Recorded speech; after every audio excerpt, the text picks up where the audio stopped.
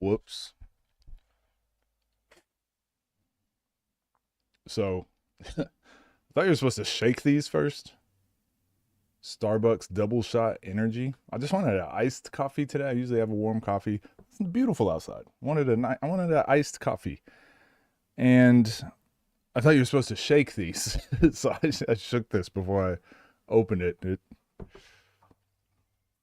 Coffee all over my hands. Could be worse. All right, here we go. We move. Just Lou, what up? Laura Luca, what up? Manny, I see you.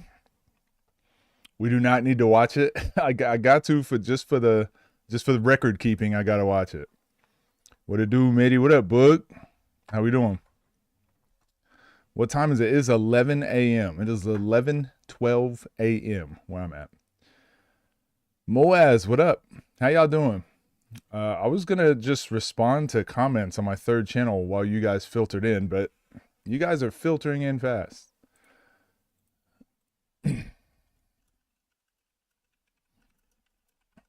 I do have a lot of basketball to watch tonight. The EuroLeague playoffs started. Got to make sure I get caught up on those. You should try a hot Spanish latte with coconut milk. Where do you get that? You can't just get that like at any coffee shop, can you? I'm your favorite YouTuber. But my dog has farted twice and scared herself both times. She just starts like looking around like, what's going on? You're gassy. That's what's going on. I appreciate that though. What up, Ghost? Anish, how we doing? Boricua? Can I do more videos about Mike Carson? Mike? Carson Edwards or Mike James? 7-12 where you're at? Oh, PM? Okay. Most points I scored in a game. I've had, I mean, it depends on what level. I've had 50 a couple times. DMV versus Philly 3v3 looks so good. Yeah, we're watching that one today too. Or we're watching that, and we've got another Ball is Life. We got a lot of videos to watch today. Yoru, how we doing? Any local cafe, but don't get it if you don't like coconut. I don't mind coconut. I don't typically get I don't typically crave it.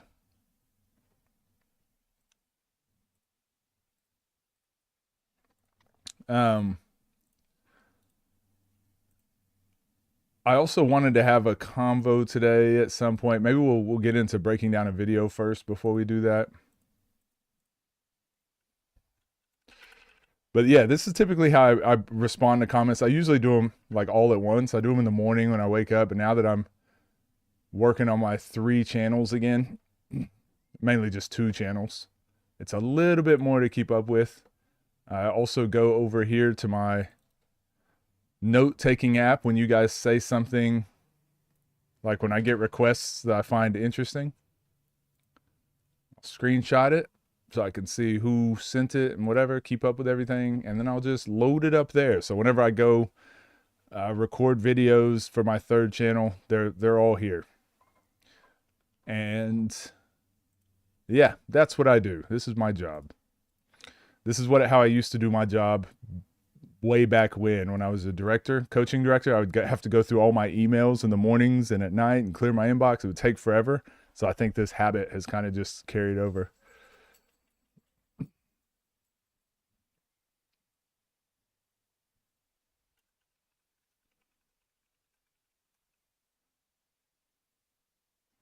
Uh, most of the comments I get on the 3rd channel are interesting.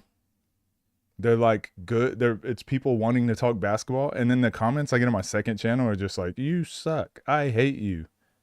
You talk too much. But some of these also take a little bit more focus and reading. So I probably won't do that while I'm trying to keep up with chat too. Never ending content, a golden age of YouTube basketball. I agree. You know, I was having a conversation with somebody, or no, I was looking in the Discord today. And I want to know, do you guys think, Okay, I'll do a deep dive on this at some point, maybe next week. Do you guys think it's possible that the one-on-one scene just dies? Do you think there's any world where on a random Tuesday, for you it was the worst day of your life, for me it was just a Tuesday. Do you think on a random Tuesday, everyone collectively in the world is just going to go, you know what? I'm tired of watching 1v1 basketball, so I'm over it. I'm just not going to watch anymore. Or where the three big platforms are just like, man, it's getting too tough to do these games, and this one guy is asking for too much money. We just can't do it anymore. Like, or Nas loses to Archie, you know? Nas lost to Archie, so I guess YouTube basketball just sucks, and they're not as good as we really thought. I've been so frustrated when I hear people arguing from this perspective, fear mongering, saying like, well, the scene is going to die, or don't worry about, one-on-one basketball. Like I've got to build this I've got to make sure, hey, one-on-one basketball is going to be around. Okay. Now what platforms are going to be in charge of it, or who's making the decisions around it, or where the power all goes to, that's a different conversation, right? We can have that conversation. But to everyone out there that's saying that the one-on-one scene is in danger or it's going to die out, stop it. That's ludicrous. Day 3 of asking for Vern versus Pat. We'll get to it at some point, Sammy. What up, Kurt? Alvaro's sitting here. Vetrix, how we doing? The haters support more than they know. I know. Look, I will say, for the most part, when I respond to people, even if it's something very hateful, there's a lot of times where they'll like apologize and then they're just fine. Then there's some times where they just continue hating, as we saw with the comment yesterday. But one thing I realize is people that are typically commenting that type of stuff, they're not in a good place most times. Like I said, hurt people. Sometimes they just want to be heard. So whenever I comment back, a lot of times they're just like, oh, no, you're right. I was just like, whatever. They're just normal people. Judah versus A more than him versus LP. Man, either one. I want to see either one of those. I see all your Euro videos. Yeah, I gotta get back to doing more. I'm gonna catch up on my Euro League playoffs tonight. Having an issue with my jumper, I believe it's mostly because I can't practice every day. Do you believe the only way to get more consistent is only to shoot more? That's the most efficient way. That's the best way. But I mean, there's tons of ways to get better at shooting. It just depends what you actually need to work on. Is it your form? Is it consistency? Is it pressure when the game starts? Is it not knowing what a good shot is? Not knowing how to get open shots? There's so much that goes into it that I wouldn't feel comfortable just giving you one fix and that's going to fix it all, Never. Too many platforms. No. If the 3 platforms fall, 100%. The one-on-one basketball is just it's too easy to do and it's too fun to watch. It's too easy to set up a 1v1 event for how fun it is to watch. Did you ever read any books on coaching tactics, or are you mostly breaking down film? A little of both. I mean, I've always read books, Matthew. So, but I just loved basketball and was always around it. So a lot of stuff that I learned was just through my experience and trying to find answers through that. So I would look to, one of my favorite coaches was Bobby Knight. So I used to watch all of like Texas Tech when he was there. I bought his book when I was really young and read through it. And there was always some interesting perspectives there. Coach K, like John Wooden. Like I just read books getting some like basic ideas. They never went really into like real deep stuff, but every once in a while you get like a coaching nugget, like Bobby Knight. One of the most important pieces of advice I got from all those books is mainly about like leadership, communication, coaching the person. So that's an approach I always thought was very important. So when I got around coaches that were very low level coaches and they were trying to oversaturate like the X's and O's, but then they were just like shitty people and not good leaders, I was like, okay, maybe they don't know what they're talking about. And then as I got older, I just found better ways to learn. Now I'm watching videos, having conversations with coaches all the time, doing what if scenarios. Yeah. Messing so bad with the rules, I don't see it. Rob DQ already out. No, I was going to watch it. I thought it came out yesterday. If it didn't, then I'll watch it tomorrow. If a lot of players we see start doing less 1v1s, then yes. No, there's just other players to replace them. There's more players to replace him. It's getting started. What you mean's getting started? Was Brack in chat? What up, Fabricio? That's the reason I like OTD, Ball is Life, better than TNC, because it's kind of like the old school ones, but it's like they're getting more professional, but still keeping it mucked up and having physical games. Yeah, I feel like TNC was a little bit. I feel like the Baltimore series was pretty.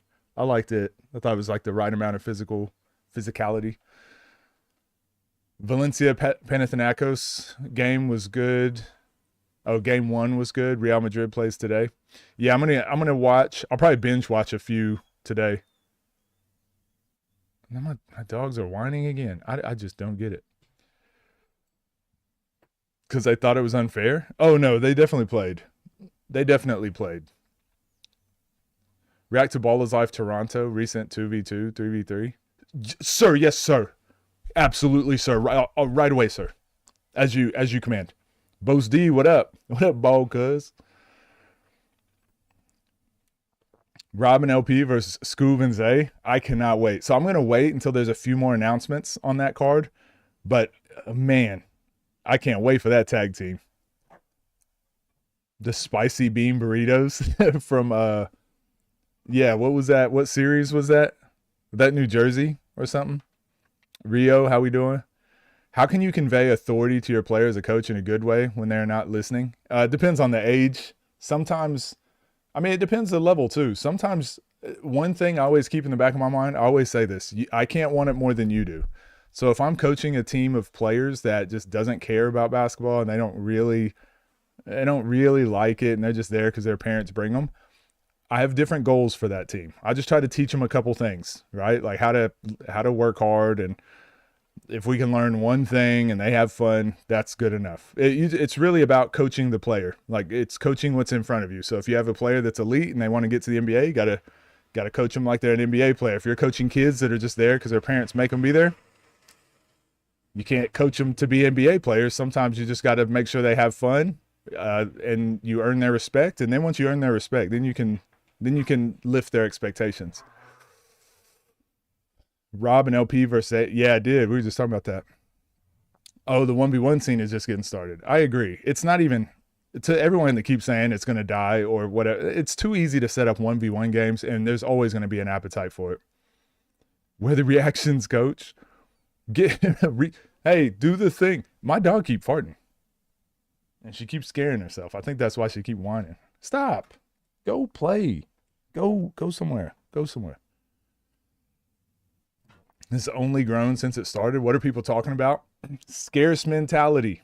Scarce mentality. People always freak out and think like doomer mentality, right? Like the end of the world is coming. 2v2 or tag team, in and out. I think it's tag team. It was New Jersey. Frigate. Yeah, I remember the spicy bean burritos. How could I forget?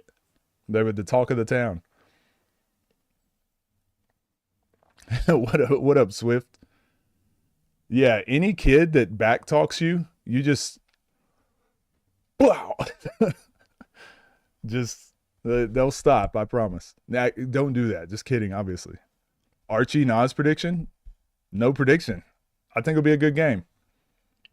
I do think Archie, oddly enough, Archie has the advantage. Obviously, height advantage, and I just think he's gonna be able to get his shots off. Just because he's a pro, knows how to get his like hands free for a clean shot every time.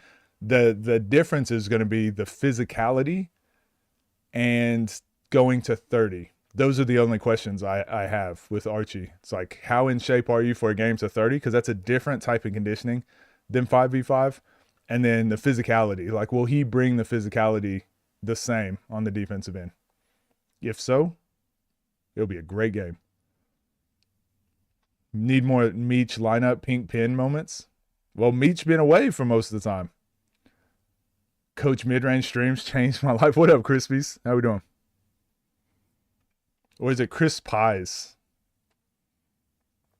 Archie will probably win, but I'm rooting for Nas. I think I saw a Ball is Life post. Rob versus Freaky. Yeah, that one's the 2v2, I'm pretty sure. Pimp named Slickback.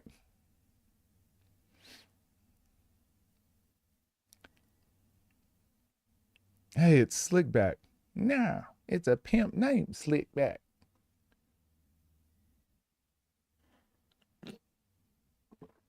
Nas beating RG 30-20. I mean, I could honestly, this is the more we get to games that are harder to call, the better the space will be. So again, we talked about this when I talked about the two events that happened over the weekend. If I look at a game and I can be like, oh, this guy's going to win. That's not healthy. I'm not saying every game has to be down to the wire, but the game's got to make sense. The more times we get to a game where I'm like, man, I don't know. I've got some questions here. I don't know which way this game is going to go. It could go either way. I think we need to try and get as many of those as possible. And the fact that we're now getting that with a current pro, and Nas, that is a good thing. I don't know who's going to win. That's why we check up. That's why it's interesting. Gerald Green versus Nas. I didn't want to see. I knew what was going to happen. We talked about this. We showed evidence of that. We knew what was going to happen. Frigga has top 5 potential since he announced his return. I hate to say it. I don't think so. I think the space just keeps improving and getting better. I don't think Frigga can beat to get in front of Moon and Nesco. He'd have to win quite a few games, and Scoob and Zay. I don't think he can beat Rob. So that's nothing to say about my thoughts on Frigga. It's more so the way we're going to talk about this too. The way the rankings are in a weird place right now.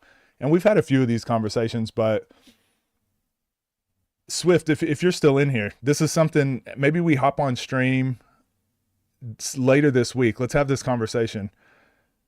Where do the rankings go from here? Because the top 6 is pretty set. I don't see anyone breaking into the top 6 in the next year. The top 6 guys aren't playing enough games outside of those 6 guys to make the rankings move at all. The only ones really, really active, it's like Scoob and Moon. Obviously Nesco, he's been injured though, but we see if Rob isn't playing, if Nas isn't playing a lot of YouTubers, he's played Scoob. You know, he's not playing a lot. Even if he lost to Scoob, he drops down a spot maybe. But then there's still those top 6 are still going to be the top 6. So I think he could beat Isote and Moon again. I don't know. It depends what type of shape Frigga's going to come back in. Vern is back. Yeah, Vern's coming back. Trey Croft coming back. Lay would be able to play a player like Ryan. Absolutely. Absolutely. Lay's cold. Let's start. Let's start what? Guys, one thing you'll have to learn about my stream, the whole reason I started this stream is because this is what I do for work. When I do these streams, I'm bringing you all to work with me. Okay. You're not going to be able to I'm not going to just jump at everyone's demands. Otherwise we'd never get anything done. Pure Ones had a new video, BDOS in it. I have to check it out. Who'll be next for C4? I mean, I think it's Rob. But he's overseas. Definitely not Chris Pines. All right. I assumed so. Hey, yo. How come Rob and Keon on the new OTD card is Davo outbidding TNC? I mean, we've spoken about this before, like 2 different business models. And I think the direction, I think in any industry, you have to give the customers what they want. Right now, the customers want to see the best players playing the best matchups. If you try and, I think TNC has a different business model than what the current audience is asking for, which doesn't mean it's wrong, but I do think like, well, if the audience is asking for the best players playing the best matchups, you're going to have to dabble in some of those best matchups to keep their interest. Otherwise, you get outpaced by people that are willing to do it. Scar will be in the top 5. I don't think so. Yeah, so the question I was going to ask, I don't think that top 6 is moving. I don't think it's going to move. So let's brainstorm of who we think could get into that top 6 and how. And then that's going to help us determine, like, do we need to change somehow the way we do the rankings going forward? Keep the all-time rankings, keep them what they are, but maybe it's got to be, they got to refresh at some point. They got to refresh each season, or what that even looks like. I think those are the questions we got to start having next. Coach do be yapping at first. I do be yapping, and I do be doing this for a living. Also want to talk about games to 30 being the only ones that count for power rankings, or yeah, I think something like that. Jeff Teague is kind of a hater when it comes to the one-on-one scene. I don't think I think I watched that episode. I don't think he said it diminishes the space. I don't think he said, look, I will say, oh, Jeff Teague. I was thinking Marcus Teague. Hey, Jeff Teague, Gilbert Arenas, guys like that, you just have to, like, they give the most surface level rage bait kind of Stephen A. Smith take, and you just got to water off a duck's back. Like, it's just, just listen to what they're saying. Oh, okay, interesting. And you move on. You can't think too deeply about majority of their stuff. Sometimes they drop some gems, but most times it's just like, what's going to get the people going? Stream takes an hour approximately of yapping before the breakdowns. Yeah, I like to engage with my community. I also respond to comments too, so make some calls and get us some inside info on matchups. I'm counting on you. Well, we were talking about some in Discord last night and the night before. What up, Damari? Frigga not being top 5 potentially. Just in for the money and having uneven matchups because they just show up out of shape. Yeah, but that's on the pro, right? Yeah, we're watching that one, Darian. We're watching that today. Scotty wrong. Can't. Wait, what, Sammy? I was talking in TNC Discord the other day, but guys were contradicting themselves for what games should count and shouldn't. I'm telling you, people don't know. People think they have good ideas, but they've never had the conversation. So whenever they actually do argue with someone, they always fall apart. So that's why we need to have the conversation, bounce ideas back and forth, try to come up with something. Let his players go on different platforms that don't want to collab with the big platforms. I don't know if it's let. I think players are just starting to make decisions on their own, because there's not like real agencies, there's not real leagues or anything. So the players do have like a lot of authority to make their own individual decisions. Keem C4, they can get into the top 6. How? We had this conversation the other day. I mean, talent-wise and eye test-wise, but how can they rank higher than Moon and Scoob and Nas, and like maybe they could get ahead of Rob because Rob's 14-2. So maybe if they just don't lose another game. But other than that, I said that, Coach. What up, Shamar? You said what? He don't even play. That's what holds back the big games. A season talking ranking system is way healthier. Oh, for the season rankings. I like the idea of, to take my spot, you got to beat me. What did Gilbert say? Which time? Which time? What up, D-Ro? Their opinion means nothing. They're just trolling. What do you think is the best way for someone to get into the space? Content. Get content done and play on smaller platforms. Also, be good at basketball. I'd like a season rankings too, but to be honest, guys aren't playing each other within a year in the top 6. No, but that's what I'm saying. So I think I do think at least next year it starts, but I think we got to put that forward so the guys understand, to stay relevant, you got to be playing games. You can't just infinitely be in the top 5, because think about some of the games Scoob and Moon have played. Right? Like, no one will have the opportunity to play people that aren't familiar with the one-on-one scene anymore, because everyone's familiar with it. Who's my top 6? I got a video coming out today in 5 hours or something. Yeah, we're doing a lot of breakdowns. Yap away, Coach. These kids only have a 15-second attention span. I know. Boog versus Lad already? Did they play?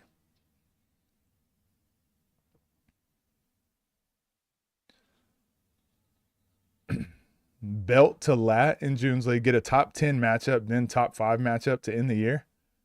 Even if he wins all those games, I don't know if that would put him in the top 5. No way you think players like Fambi and Bijan are top 5 potential and friggin' not. No, when's the last? So Sammy, when's the last game you saw Frigga play? When's the last time Frigga played? There's a difference between Bijan and Fombi and Frigga, right? They're active. They're currently active, playing a lot of potential players. Frigga hasn't played. The last player he played was Eli, right? For based on only games to 30, they'd have a chance. Kel is the only one who could get up there. Yeah, and Kel's 7, I believe. Keem could get into the top 5. I again look at the rankings, look at their records. I'm not meaning by talent and what they have the potential to be. Keem, who's going to play Keem in the top 5? Who in the top 5 is going to play Keem?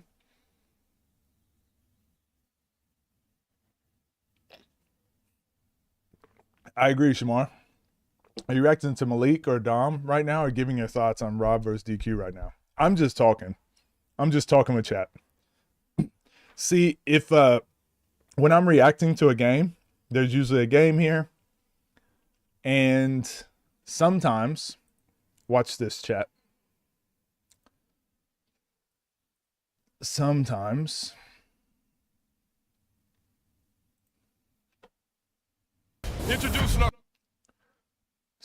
I'll even do this.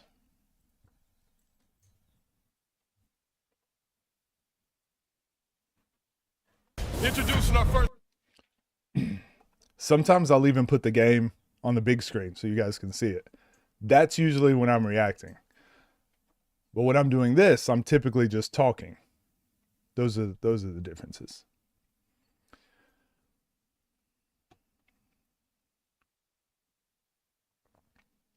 No, Keem and C4 are not top 6, but they can get into there with experience. I think they can be trouble.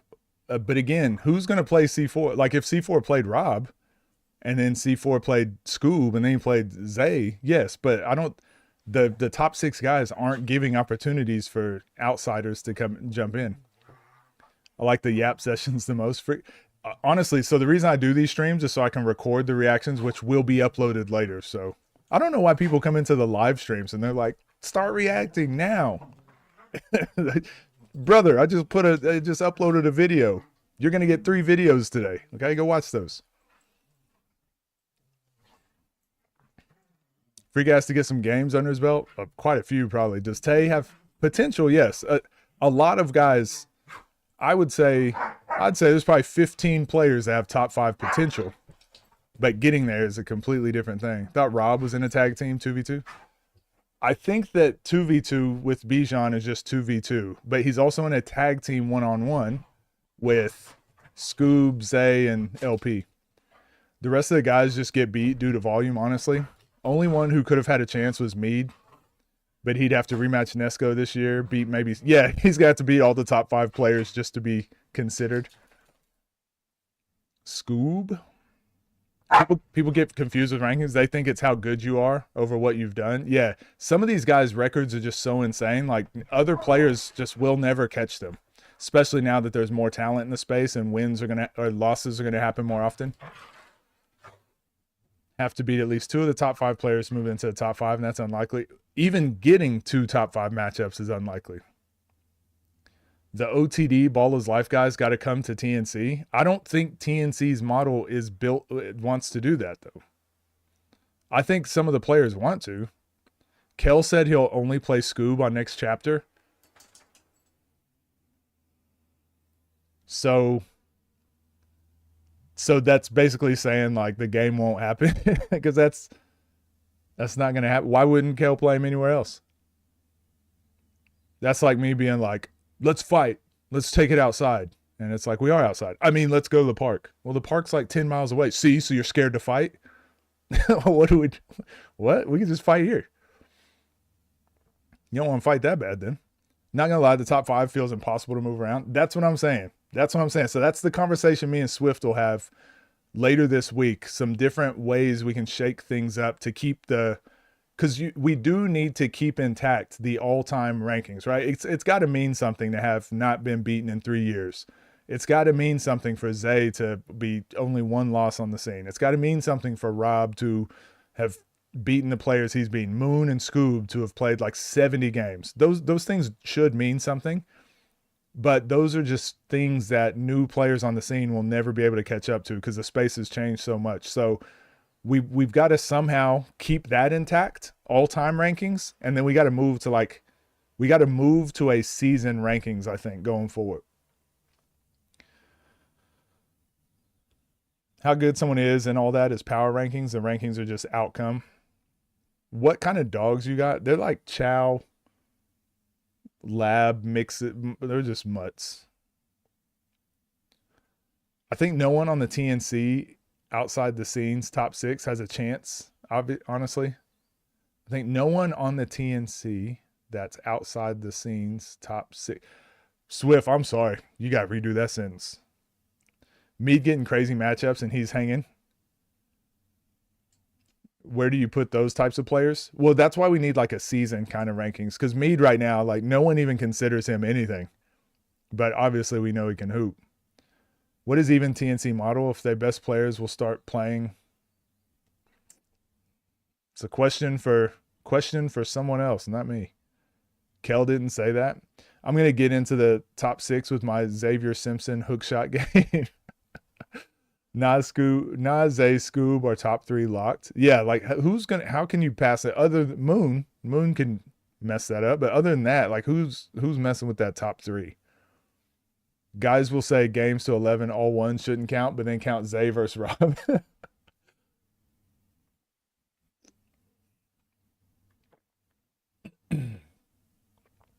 Top 6 will not be the same by the end of the year. Moon, Nesco, and Scoob can easily move. Long live organic. You're just saying they can move. Can you give me an example of a player that can move into that top 6 above Moon or Scoob? Can you give me a player who you think will move into that? Don't just say they can move. Like I can't, that's an impossible argument for me to contend with. Resetting the rankings by having seasons, but the platforms also got to kind of respect that too, right?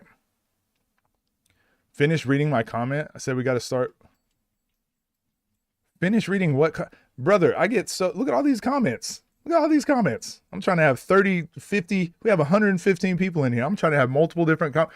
Hey, chat. I don't know what got into y'all this week, but y'all been extremely demanding and bossy. Okay, you need to take a deep breath. Okay, take a deep breath. I'm a basketball coach / streamer / commentator. Okay, just gotta relax. Okay, I'm not the answer to all your problems. just relax.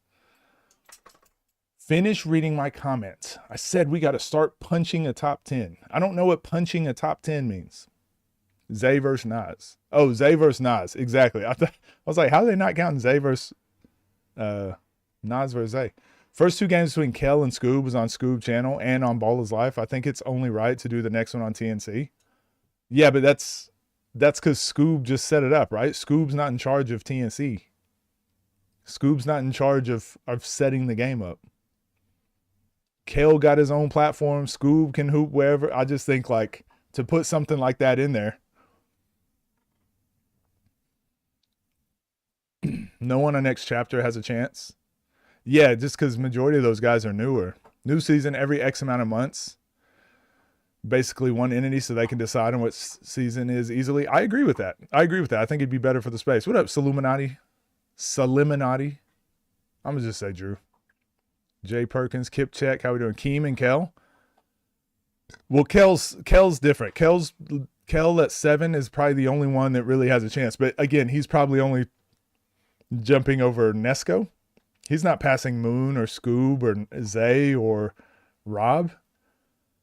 Players looking to be ranked in that season should be listed to play for those platforms before the season starts. I don't know about that. I like the idea of it. I just don't know how that would work in practice. Finish reading my comment is crazy. Any other game would be exhibitions. I did, but you didn't believe, and I will be clowned, but Scar will be in top 6. I don't know. I disagree, but I like that you put a name to it. I think his pathway to get into the top 6 would be way too tough. And I don't know if he'll even get the opportunity. Like, I don't know if he'll get a top 5 matchup without going undefeated. LP needs 2 to 3 good wins to crack the top 5. He needs 2 to 3 good wins plus like a top 5 win. Coach looking like Dal Sim today.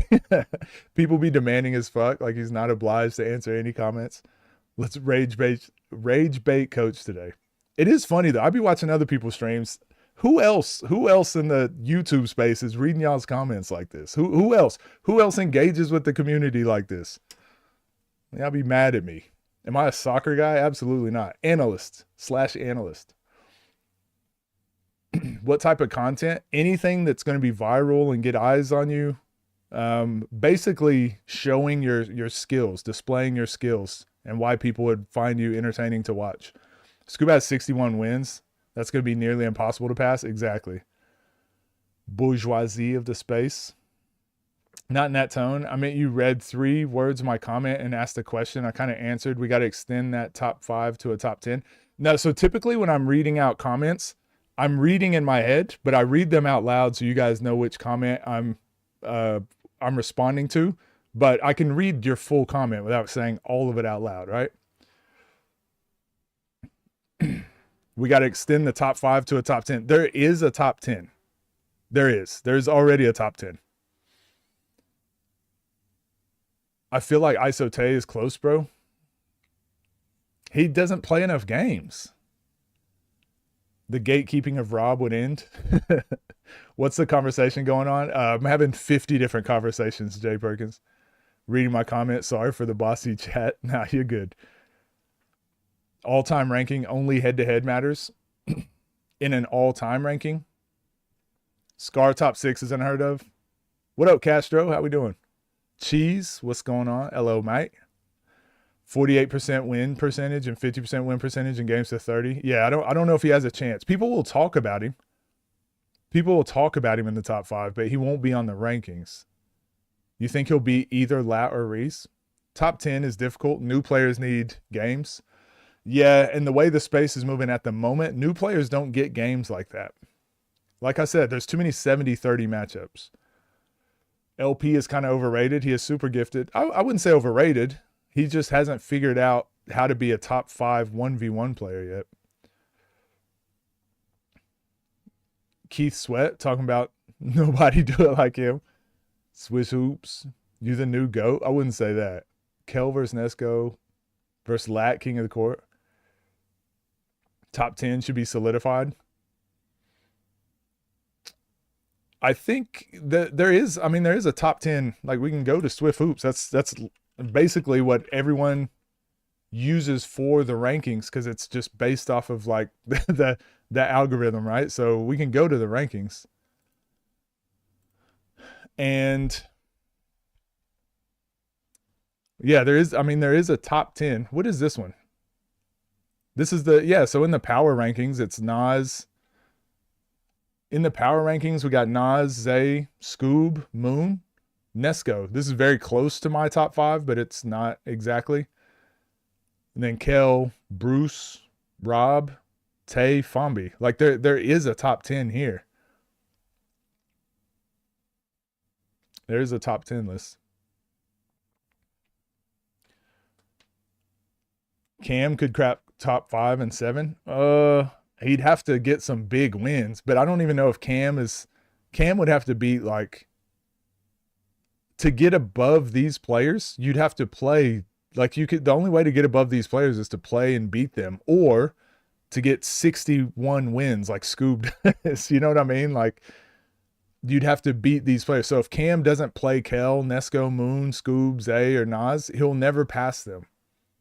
So if he's not going to play any of those games, I don't think he'll ever jump into the top 6 just by how power rankings work. Y'all sleeping on Scar learning curve and development? No. So long live organic. This is nothing against Scar. The issue with Scar being top 6, this is the issue with Scar being ranked top 6. He's 22 and 25. What can Scar possibly do? What can Scar possibly do in a year, in 5 months, to be considered in the top 5? There's nothing he can do. There's nothing he can do. Absolutely nothing. He could beat Nas. and he'd be 23 and 25. He could beat Nas and then Scoob, and then he'd be 24 and 25 because he would have lost to Sim and a loss to Bird and a loss to Chuck.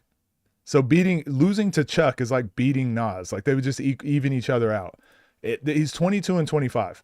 Now, if we had season rankings and Scar was 3 and 1, which I think is that what he is this year? 2026. Scar is 1, 2. Yeah, Scar is 3 and 1 this year, 2026. Now there's an opportunity for him to be in that top 5, top 6, because he's 3 and 1. And Nas is 2 and 0, right? So now we can have different conversations. But as of right now, the way way that rankings are across the scene is all-time rankings. He's 22 and 25.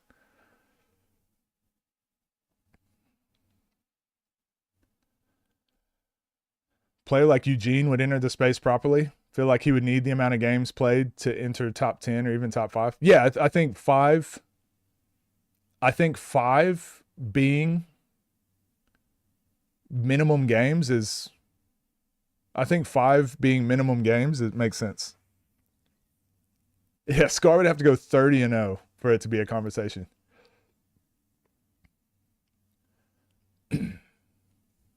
You could get ranked, but if you don't play like that, then that should factor in. Cam's my second favorite player behind Uncle Scoob, and Cam isn't going to get those games. I don't know if he's beaten. Yeah, so that's why you're reporting the site. Yeah, his record is pretty bad.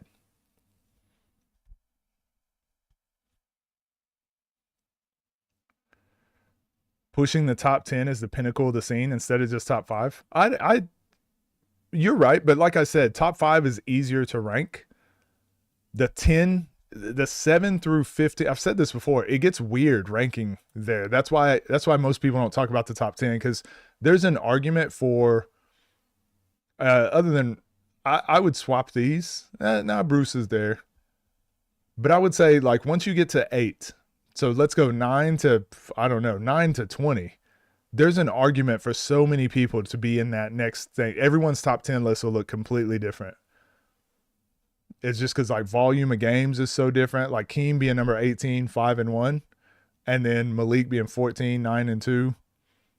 Dooley 15, 8 and 4. Like and then 15 and 14 Day number 21. The rankings get really weird from 9 to 20. So that's why we don't do the top 10 as much. But I think we are getting to a point where it's easier to do. Like Fombi is pretty solidified.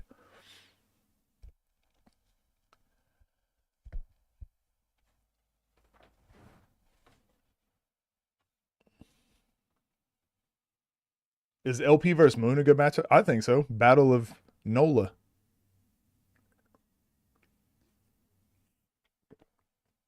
Yeah, Keem got 6. He should be 5 and 1.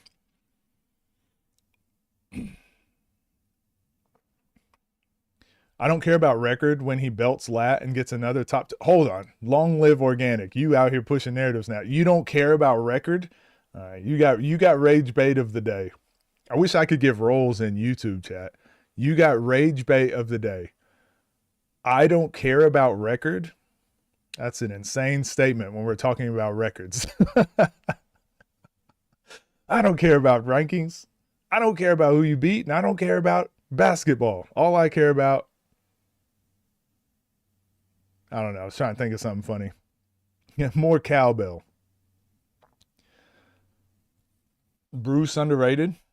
Yeah, Bruce got a ton of games. 24 and 7. Am I fine with Rob at 7? My rankings come out today. But I don't have Rob at 7. But I'm okay with Rob at, he's 12 and 2. He's 12 and 2. Keem is 5 and 1, and he's number 18.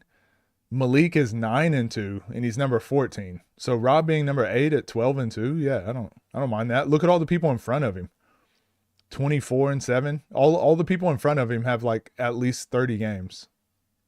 So yeah, other than the only person in front of him that doesn't have 30 games is Zay, 23 and 1. I don't have a problem with Rob at 7.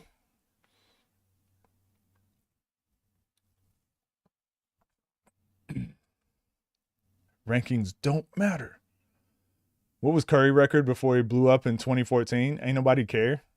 He was a Cinderella story at Davidson. He was the giant killer in college.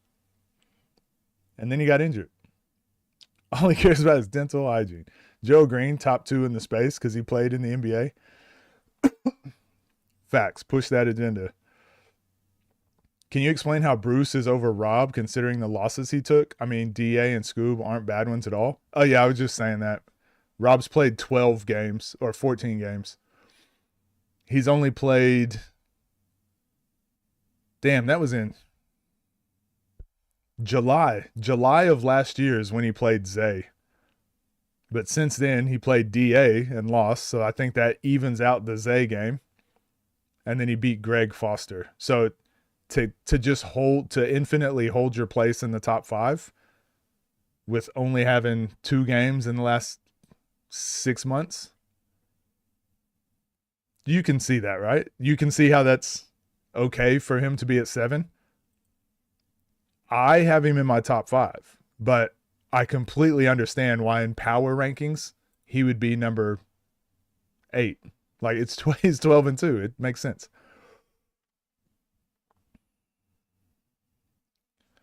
Would anyone beat Zay and Rob in a tag team game? I don't know. I know I wouldn't want to play in that game. Play Ty Glover on Blueprint? Absolutely. That's what needs to happen. Records should be annual, seasonal. Yeah, we were talking about that earlier. I think so. I think it should be seasonal going forward, but what that looks like, I don't know. So I think me and Swift will have a conversation later this week. Rankings should be more fluid. I think history dominate. Yeah, again, these are all good questions you guys are asking. These are the things we'll speak about. Hey, Swift, when are you free? You want to do Thursday? Tomorrow? Look at Jerron Lewis record. He needs new material, basically. Yeah, just needs more ones. And Greg is a bum. What has Bruce done? I don't remember Bruce beating anyone notable. 24-7. He's 24-7. So anyone that you would argue above him, like even Kel is in front of him, and he's 22-10. But 24-7 is insane. He just wins a lot of games. And then when he loses, it's typically to a really good player.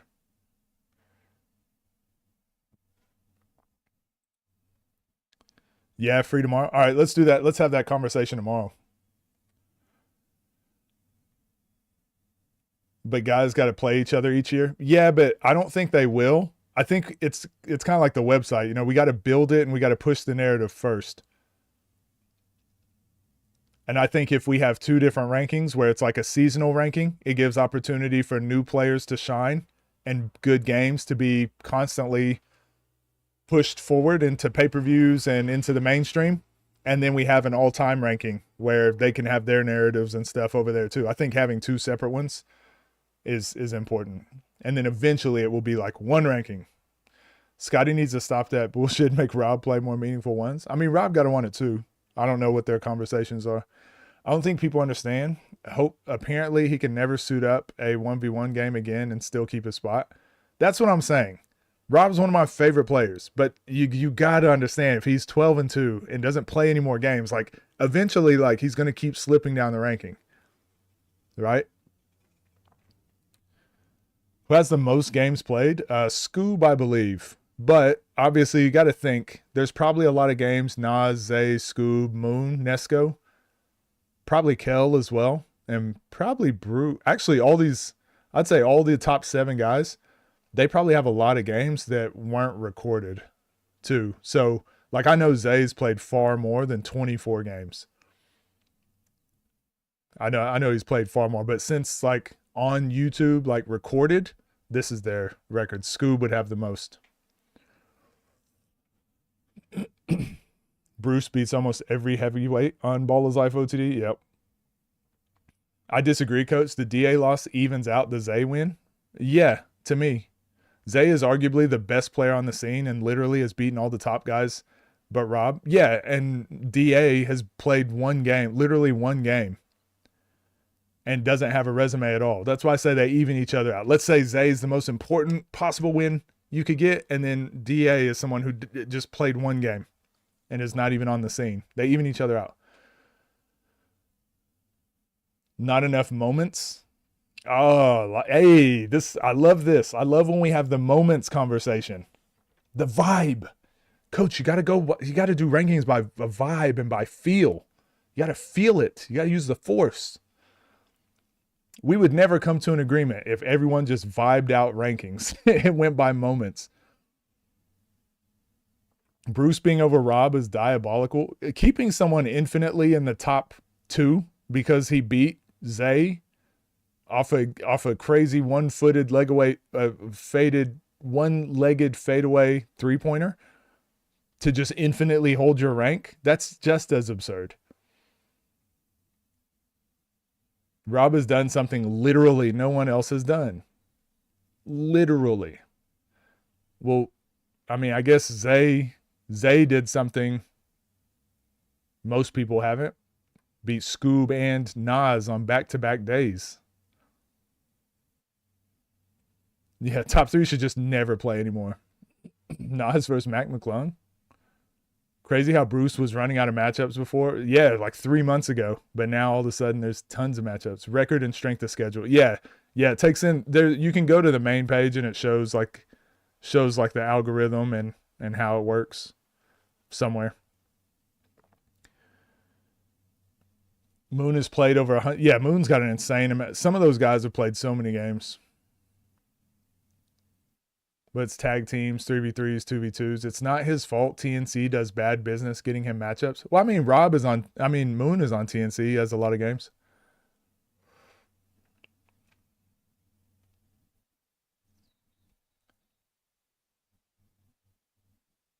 Shout out top 10 plays of the week for moments. Even if he doesn't play another 1v1, Rob wins is like Dirk 2010 playoff. Right? It is, though. It's a great thing. It is a great thing. I think it's great. So cold, but he's been turned into a 1v1 myth and retains his rank. Rob has done something nobody did argument because Scoob beat Rob when Rob was undefeated. Nobody gave Scoob that much credit. Doesn't matter how he beat Zay. He won in his home city while nobody else beat him. Why discredit? Hold on. Dre, you're doing the thing. Dre, where's the comment? It's too far up there. It's not, I'm not discrediting it. I'm saying the DA win just goes directly against that argument. Rob winning in Zay's hometown and beating him. Doesn't matter how much he won by or why he won, and that's all that matters. Yes, and then a few months later, in Rob's hometown, he lost to DA. Oh, but he wasn't playing hard. It doesn't matter how he lost. It doesn't matter what happened. DA won, right? It's the same argument. We've gone over this hundreds of times. Those even each other out. Like whatever argument you have for Zay, you can give that same argument to DA. It just evens it out. That one win can't infinitely hold Rob in his spot forever. It just can't. Hell Swift. This isn't math science. Even if a boxer loses, doesn't mean it was a bad fight. This is the same stuff with 1v1s. Moments matter. They do, but not more than the like win or loss. Like Scoob losing to Nas because it was a good game. You can't put Scoob over Nas because he played his heart out. DA is a big troll. What's the definition of strength of schedule? Again, you can go to Swift Hoops rankings and he's got all the information on there. Rob is my favorite player, but he doesn't have a top 5 resume. Skill, yes, but it's just an eye test. Name me top 3 Bruce moments and top 3 Rob moments. Bruce just scored 41 with Vern, or 42 points in a tag team 1v1 where him and Vern beat everybody. That's one moment.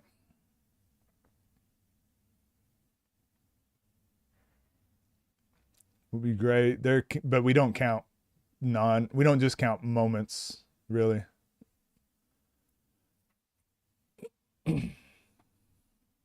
Scoob really him? He was getting cheese with the refs against Nas. Why the TNC hate Rob? Obviously don't want to play ones much, nor does he care about them rankings. Stop crying about it. That's not me. I don't care about Rob's ranking. I don't care about any of this. I literally just showed my ranking, and people started, hey, everyone loses their mind. Is that what Keith Ledger said? Heath Ledger said? You could talk about anyone's rankings, but as soon as you mention Rob's, everyone loses. That's the new quote. Y'all turn me into Joker from The Dark Knight. Hold Day higher. Did you see DA and Lance possibly playing a 1v1? Wait, actually? Against each other? Malik? I'd like to see Malik be able to get his revenge on what did he lose to Boog? Or was it Zoe? Absolutely not, Dero. Fombi versus DJO. Yeah, I saw that. Scoob losing 2 back to back. I don't think it matters too much. Scoob taking that Jonathan Simmons matchup when I know most people wouldn't. And then he lost to the #1 player on YouTube. Whatever. He needs tougher games. What do you think? Actually, what do you think about it, D? You tell me what you think. I don't think it's a big deal. What do you think? Same as when Moon plays, like Moon just plays infinite games. If he lost to Colin, who was 6'6", I just don't care. I don't care about Moon losing when he takes bad matchups because he takes every game. Same with Scoob. When he takes bad matchups and matchups other people won't take, it doesn't bother me. We really vibing today. I feel like the chat has been good. I feel like the conversation has been good.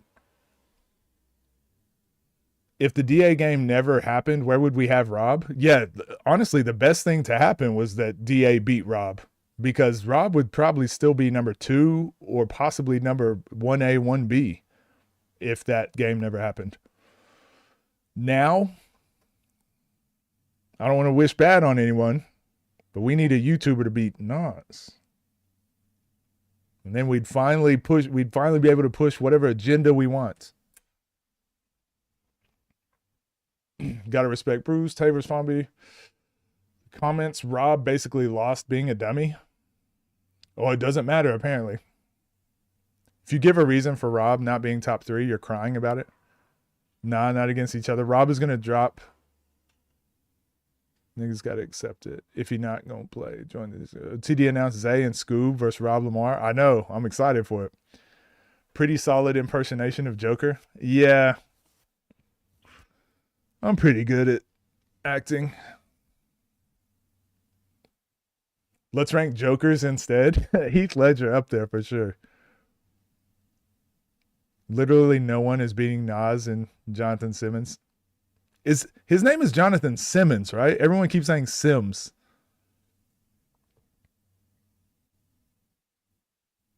Rob not playing any ones is actually, yeah, maybe this is a genius marketing strategy. OTD just announced Scoob. Why y'all keep... Cheese, what? Which one is this? LP just announced Scoob and Zay versus LP and Rob. Yeah, that's the one that everyone keeps saying in chat. What up, Callie? Top 5 guys are supposed to win game against lower ranking guys, but when they lose against better players, we say, well, they're better. Well, so D, we need to find a baseline. I think I found a baseline. If you play a 6'6" former NBA player, still actively playing, Jonathan Simmons, and you lose, I'm not going to hold that against you as much as if you play against Bijan and lose, right? So Scoob beat Bijan. So I go, okay, that's an okay win. Fombi lost to Bijan.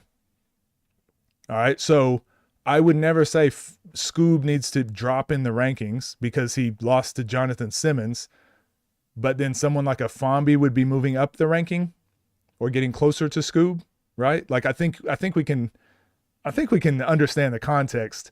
And then us saying Scoob losing to the #1 guy, well, Rob shouldn't move up.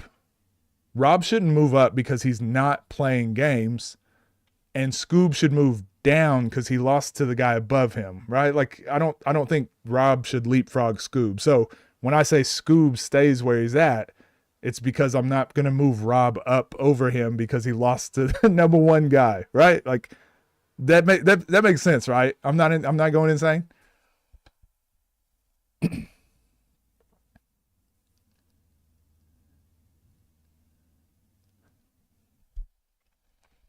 Scoob versus Nas again.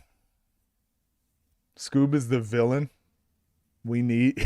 He's the villain, not the villain we deserve, but the one that we need. If Nas loses, do you think? Nah. Blueprint League, I think, is separate. Take that mod away. Day versus Cam or Reese versus Cam? I probably prefer Reese versus Cam, who averaged 15 at one point. Yeah, he was cold. Too busy working with Swift Hoops website. Only one you can see beating Nas would be Zay or Rob. Or LP. I don't know. LP talent-wise, but I've seen he's not locked in, prepared to play that 30 to 30 points like that. Scoob lost to Eugene and nothing happened to his ranking. That wasn't me. K Matthews, you got to address whoever you're talking to. Whose rankings are you talking about? That wasn't me. You're not gonna get me to argue about someone else's rankings. I can't do that. What up, Jaru? Keem versus Rob. That'd be a good game. Moon has a case. Yeah, we spoke about that. That video will come out in a few hours. People did move Scoob down when he lost to Eugene. What are we talking about? Yeah, and it wasn't me. I can't I don't know. I can't speak for someone else's rankings. It makes sense. Moon needs a Zay matchup. I think Moon and Scoob got to play. I don't care. So not all losses matter. Huh? What are we doing? Jay Perkins, that's what you heard? When I said Scoob not moving down because he lost to Jonathan Simmons, meanwhile the person that would move above him hasn't played any games. When I said that, you heard me say, losses don't matter at all. Losses just don't matter. They just don't matter. You can throw them out. It doesn't matter if you lose. Is that what you heard?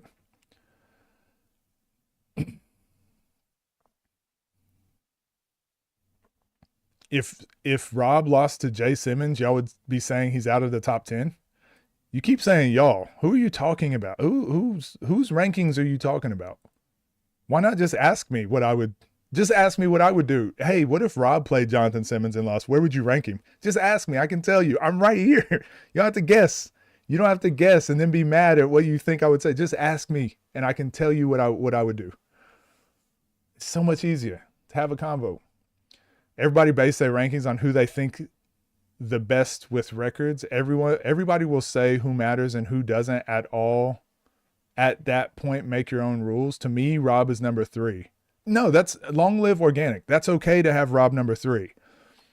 But my bet is whatever magic you had to do to make Rob number 3, it's probably incredibly biased towards him, and you're missing some crucial information about other players that would make them ranked higher than him. Need an announcement from the major platforms that are implementing Swift Hoop rankings? Facts.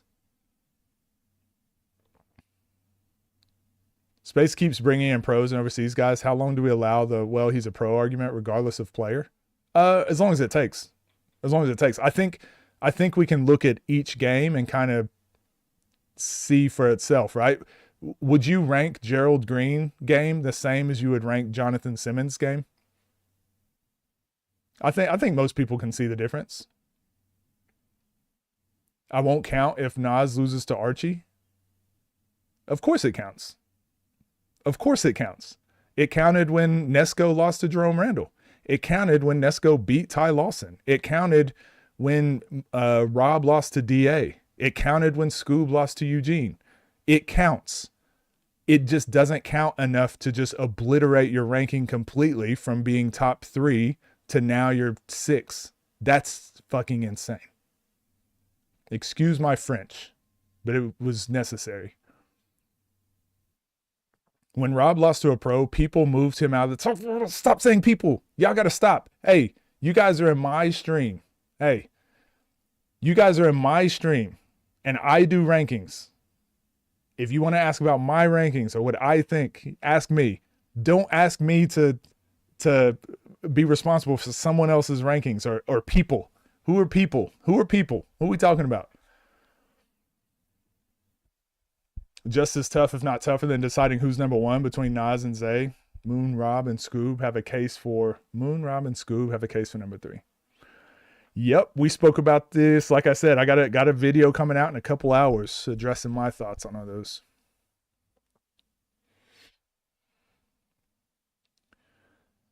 Fambi is playing DJO. I did see that. Some chatter's doing a masterclass in the art of projection. Fan panel would solve this. Hey, does anyone want to argue? Hey, anyone want to jump on to Discord and argue with me about these rankings? NCAA top 25 basketball rankings. If you don't get a quality win yourself, why should you jump ahead of someone who had a respectable? That's Geo Chris. Thank you. Thank you. Thank you. Thank you for bringing sanity to my chat. Jonathan Simmons versus Beasley. That'd be a good game. That'd be a good game. Probably Beasley still. I just think offensively, he'd be tough to stop. 12 games is getting silly now. Rob needs to be outside. I don't know why they say YouTuber versus pro when most of the players are pros. Exactly. Yeah, we gotta stop using that language. Frank Nitti would beat Nas. Again, offensively, can he score enough offensively? If I don't want it to count, it doesn't count. I think Trey Crawford versus Keon is going to be a movie. I agree. I said people. I never said you. You put that shoe on, gang. I know you did. But when you jump into my stream and you go, and I'm having an argument with someone about where I think Rob needs to be, and you go, well, people say, I'm like, of course. Is that crazy for me to like? Why else say it? I can't account for what people say. I feel like me and G20 need to have argument too at some point. I'm getting rage baited again. It's been an hour and 20 minutes. Yeah, let's count the China games. You make everyone's rankings just in case. You make everyone's rankings just in case you didn't know. I didn't get that memo. You agree with the rankings, obviously. Coach versus Bionic. We can debate. What, you want to have a conversation, Cheese? People just blaming Coach for everything wrong with the scene. I'm kind of here for it. I'm not going to lie. Most of it probably is my fault. Beasley versus MPJ. All gas, no brakes. He doesn't get hate. He just doesn't play enough games for how long he's been on the scene. There are literally dudes who have been on the scene for 6 months and have more games. Hell no. It was more directed to chat, but I hear you. No, I got you. I'm already triggered, okay? I'm on the edge of my seat, triggered. And then you come in here throwing accusations around. I'm kidding. Can't really be objective with rankings when starting to judge what losses and wins matter more. At that point, just say who you think the best and not. All right, hey, long live organic. I hear you. Hey, I hear you. Which games count more and which don't count? Okay, so in your opinion, if all wins and losses count the same, right? Why are you you're the moments guy. You're the moments guy saying moments matter. You're saying the Zay win matters so much. But when I say that a Jonathan Simmons loss doesn't matter that much, you're like, well, it shouldn't matter how much. A loss is a loss. Well, okay, the Zay win doesn't matter. A win's a win. It's just a win. It's just one win. Now, if we want to go by that logic, and a win is a win, Nas is 49-3. There's no world where I'm putting Rob Cologne in the number 3 spot or the 2 spot at 12-2. He's 12-2. A win is a win. A loss is a loss. 49-3. 23-1 for Zay. Uncle Scoob 61-16. 39-13 for Moon. 31-10. There's no world where I'm putting 12-2 in there. There's no world. Now, if you want to say, but again, I'm putting Rob in there because the Zay win means so much. I'm like, yeah, but you just said like, I can't pick and choose which games matter more. Uncle Scoob losing to Jonathan Simmons is not enough for me to be like, you know what? Instead of being number 3, I know you just lost to Colin. I know Moon just lost to Colin, right? Who's 6'6". I know Nesco was losing to Mead. He just lost to Jerome Randall, though, who's a pro and not 6'6", 38-year-old pro, but very good. And look, I know Kel has been injured. I know Bruce, hasn't really done much. I know Rob just lost to a pro. But you know what? Let's move Scoob down. Let's move him down to 9. Like that, what are we doing? I really do think you need to try and take your personal feelings out of how you rank. I feel like you're emotionally attached to specific players being ranked in certain places. I could be wrong, but that's just my gut feeling. Can we count Frigmas games, please? I think we did. I think those games are on there. I think that Frigmas game is on here. Well, actually, it'll be easier to go check Rob's because there's not as many games. Yeah, Scoob Frigmas is on there, 15-0. Did you see backcourt connection? I did see that. It was very good.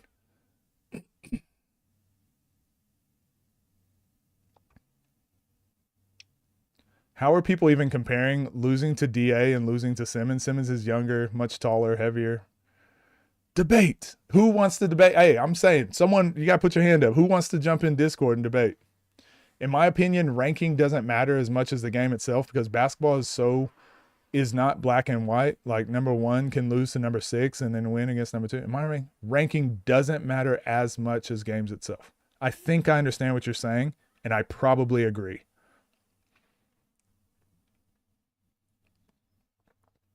(12-2) is only held up because of Zay. Other than Zay, his strength. Yeah, so Rob's strength of schedule, he beat Kel, Cam Baker. He beat Baltimore, which is not a city, it's a person. He beat Elijah, beat Day-Day, beat Scar, did beat Scoob 15-0 on Frigmas, but then he lost to Scoob on the pay-per-view.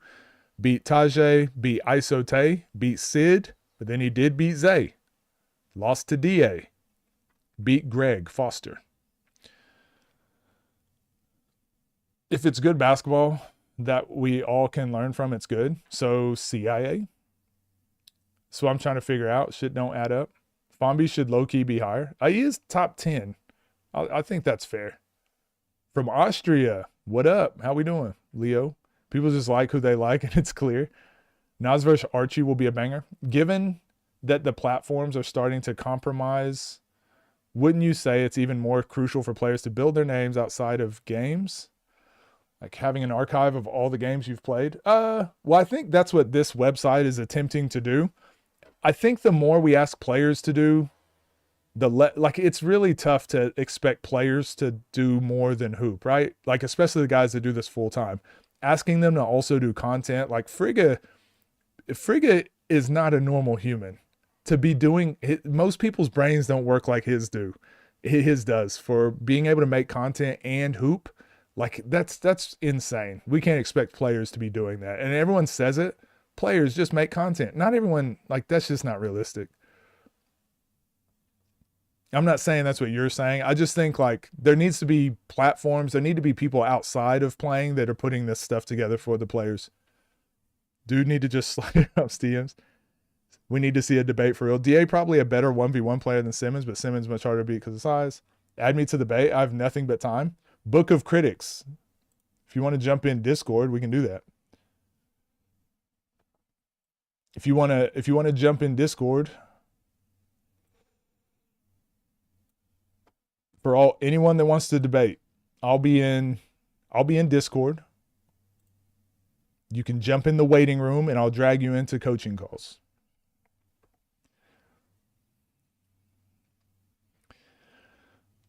Playing down category, is that for games he should have won? Never said all games the same. I'm saying that there's no science to basing rankings objectively. Well, I mean, there's no science to anything then, right? That's a very reductive statement. They become subjective sooner or later, in my opinion, no matter what. Everyone's rankings will be biased somewhat. Yeah, but that statement you made, That statement you made, it's very reductive. And what these rankings are attempting to do is to put some science there, to put some math there, to put some semblance of consistency across all the board. There's always going to be bias. There's always going to be something. That's always going to be the case with everything, right? But at the end of the day, the more information we can have, the better. He beat a city. No wonder he's a myth. For my own personal rankings, I asked myself, who are the 5 guys I would put against another high-level 5 to represent the skill of the space? So probably like what? Eugene. So like Eugene, Nas, Jonathan Simmons. Who else? LP. Nas, Jonathan Simmons, LP. Who else we got? Leo. Thanks for becoming a member. New agenda unlocked. Rob beat everyone in the city in one day. And at that point, why not include moments, since rankings are already... Moments is the most subjective thing you can do. But I also try to... That's why I said, if you want to have a conversation, we can. Because I also try to contend with that too. But it gets really weird when you start doing moments.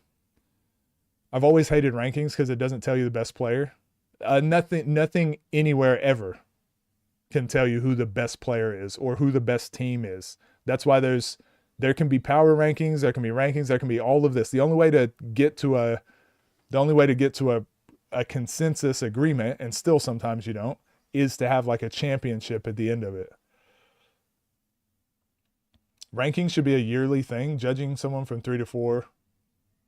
Yeah, we spoke about that earlier. That's something we're going to try. We'll have a conversation about it tomorrow. I would jump in Discord, but I'm old, so I agree with your perspective on most of the... Yeah, old people, we always agree on stuff. It's like saying you don't do well on the math test because your teacher subjectively chose those questions.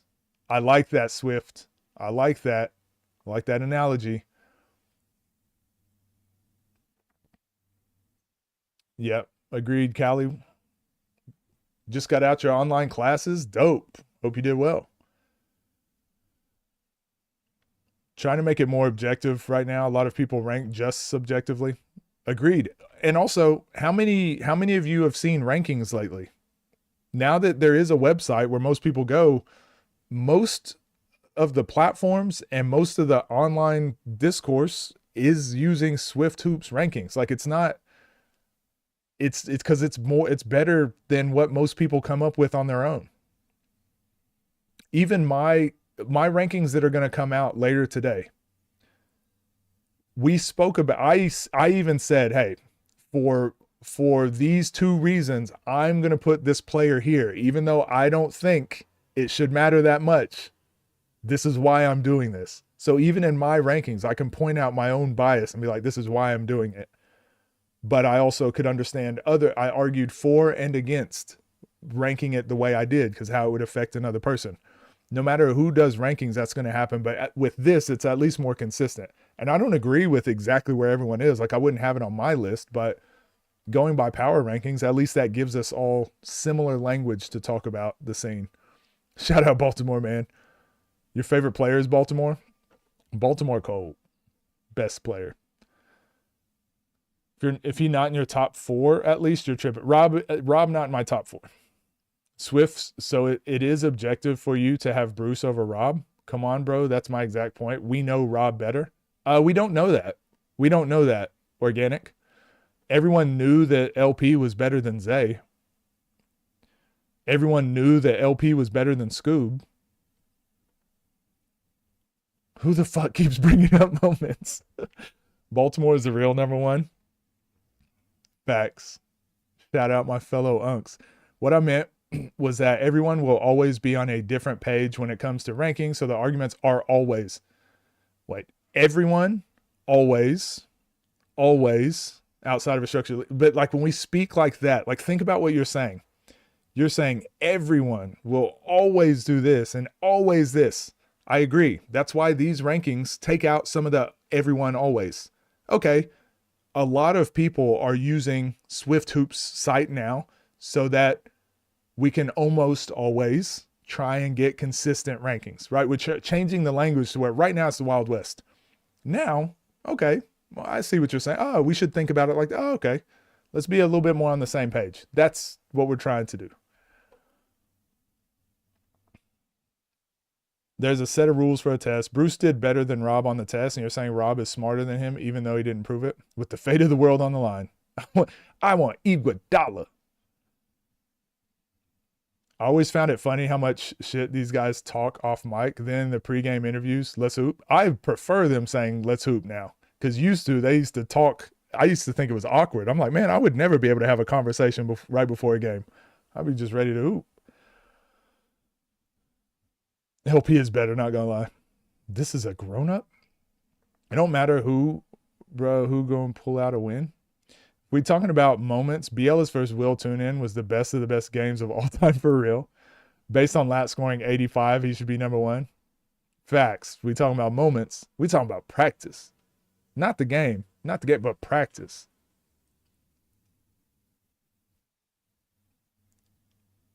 You got hit with the speech breakdown. Kill. There's got to be room for feel in these conversations. Trying to pigeonhole things into absolutes doesn't capture the essence of sports. There's reasons talking heads exist. Kazi tactics. Yes, I agree with this. Hey, this little part right here, I completely agree with this. Moments should matter. Now, when my ranking video comes out, you're going to see where I think moments fit when it comes to rankings. Okay? So let's have a look again. Kazi tactics. Stay with me now. Stay with me. I like this point. I feel like you're almost there. You're right where I am.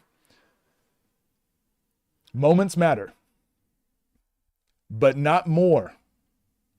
Not more than everything. Okay. So Rob beating Zay, I still think it's one of the craziest moments in 1v1 in the 1v1 space, right? But Zay is 23-1 and Robin is 12-2. And their records are way like the strength of schedule. This is probably the toughest strength of schedule.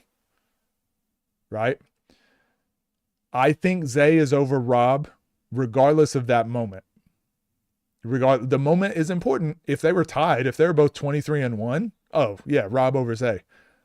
But Zay is 23-1, Rob is 12-2. So that moment doesn't even pop into my brain because it's not even close. They're not close. They're not close to being compared to each other. So that moment, it doesn't do enough for me to be like, hold on, let me move Rob 5 places up due to that moment. Now, Scoob and Moon. There's room for moments there. There's room for moments there. And I talk about it in my top 5, what those moments are. There's room to have a conversation, be like, should it be Scoob at 3 or Moon at 3 based on moments? Because like 61-16, 39-13, it's really tough to try and rank those fairly, right? It's just those records are way too different, but they're both really impressive. They don't like all these players don't play against each other enough to have a solidified, this guy's better than this guy. So that's when a moment for me would maybe change my opinion of where a player is. But I would not use a moment to put Rob into this top 3 conversation and then start looking at other things. Does that make sense? Does that make sense what I just said? The moment can't do 80% of the lifting. Because without that moment, Rob's resume damn sure doesn't stand up. Vibes, yes. Skill-wise, eye test, yeah. But no one ever uses that for rankings in any league in the world anywhere. I think the weight class rankings are the most interesting out of everything. Yes, eventually. I think we still need more players to fill out the weight classes more and to make them more interesting. As of right now, the weight classes I don't think do much. You clickbaited Rob versus DQ. On X, I'll change my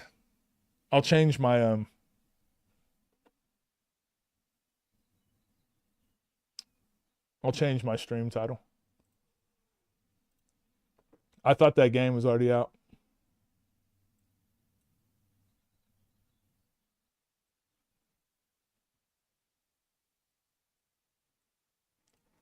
Can I change it?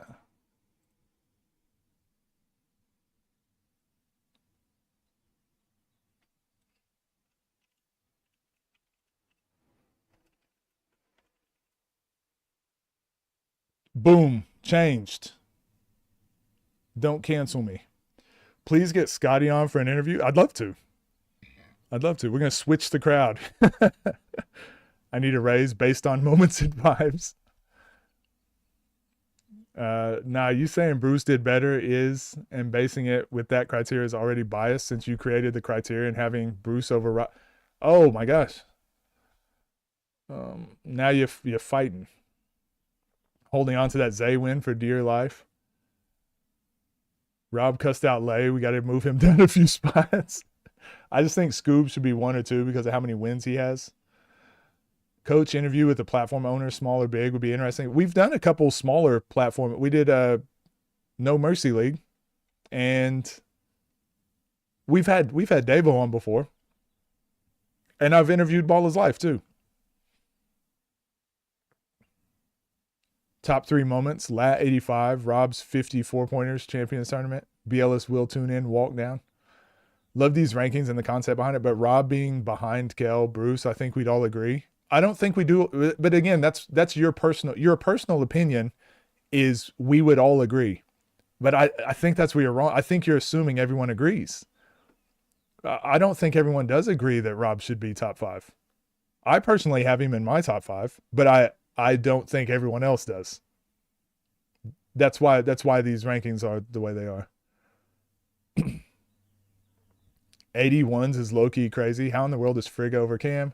I can't, but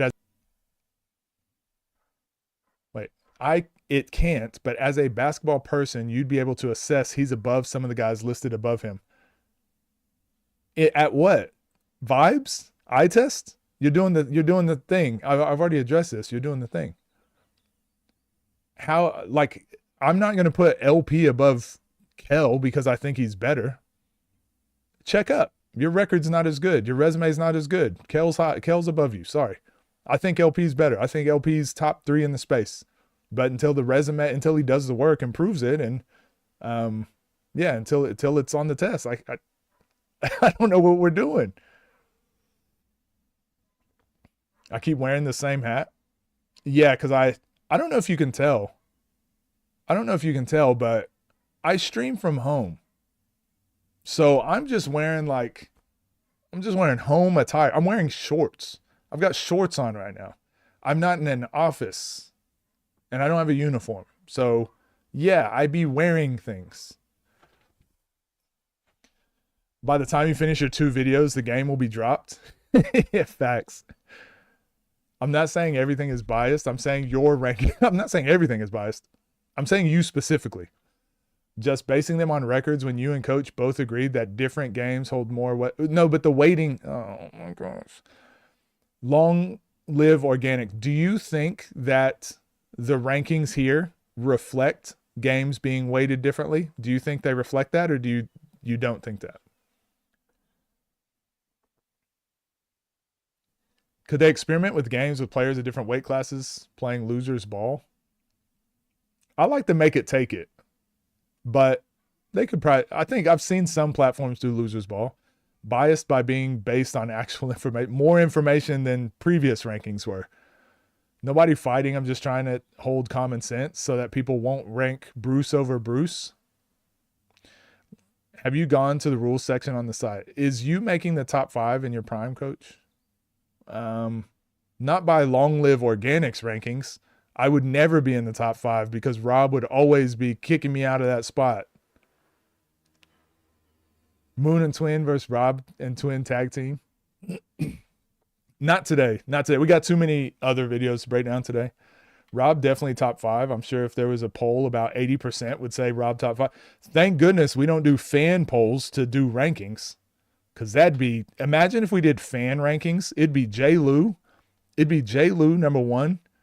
It'd be freaking Coda, number 2, or Ryan Perilla, one of those, Coda or Ryan Perilla. Rob, number 3, LP, number 4, and then Scoob would be 5. If we did a fan ranking, that'd be insane. 20 game minimum. Damn. Rob has wins on his resume though, not quite the same as LP scenario. What wins? You mean the Zay and Scoob win? If people are basing it on talent, rankings would of course be different. What the fuck are records and resumes for? I thought you were on a basketball court the entire time. React to Moon and Twin. Are there full speed right, full speed left hats for sale? Not yet. Not yet, but I'm wanting to put some out soon. NBA playoffs? Probably the Thunder. The Spurs, or the Celtics. But I'd say the Thunder, heavy favorites. LP has lost any game with players who are anywhere in his neighborhood of talent. Okay. Yes, he's 8-3.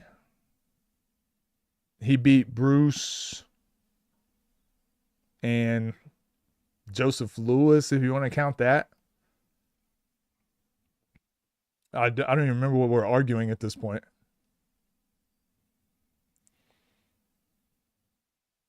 There's no room for skill breakdown in the rankings, man. That's one of the fun parts about talking about these things. I got Bruce over Bruce, to be honest.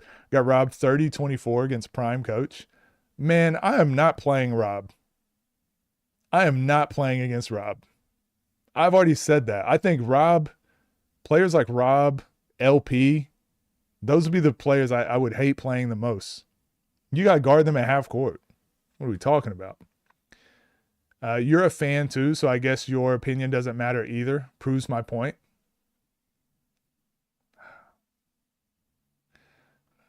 Okay, Carlos. Carlos, we're going to try something here. Bear with me. Carlos. I agree. I am also a fan. And I also agree that I can be biased. One thing I try to do is try to be aware of my bias, and I try to point it out, but I also try to argue for and against my bias, right? So my arguments are a little better. That's why my rankings that come out later today are different than the rankings on this website. My rankings are different. They're not the same. But these are power rankings, and I can hold two beliefs at once, okay? I can hold the belief that these power rankings are basing every single player on the same algorithm, right? So at least there's consistency there. At least it's on the same algorithm, right? And we can look at that and I can agree or disagree with it. But then I can do my own rankings where I can put in my bias. So when I'm having these conversations with you and you tell me, no, these power rankings are wrong and your personal rankings are wrong, but only your, Carlos, wherever you went, only your rankings make sense. Who do we think is being more biased here? Someone who's aware of their bias and makes their own rankings and then also uses this to help like see where my thoughts are, see how accurate I am? Do you think someone who's using multiple metrics to make their rankings, or do you think someone who thinks everything else is silly? Everyone else is wrong and I'm right. Which one do you think is better? This is not good combo. Oh yeah, what's the community ranking on the site? I forgot about that.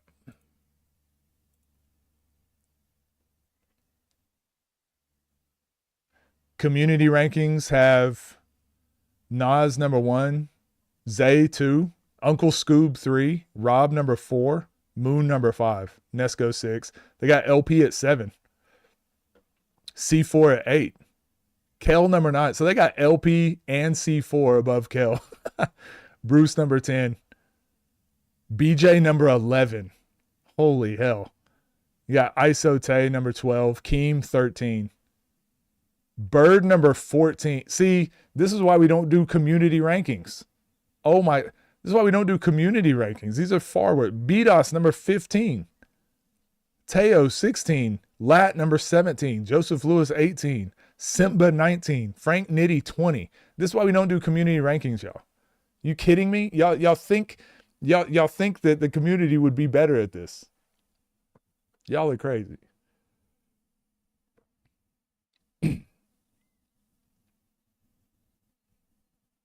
Mid-range Ellis. In top just because he beat Hezzy God, Pep, and Hitman Holla. Pat is in the top 30 for sure. Rob playing Quinn Cook to 100 in the 2nd of next month in China.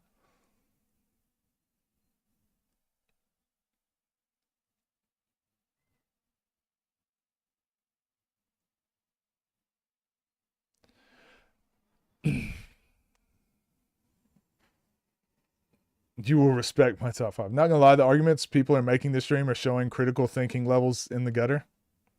I agree, but we got to engage with them. Got to engage with arguments. It's the only way to cut through and hopefully have better conversations in the future. 30-8 is better than 15-2. Probably. Community list is hilarious. SMH. The community put Bird in the top 20. That's why I can't. Hold on. Those are community rankings, though. Those aren't algorithm. G20, do you think there should be no rankings at all? Do you think the space would be better without any rankings? And if not, who should make the rankings? Kel got 2 better wins. Thank LP and C4.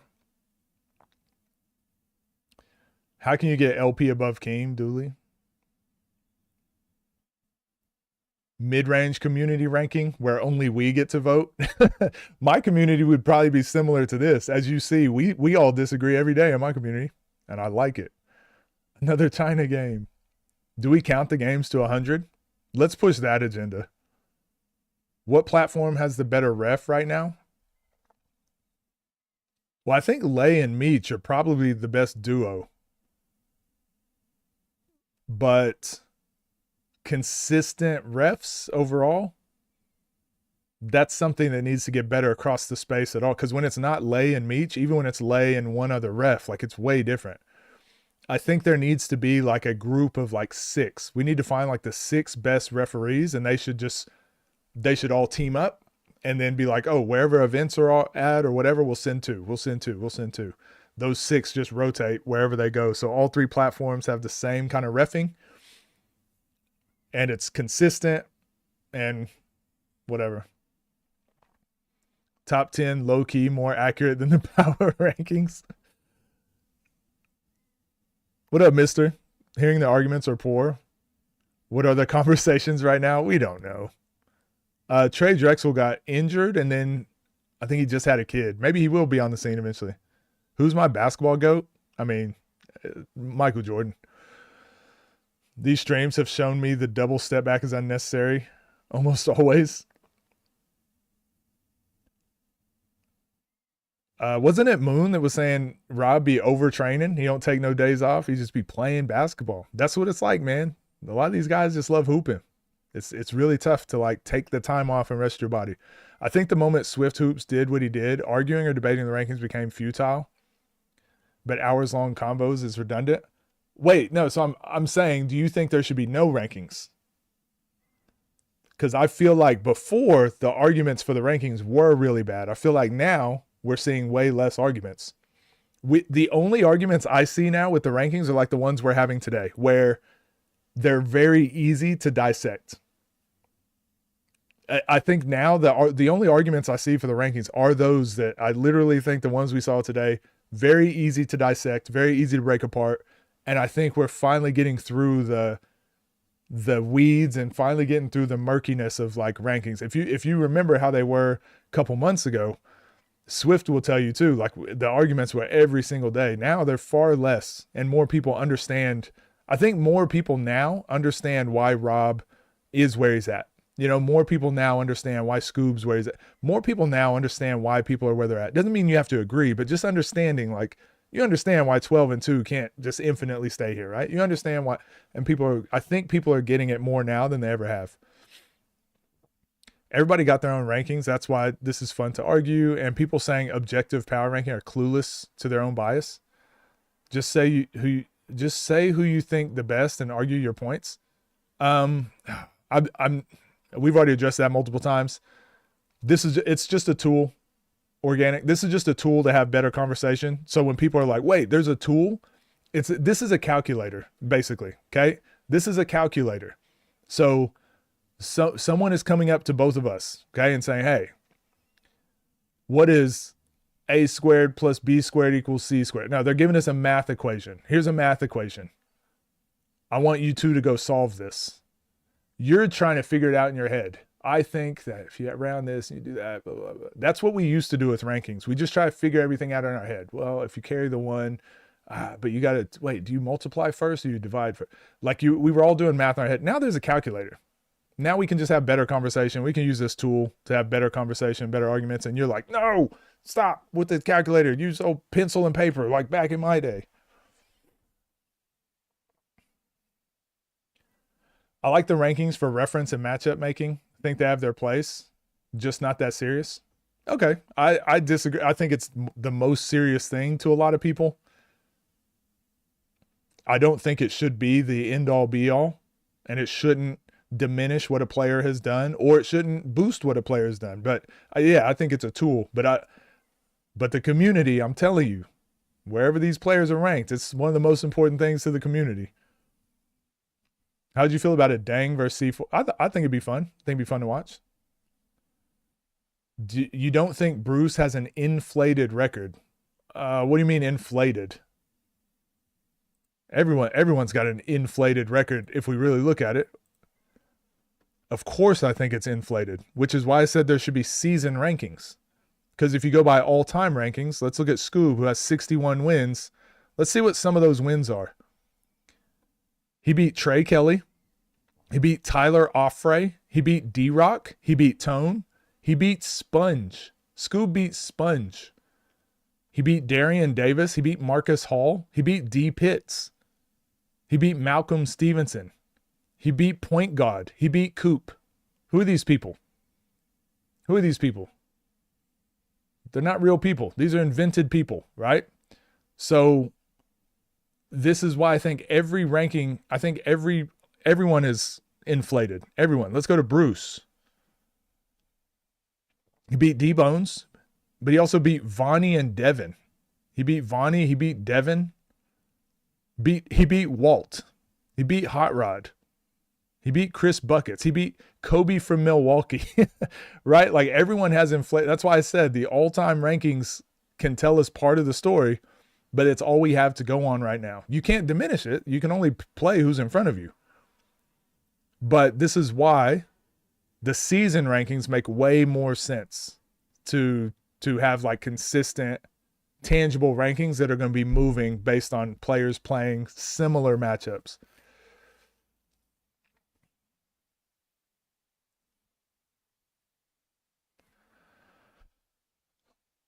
These guys have funny names. Calculator gives a definitively correct definition to an operation. This calculator gives people the impression it's the same. I get the point. There's still room to attack it. If you want to attack it, you can find a way. Or you can still, this is a calculator.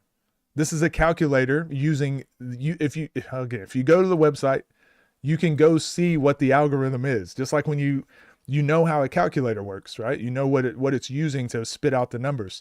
You know what AI is using to spit out ChatGPT answers, right? You can see the algorithm and what it's spitting out. So it's just a calculator to give us shorthand. Okay, based on those constraints, this is what it spits out.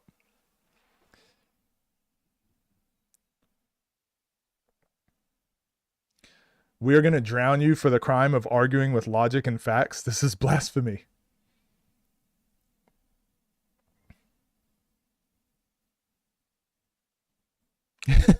Kobe from Milwaukee.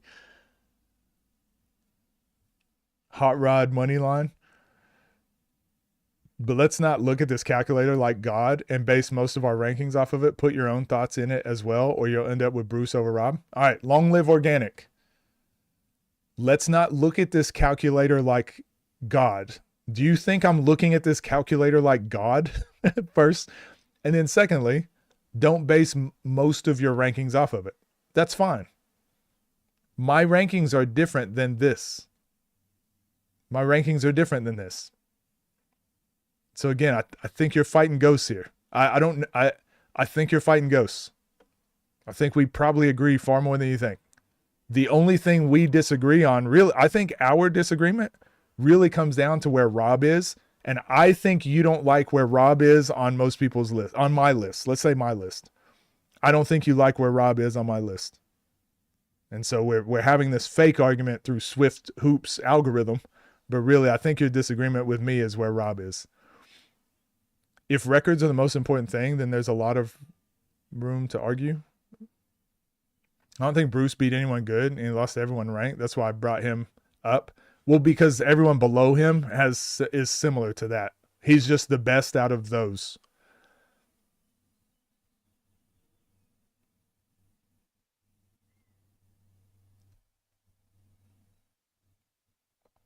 Organic, are you Rob? Nobody said you did, Coach. I'm not fighting ghosts. There are people. There are people in chat, and I think we agree a lot more. I do think we agree. I think we solved world hunger today, guys.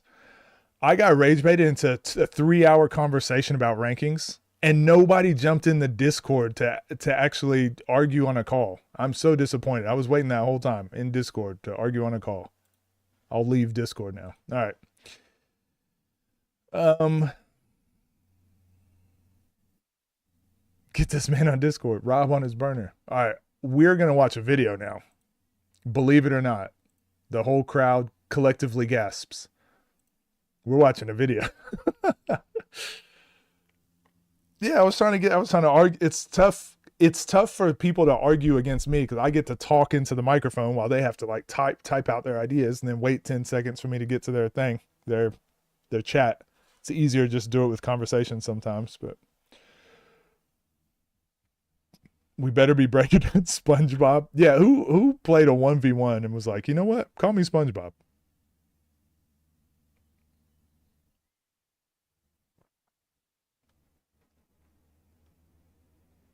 No, call them out. What do you argue? Because I can't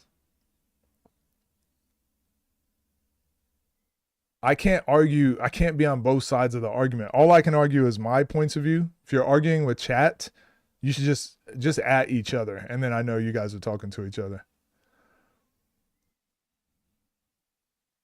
Mister just said the calculator kind of just removes the room to be biased. That's good. Before I would have had Kel at my number one. You couldn't say anything about it. I don't think what he said is wrong. You're just your argument with Mister is that he said it removes the bias, and you're saying no, but there's still some bias but you're just doing a reductive argument, Hrothgar. Like, yes, there's still bias. There's still some bias, but like the way we typically use the word bias when we're communicating to people, you understand what Mister is saying, right? Like you understand what Mister is saying. This is what I'm saying. There's not a real disagreement here. It's semantics over how a word is used. The calculator removes the bias. Yeah, in theory, that's what we're getting to. It's going to keep improving, it'll keep getting better. It's at least all the players on level playing field. At least they're on the same, whatever the bias is, at least it's the same bias for every player, right? Whereas if we don't have this calculator, people will use, like I said, they'll use the Rob game. I'm getting rage baited again. We'll use the Rob game to talk about why it's the Rob Zay game, the most important game on the scene, and why that boosts him up there.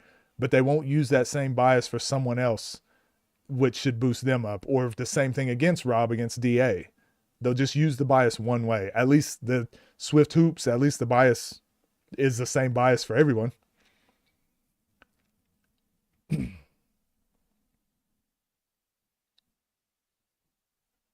Damn, that's sad to hear, Castro.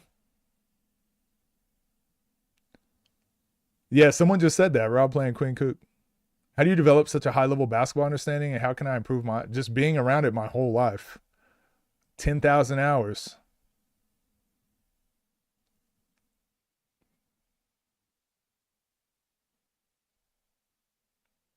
If I do understand correctly, I disagree. This is not a deep enough topic to argue on Discord. It's really not that deep, and nobody cares. It's tired of this topic. Hold on. Okay, this is the last thing I'll say before I get into breaking down this game. When people say stuff like that, it's not that deep. It's not that important. Me and you just had a conversation about this for 2 hours. Then hit me with it's not that deep. I mean, we just spoke for 2 hours about it. Obviously, people get really emotionally attached to these things. Obviously, people really do care about these things. And I think having these conversations is good, pushes the space forward. I was just on a call with, was it Swift? It might have been Swift the other day. And I said this exact same point. People tell me all the time, it's not that important. No one cares. But I address these issues. We have these conversations. And then going forward, the conversation is better. The space right now is less toxic than it has been because a lot of narratives and a lot of things that get said, we address it on this channel. We have these conversations. We ask people on from the other side to get their views and whatever and have conversation. Like it's good for the space to talk and talk out these ideas. The worst thing is when people go off into their own corners and don't talk about these things, but feel the way they feel so strongly and don't have anywhere to like get their argument out and vent and be tested. The only way to like make it so that it's better conversation in the space going forward and more positive going forward is to have these conversations and to address them.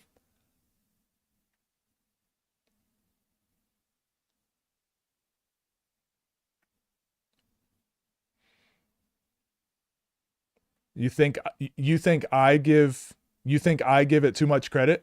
Hrothgar, can you explain why you think I give the rankings too much credit?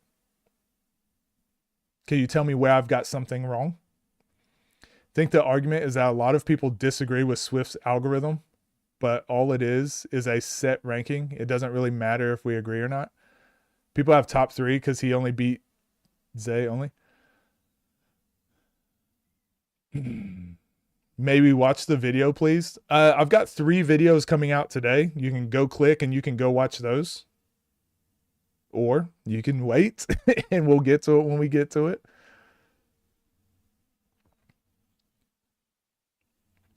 I would argue it, but you might need to get moving with your list.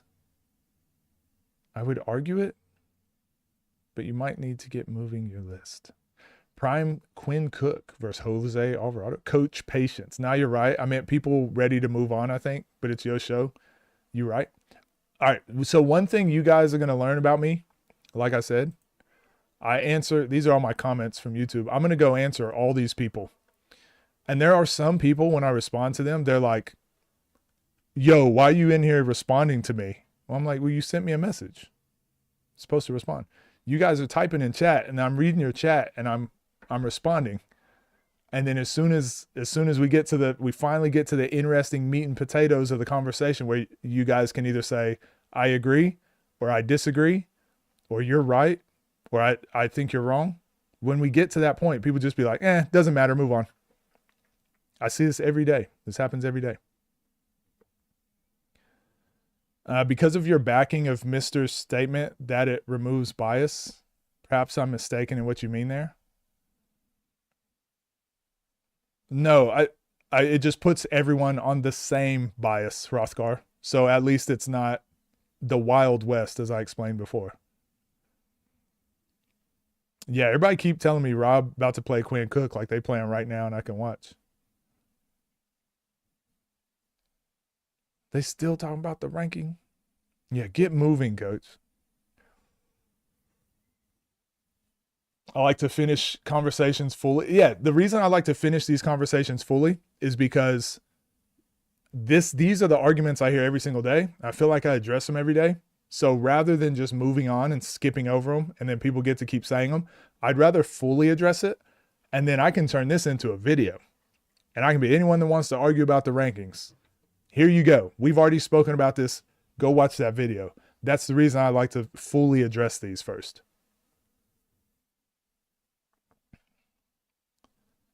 They're ducking, coach.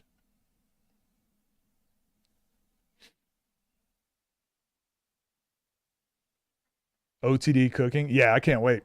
I can't wait to see that. All right. This is which game is this? Scar versus Rilla. We're going to watch this one first.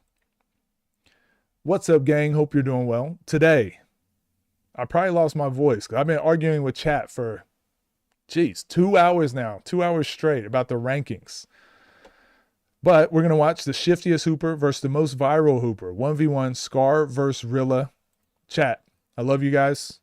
Don't ever change. Let's get into the video. Ball is life, OTD. Go like, go subscribe. First player of the fourth game. Here's a 6'1", 195-pound guard for Philadelphia, Pennsylvania. He's fresh off a $25,000 win in an event with Gilly the Kid. He is the Next Quick Creators Court champion his nickname, the Alien. Yeah, this was so crazy. Everyone's like, can't believe Scar lost in that tourney. I was like, what? He won 25,000. What you mean?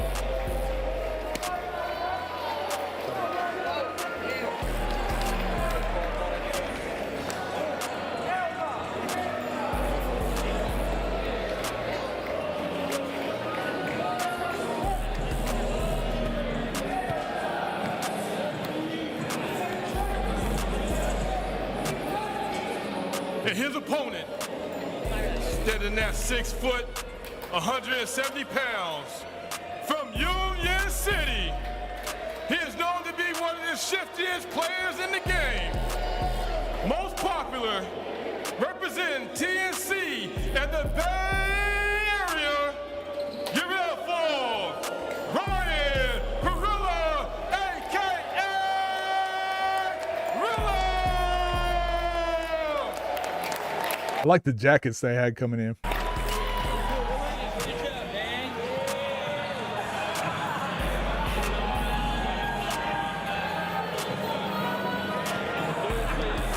Group of 30 people over there representing Rilla Bucks, and the whole stadium was pretty loud for him. This is going to be one of the most exciting games. More so, I don't want to say flashy because I know both of these guys are wanting to. Like, this is a pay-per-view. This is like a win matters, but What up, E-Man? we're going to see some clips.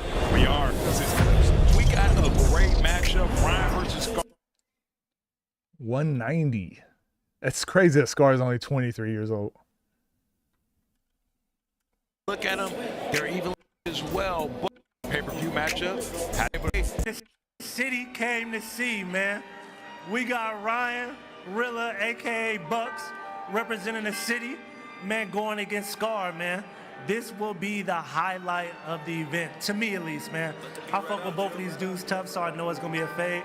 Man, you got your family, you got the city in here, man. What you gotta say?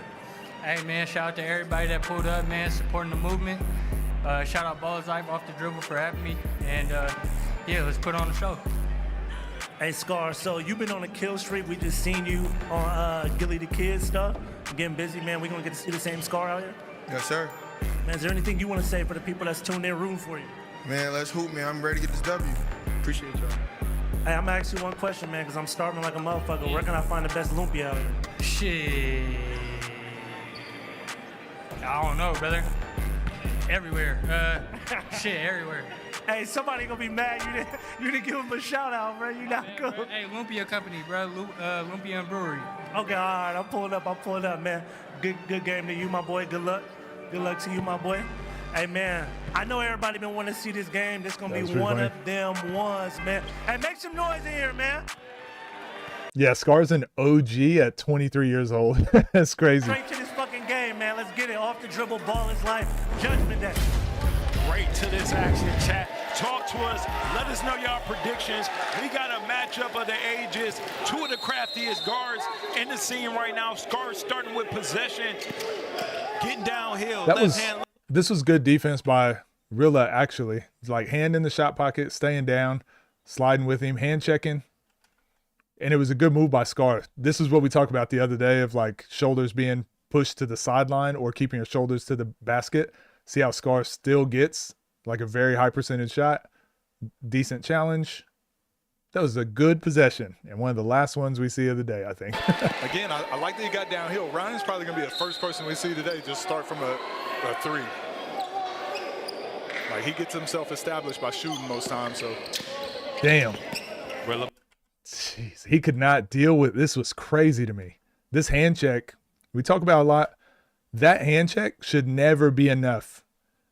That hand check should never be enough to keep you from getting to your spot. If someone's able to just put one hand on your waist and that keeps you from moving forward, physically you are just outmatched. Gets pushed. He tries to deal with it the right way. The best thing here is probably to push Scar, like to push his shoulders, like push him off of you and play with that 0.5 seconds of freedom. But Ryan was just not strong enough to drive through that hand check. Look how much it's pushing him sideways. And Scar's just literally just holding his hand out like that. And again, I learned that in college. Because it doesn't look like a hand check. If you're the referee here, it looks like he's just touching, right? That looks like Scar is just touching, like feeling out where Ryan's at. But what's actually happening is Scar is holding him and not letting him move because he just like can't deal with it. He can't even push his arm out of the way. Like, if you can't deal with that hand check, you cannot play like at a high level. And then gets that crazy steal. Well, called it out. Ball security is going to be key against a guy like Scar. You talked about it, the wingspan, the hands. Scar, step back And three. then look at the freedom of movement that Scar has. No hand check, no hand in his shooting pocket. Like, Scar is in control here, can do whatever he wants. So he just steps into a three. He didn't even need to do sidestep, nothing, but just walk in, get you an on-balance three. Point shot is going to be a long game for Rilla. And I hope he keeps taking it if it's there. Yeah, don't overthink it. And I hope he keeps taking it if it's there. Yeah, like, I'd rather see that shot right here. Again, if they're not in your space, if you're playing an NBA player that's known as like a scorer or a shooter, and their hand is down like this, they just shoot this shot because they're like, well, I can hit 8 out of 10 of these. But to do an extra dribble into like a little step back, now you're challenged. I'm not saying that made him miss or whatever. I think these are just the small percentage changes that Scar can make to, instead of being that shot being a 7 out of 10, let's make it an 8 out of 10. These are just little things. And once he gets his mind locked in to be like, hold on, 8 out of 10, 8 out of 10, 8 out of 10, 8 out of 10. That's when I think he's top 5 material. For the key. Let's see if he can get on the board here. Double cross. Hey. Yeah, he could not deal with the hand check. He does a little bit better job. But Scar is pretty straight up. Even here, he tries to get a swipe, but like, Ryan's so worried about Scar's hands. Like, I know a lot of people be like, he touched his arm, but again, FIBA style basketball, especially, as long as you're in your cylinder, they let all that stuff go. As long as Scar's not like reaching across like that. Rilla just the physicality is just too much for Ryan. Foul call there. Yeah, this is going to be the challenge for Ryan. Scar with a standstill three. I don't see this often from Scar. We just take what they're given. Keep it simple. Maturity. Another three-point shot from Scar. Gosh. He's money right now. Somebody pour water on him right now.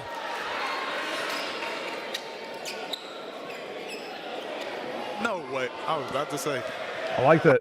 He's just playing super efficient, though. Just playing super efficient. I love when Scar play like this. Man. Because that left was open. Wow. That left was open. Wow. He's struggling with Scar's wingspan. Defensively, Scar is tough, especially when you're trying to. We'll talk about his next possession, what he could do better. How you deal with someone who's stronger than you. Right now, a lot can be open after seeing the three-pointers fall from Scar. Behind the back three, no good. Move. And Scar kind of did it right there, but we'll talk about it here with Ryan. I actually think it favors Ryan to play to the crowd a little bit. Damn, even this. Thing I said, I actually think we won't talk about it here because he can't even get a shot off. We'll talk about it next time in dribbles. Mid-range, talk to me. What's going on? I think he needs to play to the crowd a little bit and actually get into his bag, get him moving left and right. Oh. Yeah, I was about to say, get him moving left and That was crazy. right. Oh. Yeah, I was about to say, had a good handful of that jersey. Scar is in his bag right now. Foul on the play. Scar working left wing, getting down. Well, I just don't think Ryan was prepared for this type of basketball. I'll be honest. I don't think he believed Scar was going to play like this.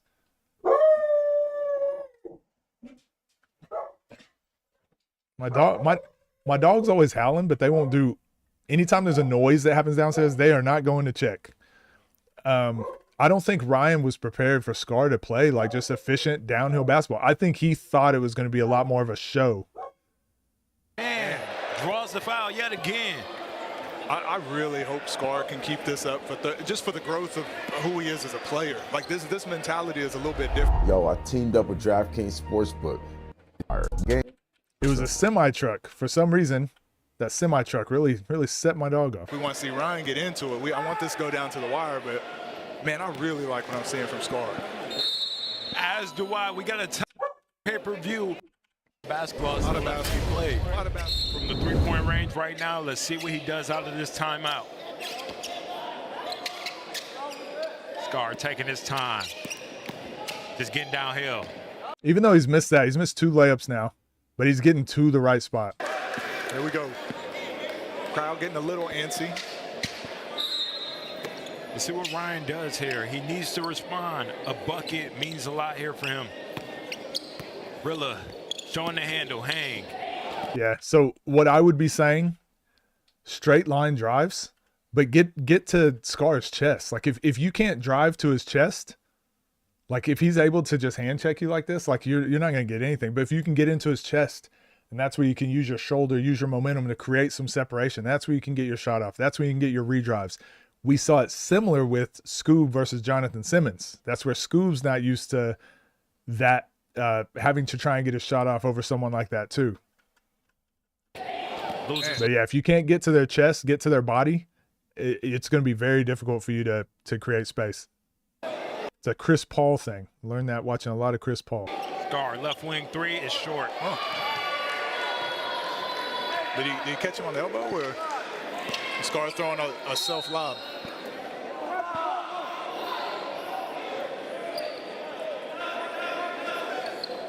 I can feel if Rilla gets a bucket here, the crowd is going to go crazy. All he needs is one for sure. Even this right here. I can feel. He does get him to move, but now he's like hesitating. Like once you get Scar off balance with that move, like you got to do something with it. But now Rilla's more off balance, right? Like he didn't take advantage of that little opportunity where he had a head start. And now like Scar's back on balance, back to hand checking him again, reaches in, tried to get the ball, got him on the arm. Hey, maybe the free throw opens that lid on the basket. And again, maybe he's feeling a bit more pressure again, because the whole stadium when he walked out was like. Yeah, well, against Scar, don't try to cross or go around him. Again, you got to get to his chest to create separation. There we go. We got game. Ryan on the board right now. His first bucket is a free throw. Game starts now.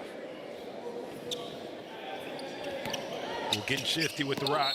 Like this was way better this drive. So jab throwdown, good. Now you've got him off your line. You've got an angle to the basket, 0.5 seconds of freedom.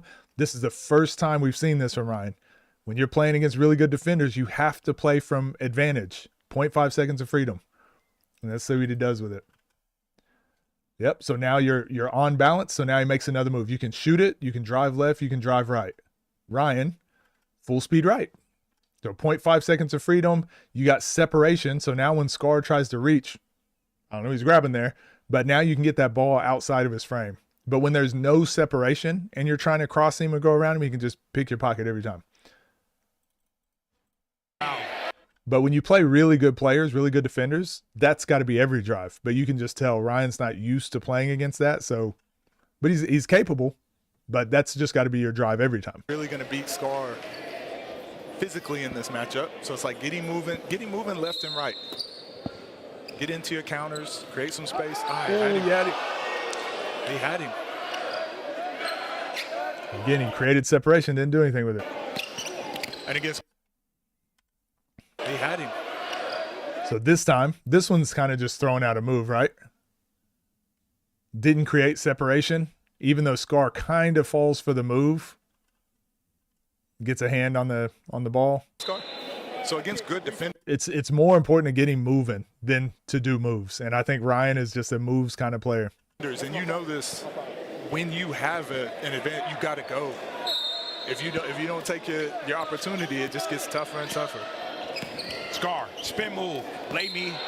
It just gets tougher and tougher. Meanwhile, Scar driving gets to Ryan's body here.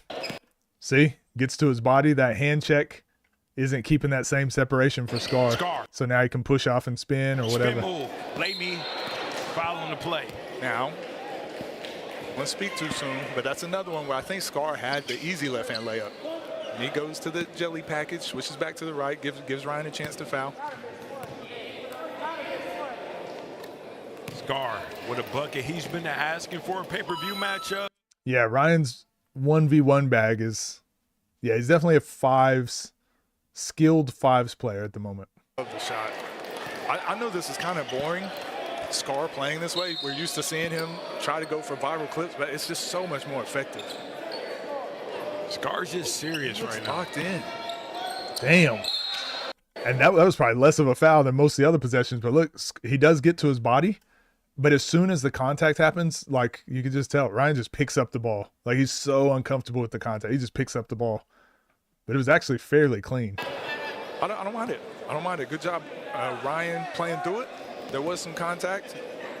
Could have, again, another 50-50 call, but reach by Scar. See, I'm consistent, right? At least I say the same thing in commentary that I do in breakdowns. There. wow. Turnover. Wow, yeah. You cannot let your foot off the gas at all. I mean, he did catch it. He caught it lazily. He wasn't happy with the Damn. foul call. I love what I'm seeing from Scar. I love this. He means business. Yeah. And again, like I want to keep reinstating, like Ryan's not out of it. We know what he can do offensively, but he's got to get. So same thing for Scar here. So Ryan does the same tactic, right? So he puts his hand out. He's hand checking. Scar's doing his left to right stuff. But then he finally gets downhill.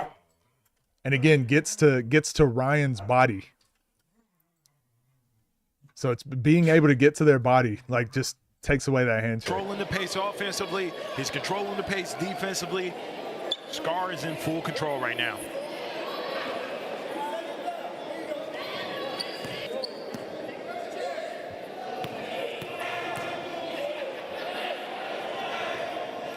Scar yet again.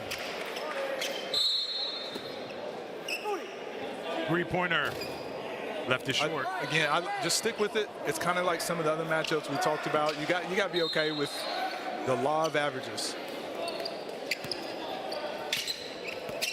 God damn, man. Chat, if you're tapped in, make sure you go head over and download the Kalshi app right now. We've had over $120,000 traded live on the Kalshi app with these matchups. Make sure y'all tap in right now. Bucks with the rock. There we go. Right to left, hang dribble, downhill. So let's look at this again. Creates separation, but just doesn't do anything with it. That's why I call it 0.5 seconds of freedom, not 3 seconds of freedom. Boom, created separation. Like, can you get on balance and shoot? Can you get on balance and hesitate? Can you get on balance and cross back? In and out, just anything. You gotta package this up with another move. But he crossed him, and then he's like, all right, now let me take my time. But it's like, well, now that you've taken your time, Scar's back on balance. He's not falling for the next move now. But again, I can see the pacing for Ryan. I'm like, you're just not used to playing defenders like that. So your moves are like, ooh, I crossed him. He wants to breathe, get into a shot, and shoot it. But it's like, man, when you're playing high-level defenders, like if you cross them, they'll get right back in front of you. So it's like you cross, you go. That's got to be one dribble to the backboard. Here we go. And we're creeping up on the bonus for both players as well. It's 5-5 fouls. Sammy, we're not doing this right now. Not getting rage baited. Jeez. I told you he gets more steals than anyone I know going to the right. I don't know why that is. I don't. The ref didn't even blow the whistle either. They just were like, man. We got a timeout on the play. Scar is up 10 points right now against Ryan. From the games I did call, this is the one I thought that could possibly blow out. I still had it close. I still had it going 7 points, I think it was, maybe 8. But this is the one I thought, because I just didn't know how Ryan would deal with Scar's defense, and I didn't know how efficient Scar would play and how locked in he would be. I think that was Ryan's ball. Rilla. Yeah, I thought this was a 70-30 matchup if Scar played like this. But the difference is Scar, you never know what you're going to get. So when it's just entertainment clip farming Scar, this is a very good matchup because this is how both of them play, right? Clip farming, 2 clip farming players. But Scar came in like super focused and locked in. Well, when he does that, he's a top 10, top 5 talent. I mean, look at his record. Scar is 23-25. This is a 50-50 game for Ryan. You know what I mean? But you don't know what you're going to get on which day. So now hindsight's 2020. Of course, it's easy to look back and be like, this is a 70-30 game. It's like, yeah, but now we know what Scar we were going to get. I would love a live counter on how many steals Scar has. Chat, talk to us. How many steals y'all counting? Scar with the rock. A tween cross. Cross again. Spin me. Hey, great. Oh my gosh. Scar has so many crazy moves. Feel almost. I hope Yeah, all Scar matchups are 50-50. You think you go north and south on Scar? I think so too. I think you have to get to his body and then create separation. That's where the game starts. Again, that's what got him open here. Straight downhill, trying to get to the inside the elbow, inside the block, like we always talk about. Gets to his body because he's driving forward. When you drive right and left, he can just hand check you to death. Gets to his body. Now he counters. This is the stuff we talk about all the time. This is why efficient basketball is boring. Because Ryan wants to do all this double cross and left to right and shimmies. It's like, this is what you got to get to, though. Now he gets an opportunity to make a play. Scar still got his hand on the ball there. That's crazy. Let's look at this. It looked like more of a foul than it was. Look at this. Scar gets all ball. Damn. That's good defense, too. Good offense, good defense. Hey, to that pass to lay. he needs to play into this. Scar wants to show that, hey, I can do some moves too. So I think Ryan needs to play into it. A belt for most shifty players? I like that. Viral hoopers? I like that idea. You might be onto something. Breezy, you always coming in here with some good ideas. I mean, it's a lot of work for not a lot of points, but he is making those count.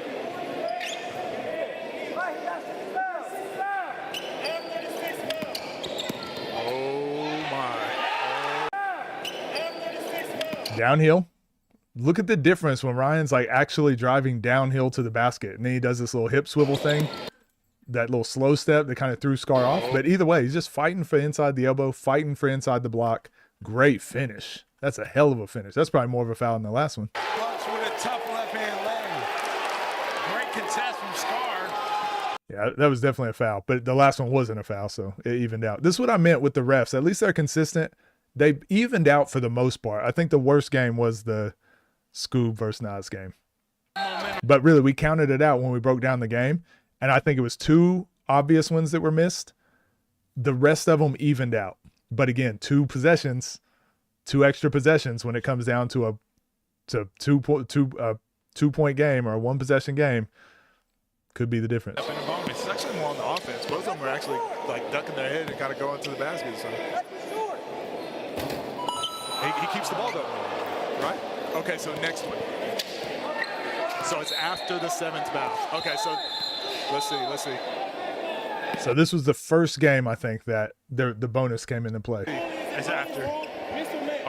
So he keeps the ball now. So the bonus for the rest of the half, every time Ryan gets fouled, make or miss, he keeps the ball. So that's the advantage he has. Oh, that was the worst. You're right. You're right. The Malik game was bad. We're watching that one next. I completely forgot about that. You know, I've seen him, like, he's pretty disciplined on those, and he'll get a shot off still. I like that Scar, you got to finish the possession. Scar's getting downhill. Wow. Laying through contact. Yeah, he's just relentless, man. Driving, got to his body, keeps his feet moving, wins the arm battle, and finishes. Way to use the rim for protection right there. Finish through the contact, Scar. God and damn. You got him right where you want him. It's one point away from halftime. Scar. Close the door. Attacking. Really good move here. Again, I know he lost the ball, but again, right to his body. He's going to have the highest percentage shot in basketball or the second highest percentage shot in basketball, whichever one he wants, if he keeps hold of the ball. I mean, I thought, yeah, okay. I thought maybe I had a better angle. Rilla looking to get a shot to go. Taking his time. He's got to be decisive. He's had him a couple times. So Again, now as soon as he goes back to left and right, Yeah, as soon as he hesitated right there on that downhill drive, he was dead. Dead in the water. This is kind of the same thing with Dooley. When he does his hang dribble, there's like a split second where he's got some space, but he likes to wait and see if the defense won't give you something. Just make that advantage. So right there, I think he has the step back. Scar starting at half court now. Oh, straight downhill it looks like, yeah. I like that from Scar. Yeah. Now. It's just simple, man. He just going at him. Great job. Halftime. When you're looking at that, he has the size advantage. The wings. Yeah, Ryan 1 for 4. Just can't even get off shots. 8 turnovers at halftime. What? 8 turnovers. And then Scar's 5 for 15. Yeah, he's not being efficient either. I mean, not saying he's not efficient. He's shooting 30%. Hand advantage. And he has everything on full display in this first half against Rilla. This game. No miracle shots. No miracle shots. I'm not on that. Not allowing miracle shots? Not on that. Not on that. Answer my question. Bionic, what you got? Scar, you've been asking for pay-per-view matchups with some of the top dogs. And I'm here. And this ain't no top dog. Right here. What do you have to prove right here in this matchup? He ain't shit. And I'm better than this nigga. I need better matchups. The fuck? Say less. Good luck in the second half, my dog. That's an interview. Does that answer your question for like how locked in he? That was crazy. Wow. Did he interview us? I think so. What just happened? Hey, I like it. I like it. And again, like at some point in your career, we've probably all been there as basketball players. Like at some point that switch flips. I've never seen Scar like this. It was a little over a year ago that you told me about Bucks. There's this Filipino kid he's hard to guard. You sent him over my way. Tell me what you saw in him that you told him to come over this. Not yet. I saw a product of us, of the work that we did together back in the day. He was shift team certified, bro. And, you know, he was trying to get on the scene, and he wanted to play me, and I was like, hey, nah, you're gonna have to get your name cooking somebody else. You ain't finna get your name cooking me, because I know he's really like that. Right now, he's dealing with that length of Scar. You know, he's trying to do this flow. Scar's poking at it just like Scar did me. So, you know, we got a lot of people in his ear, so I'm not gonna get in his ear, but. Wow, just dead silence. Yeah. The crowd too, though. Like the crowd, he silenced us, silenced the crowd. Oh, getting to it now. That back, Trey, Scar. Now he's dancing. Now it's just.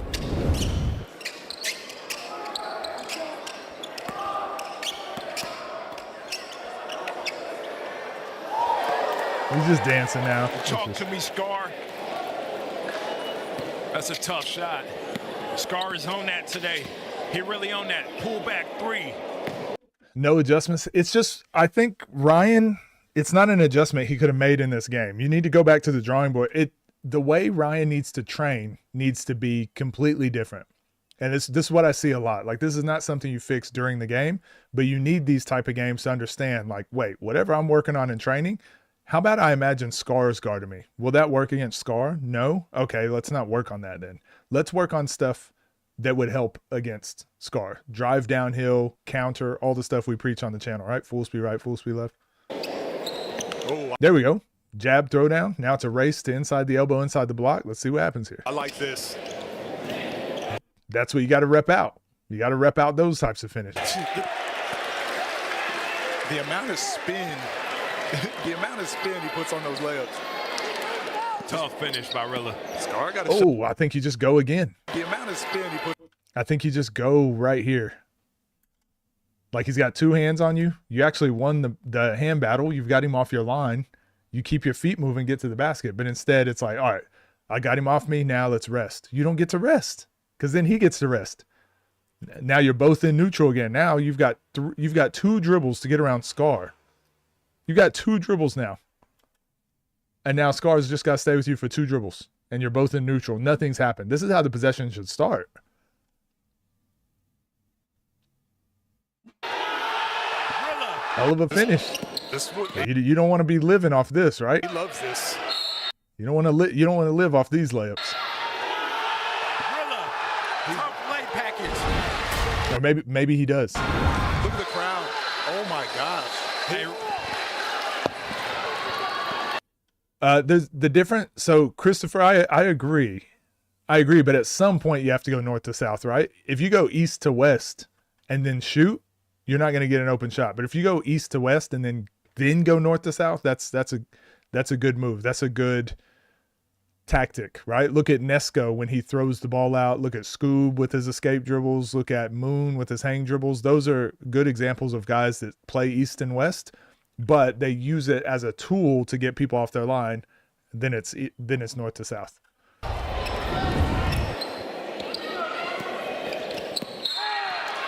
Man, something shifted. Something shifted for Ryan.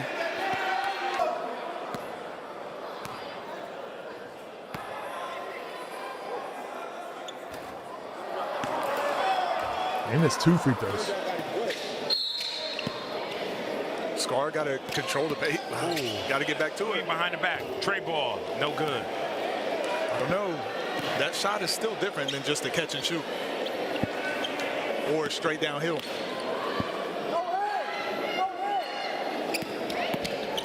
Oh, he had him again.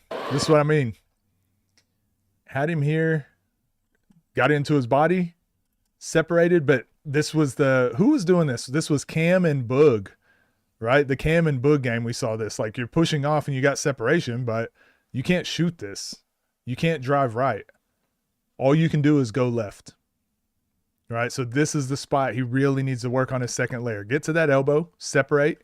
You should be on balance to where that's a shot, that's a drive right, drive left. Like, you've got all your options available. But right now, I mean, all he can do is go left. And then he has to set back up. Now he's back into that same position. He's wasted 2 dribbles and 2 steps. Well, I mean, Scar now just has to guard you for 1 dribble.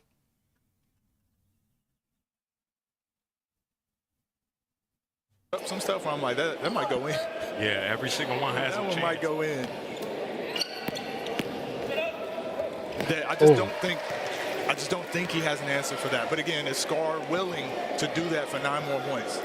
It looks like he is. Go ahead and lay me up. Come on, Scar. Yeah, right here. Good jab. Right here. Another lay. Foul on the play.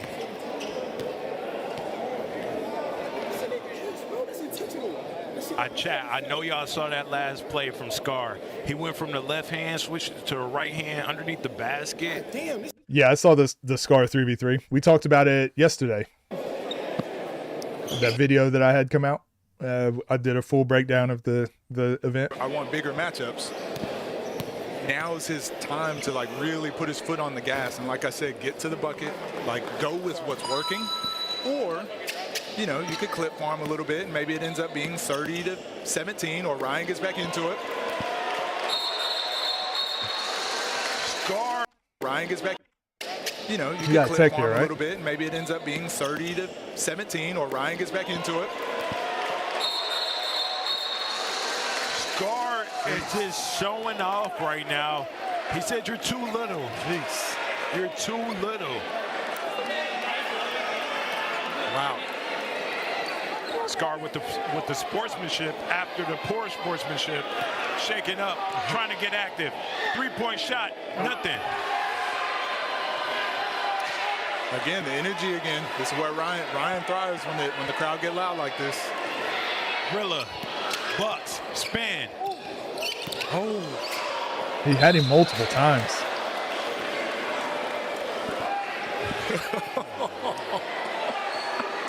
Scar with the possession. Let's see what he does here. 6 points to the target score. Pull back, hang dribble, downhill. No good. Pretty good defense there. That's something that Scar goes to a lot. I think if he does play a top 5 player, that's something he's got to work on. That drive left, he tries to finish with the right hand. That's going to be very difficult to get off over most of those guys. Good call. That's a good call. I don't think he needed to do that, but, I mean, it doesn't matter. That's one thing I want to see Scar do down the stretch here is just play solid. Don't get into the bonus.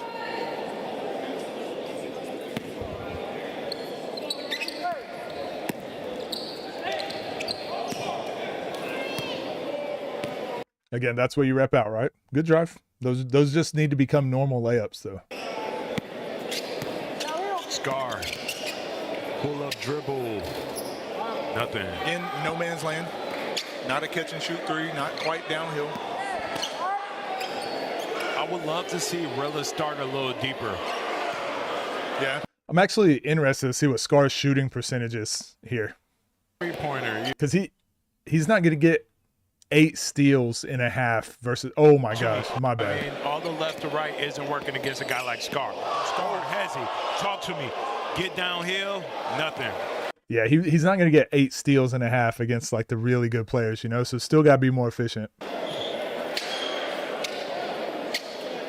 Yeah, Ryan needs to start deeper in my opinion.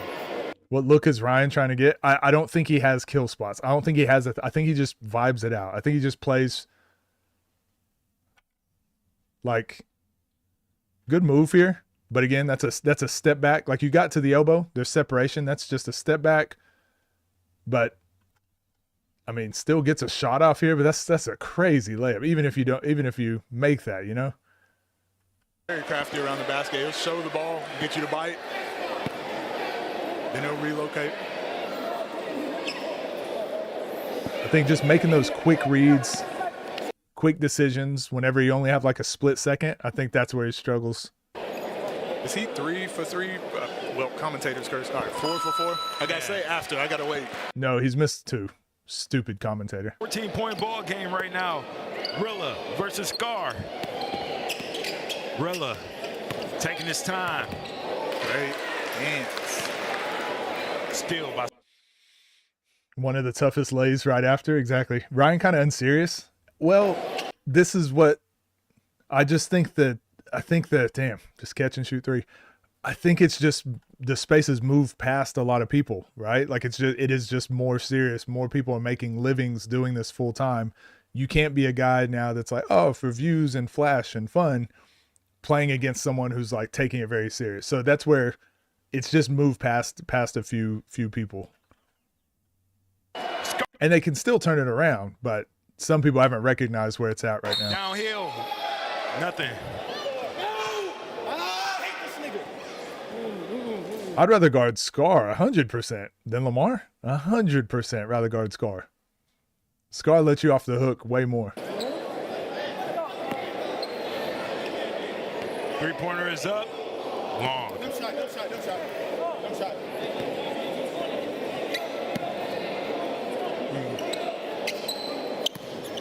There we go, Rilla. Oh, in and out. Those are the shots that we've expected to see him take all game. Scar can win it here. Decides to drive down the lane. Lay me. Well, do you think this is it right here? Does he decide? Oh, have guard me? Oh. Lamar. Probably Lamar. Does he try to clip for him or just? Oh, okay. 3, Scar, no good. Like the decision. Because I liked to play physical, but again, I could shoot over the top easier. I think Scar is going to force you into turnovers more. LP is going to force you into bad spots on the floor. I feel like I'm good enough to still get to decent spots on the floor, but Scar is going to be the one where you just like don't even get a chance to shoot it sometimes because he gets a steal or deflection. Scar with the hand in the face right now. Rilla looking to attack. 19-point ball game. There's something. Wow. Has he? Oh, no. Oh, the layup.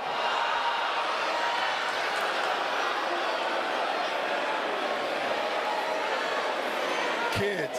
Man. I feel for him. Hogan is bad for you. I feel for Scar him. on the attack. Is that? That's not how he's going to do it.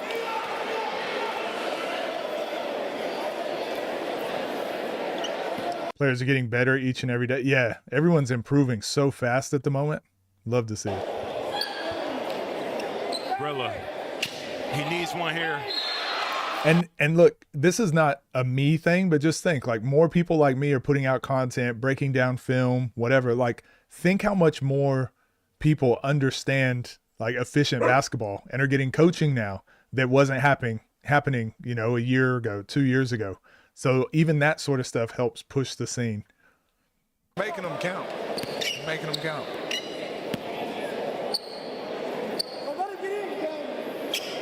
Rilla working from the top of the key. Let's see what he does here. Scar with another deflection. I've never seen you get 2 deflections in one play. One play. Padding stats. Scar, a bucket here can win it. Bump, spin, talk to me, lay me. This is that Zay bump spin we talked about. Bumps him, then acts like he's going to bump him again, and just spins off of it. That's crazy. Game time.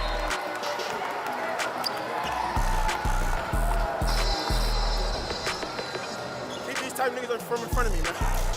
Keep these type dudes from in front of me, man. It's a great win for Scar. It's a great win. And again, sometimes the way 12 for 29. He ended up bringing that back to slightly over what he was, 35 to 40%. Like we said, is pretty on average. win is important. Probably too many threes. Again, probably take 5 less threes. I think shooting 30% from 3 is very good in the one-on-one scene. So 5 less threes, which would turn into 5 more drives. Ended this a lot sooner. 11 turnovers is crazy. Sometimes the way you win is important. Not much else to say. He got straight to it. When he was getting downhill, when he was just doing his catch and shoot threes, he was super efficient. We're going to take over to Dev, post-game interview. One of those games, man, I got connections, ties to both of these guys, and I'm just happy that, you know, it was a great game. Obviously, Scar pulled it out. Ryan, talk about the game today. Hey, man, it just goes to show, bro. This shit ain't no joke. You feel me? If you want to be on that scene, if you want to test your skill, hey, man, these are the guys to do it against. And a little humble slice of pie today, but we going to be back. That just makes for a better story, so we going to be back. Wingspan and anticipation. People having loose handles. You look $25,000 worth of confidence out there. Talk about the growth. Man, my growth up a dub, and I'm up a dub. You heard me? You already know what I'm talking about. But this was a great game, great competition, man, good game. And I just wanted to prove that I'm a pay-per-view player. This is what I do, man. And then the composure. I saw a different level of composure last week. And one thing I don't like that people do is they discredit all the wins that you got. All the wins that you got that day. I look on the leaderboard. I got 3 losses from the last 2 years. 3 one-on-one losses. So all of the career starters and all this cool shit, y'all can go ahead with that, bro. I'm top 5 in this space for sure. Go look at my wins and losses, bro. Go ahead, go look at them, bro. This is just the first of many from both of these guys. Make sure to follow Rilla where? Instagram, TikTok, YouTube, Rilla Bucks, MJM Bucks. Go look it up. Go find. Yeah, good game. Why is Scar lying? I don't know. He's just caught up in the moment, man. Let him have this. Let him have that. Fact checking. Nah, let him have it. Hey, no, we're starting the propaganda here. Scar's only lost 1 game ever in his career. Ever. Don't go look it up, though. But he's only ever lost 1 game. But let me know what you guys thought of that game down below, and I'll see you in the next one.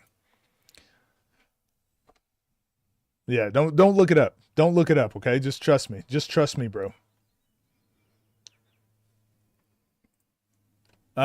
Quickly, I'm going to have to let my dogs go outside, but the next game we're going to watch is the Dom and Malik. Left-hand Dom and Malik.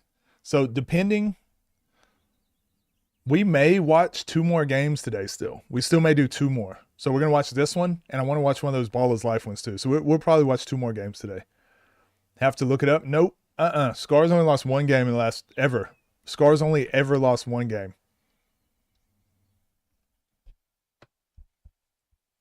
I gave Scar all 3 of his losses in the last 2 years, but don't look it up.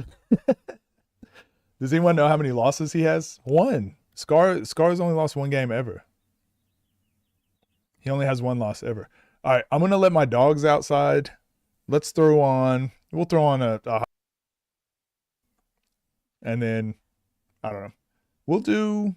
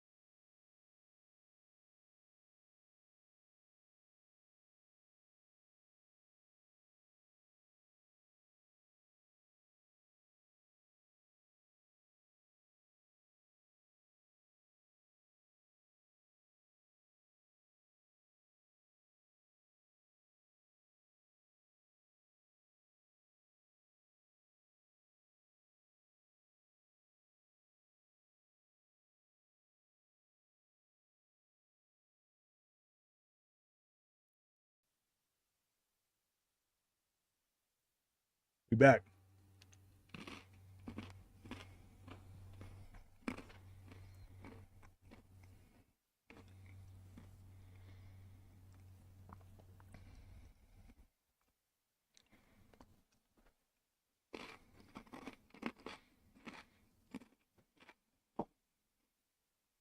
Yeah, we saw the Raw versus Quinn Cook.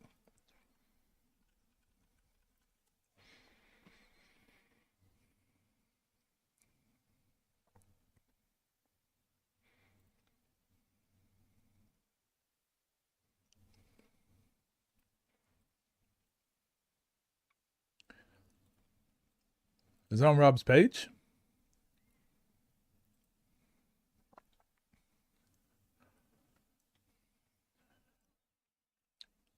This one here.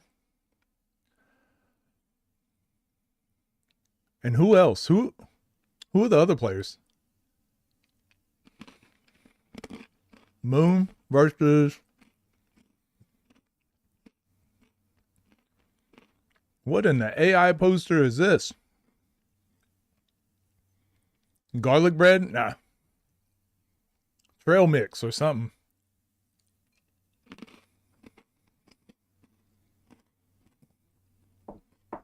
Noah Farrakhan. Is that Sonny Weems here? Is this supposed to be Sonny Weems anyways?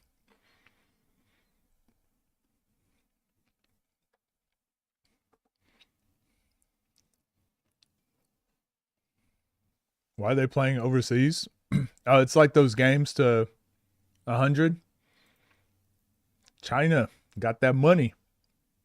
All right, let's watch this Malik. Let's watch this Malik versus Dom game. What's up, gang? Hope you're doing well. We're gonna watch this Malik versus Left Hand Dom Judgment Day, the most anticipated small guard 1v1 ever. Go like, go subscribe. Up, we got a 5'8", 185-pound guard representing Flint, Michigan. He is representing all the small guards across the world. Give it up for Malik Ellison. Yeah, he should be playing in it. Why? Beat this nigga ass. I swear I'm about to beat this nigga ass. Nah, those weights can't be right.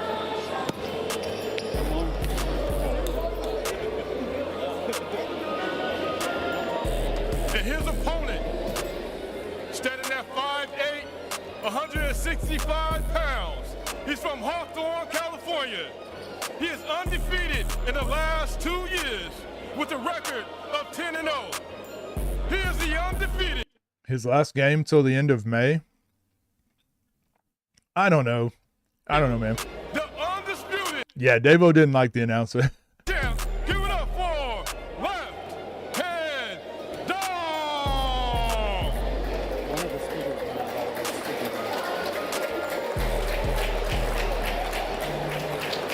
Back to you.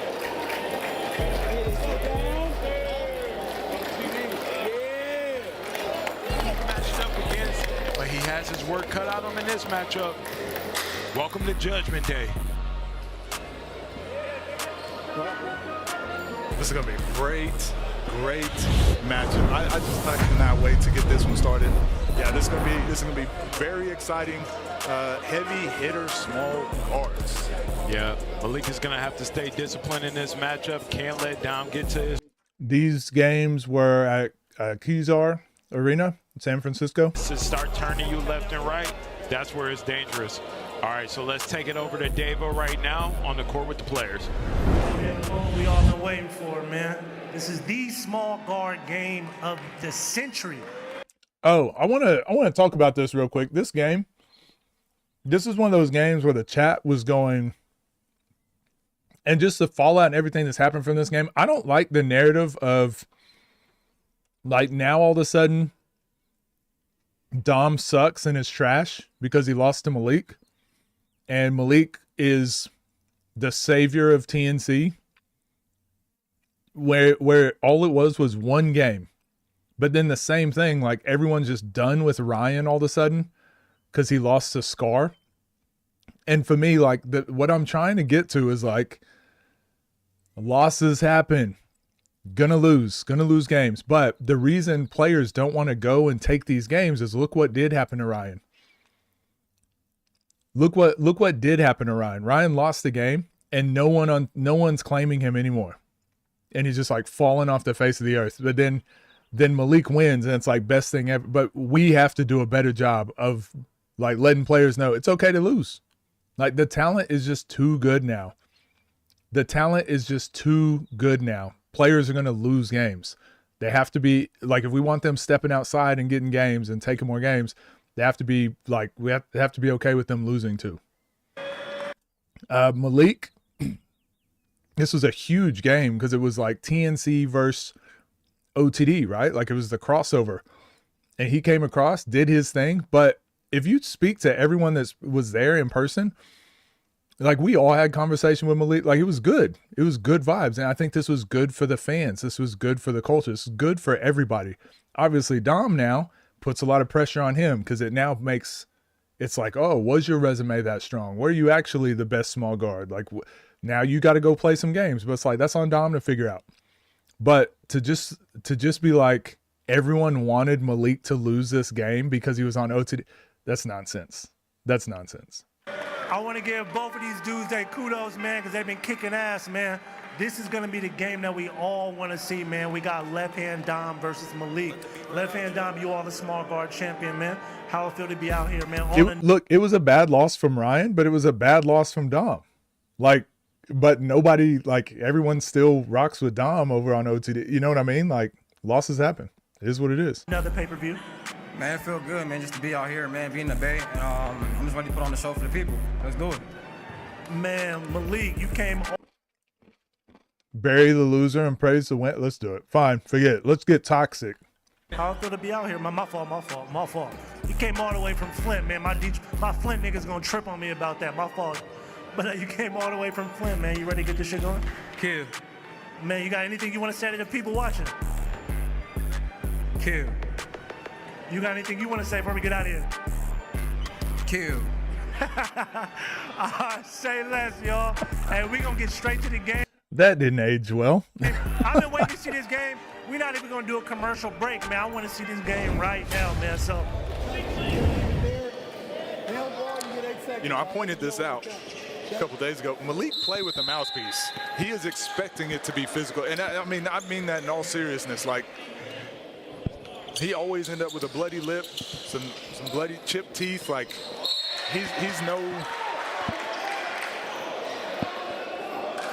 Oh, tough call, but yeah, he is no stranger to physical games.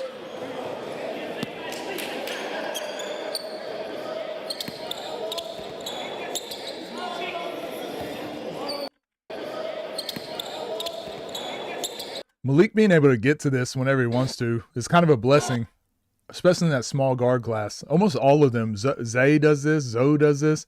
They can just get to their mid-range pull-up so quick. That's a great look from Malik. Great look. I wonder Wizard gets to that pull-up, can't get it to go. Change of possession right here. Left hand down, a few jabs. One thing, so this is what I was nervous about. I didn't know how Malik would deal with the jabs and all this. And I spoke to him about this too. And we did that video breakdown before Judgment Day even happened. And we were like, that would be my concern, is how he guards the triple threat and like jab steps. Remember, he was really reactive. I can't remember what game that was we watched, but he was reacting to whatever they were doing on their jabs. Look what he does in this triple threat. He's like taking control of the triple threat. So Dom's in disadvantage, right? Back turned to the basket. Malik's in pretty much neutral. He's just athletic stance, but a hand on the hip. As Dom opens up, Malik goes for that little reach.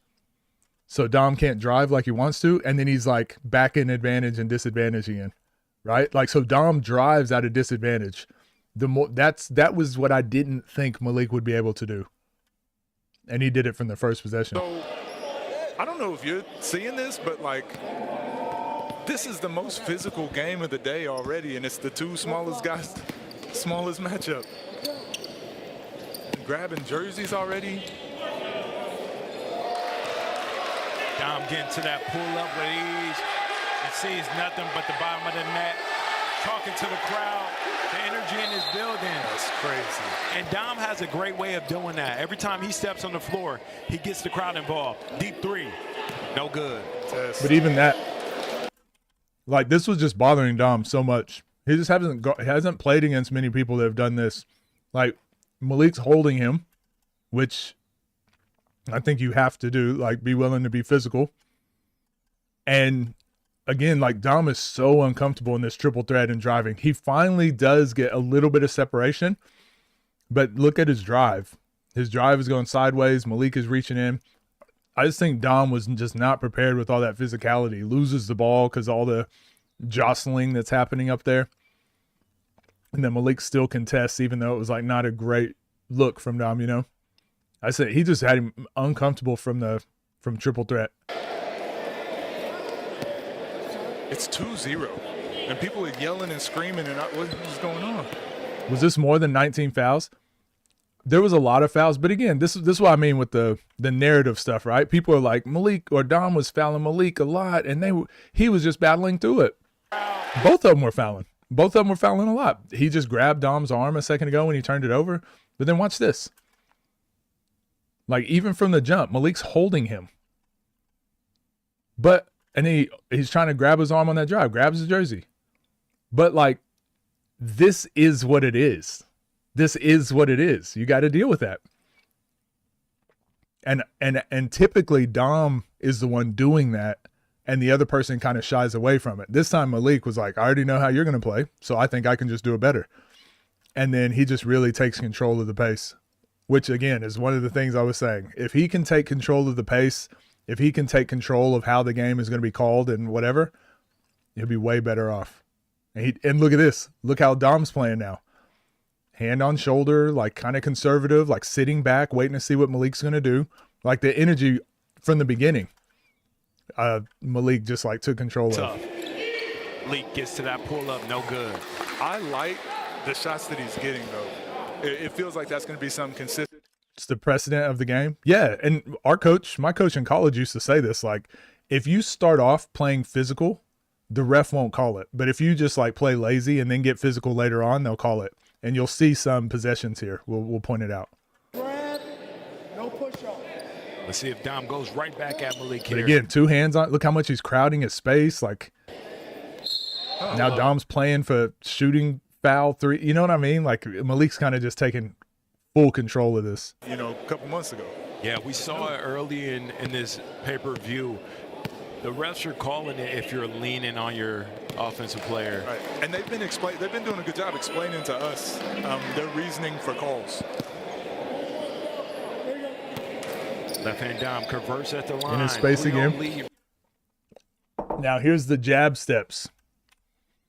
Use your jabs, expecting them to work. But honestly, Dom's having the same problem Ryan did in that Scar game. 0.5 seconds of freedom. He hasn't had any space against Malik this whole time, right? He hasn't had a clean look. He hasn't gotten any space. So watch this. Jabs him. Jabs him. Got some separation. Has some space. What does he do with it?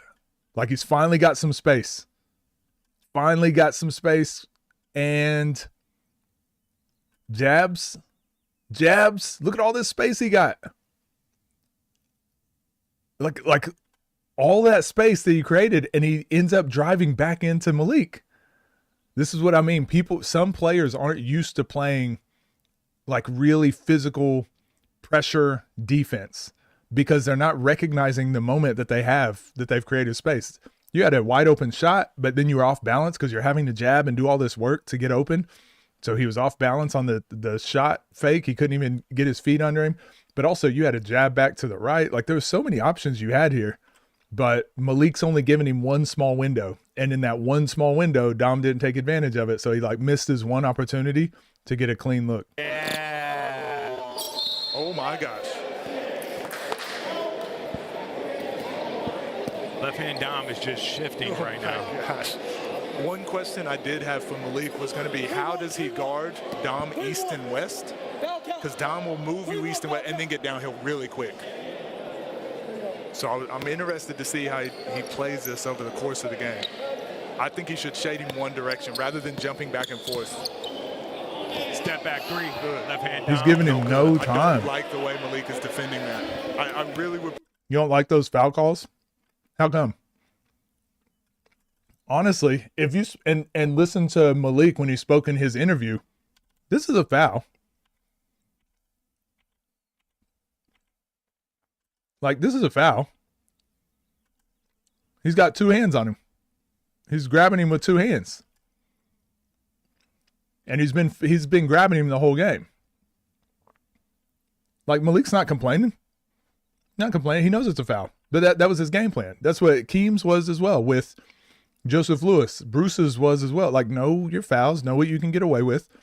But Malik's got away with 2 or 3 that they haven't called. So he's feeling out like, okay, what's allowed, what's not allowed. Most people, when they come over to OTD, because of how physical it is, they don't adjust. And it takes them 2 or 3 games to adjust. We even saw it with Reese in that King of the Court with Nesco and Scoob. It took him until the end of the game when he finally understood like the pace and the fouling and the physicality, right? He was figuring it out through the game. Malik already had his game plan for how he was going to adjust to the physicality. Frame shading. He's just testing to see what the calls are and what it's going to be. Malik Dom hasn't yet. Or just score all your points and don't let Dom get the ball back. Half court, huh? First checkup from half court we've seen today. Like, that's the first time Dom's been physical, and it was an obvious. He just grabs his arm. Right? Whereas Malik is getting away with little, like, a hand on, hand off, 2 hands on, seeing what he can get away with. That OTD, TNC ball, wherever you go, freaking out on the blacktop, they're going to call that foul. Bit of a jousting match down low, but foul is on the ground. I think he called the hook. Exactly, Organic. Just before he decided to go up. Yep. Right. Every top 5 player on the scene does that, but typically not after they've created space. The reason I called it is because Dom created space, and then Malik put 2 hands on him. But if you haven't created space and they've got 2 hands on you, they're probably not going to call it. That's the difference.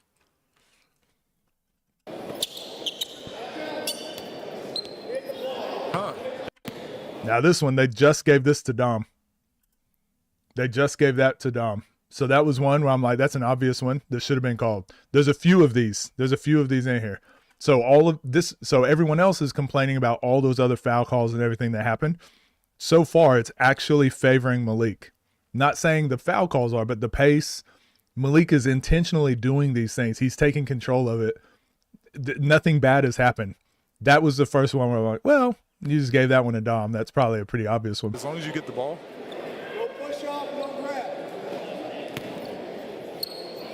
Left hand down, working the top of the key. Couple of jabs. Ooh, spin move, pump fake. But then they didn't call this one. And I'm glad they didn't. So this one, probably a foul, right? Jumps into a space. So then I go, okay, it's back even now. Now it's back even. Trying to adjust to like what the physicality is going to be like with this game. Because this is more physical than we've seen any other game so far. But Dom can't play for that foul. That like I just don't like playing for those fouls. Because they rarely call those, especially in the paint.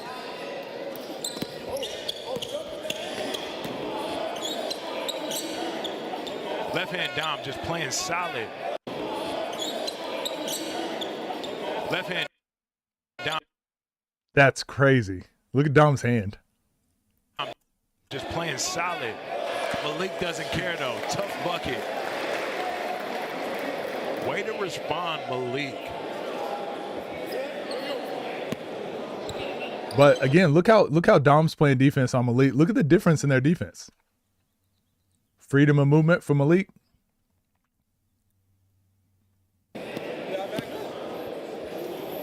We got a great matchup right now with 2 of the best small guards in the space right now. Officials timeout right now. Man, this has to be a tough game to officiate. Because again, they're small guards, so they're going to be really quick and handsy, but also they want to get downhill and, like I said, headbutt each other a couple times. So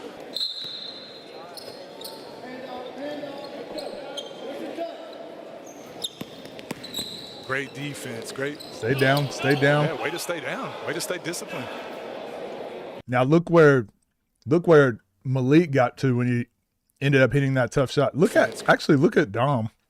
Great. It's like a long tube. It crowds his space. He definitely traveled, but the difference of where Malik was able to get to, where Dom's been able to get to so far. People said we were going to do that. It was the first time. 3 games in. There we go.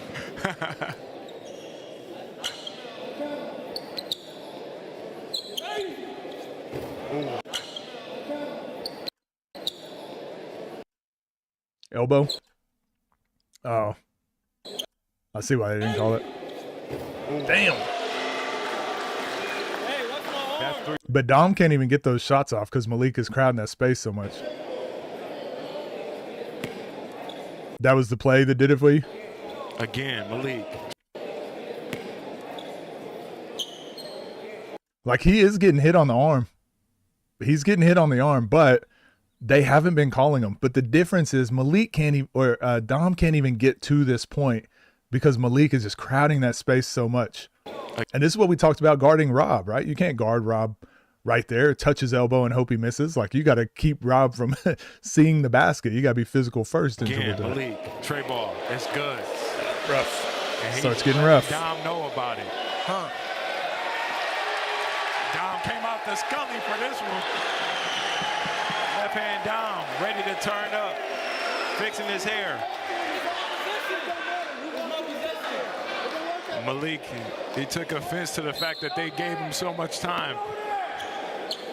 Working from the left wing, playing through contact, get downhill. Oh. So this is what I thought was going to happen far more.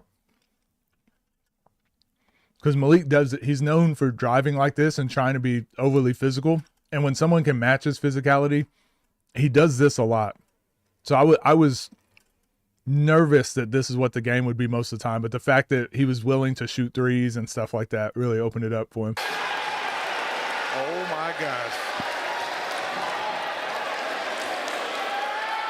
Oh, my gosh. Sheesh. I didn't see this. Slapped him.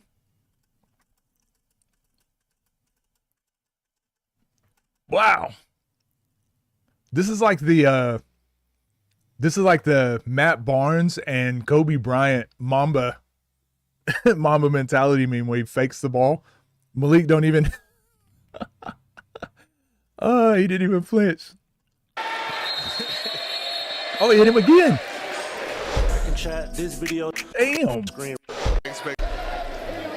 I'd hate to say, like, this is surprising me, but this is exactly what I expected from this matchup. Great energy right now from both of these competitors. Left hand down, draws the foul on Malik. So that's why Malik's frustrated because he got hit in the face twice. Oh, he tucked his chain in now? Okay. They know what time it is. Let's get it physical. I mean, it started off that way. Jab. Now, that's the first time he gave him a shot. And so, I thought Malik was, like, getting tired. I thought he was going to keep giving him this, but he did such a good job mixing up when he would allow him to see the rim one time, and then he would crowd his space the next time. He just controlled the pace the entire time. A lot of toxicity right now, and we kind of needed it. Left hand down, great defense on the play, gets the turnover. Let's see if he can get a bucket here. He really needs one. Left hand down, spin move. And one. Yeah, he got his hand in there. They're going to have to find a way in this second half to defend without fouling. I don't have the answer. So really with the fouls so far, I haven't seen anything crazy. The only thing is the refs have been consistent with not calling the 3-point fouls, but it's been that way every single game we've watched. They have not been calling those. He's almost in the bonus already. Wow. Step back three from Malik. A little bit of a crater. The fouls really are keeping up with the score, and this is wild to me. Left hand down, behind the back, great move. Gets to that pull up. Nothing. Finally get his hands free. Again, when you don't get your hands free, you can't really get a rhythm. So even though he saw the rim there, it was a good shot. Like, Malik, air ball. And I think this is where they thought, Dom was getting way more calls than Malik because it's how many times he was shooting those threes, but they weren't giving these to anybody this whole day. We saw it with the Scoob, Nas one, like they called 1 or 2, but there's so many they missed. Then we saw it with Ryan and Scar as well.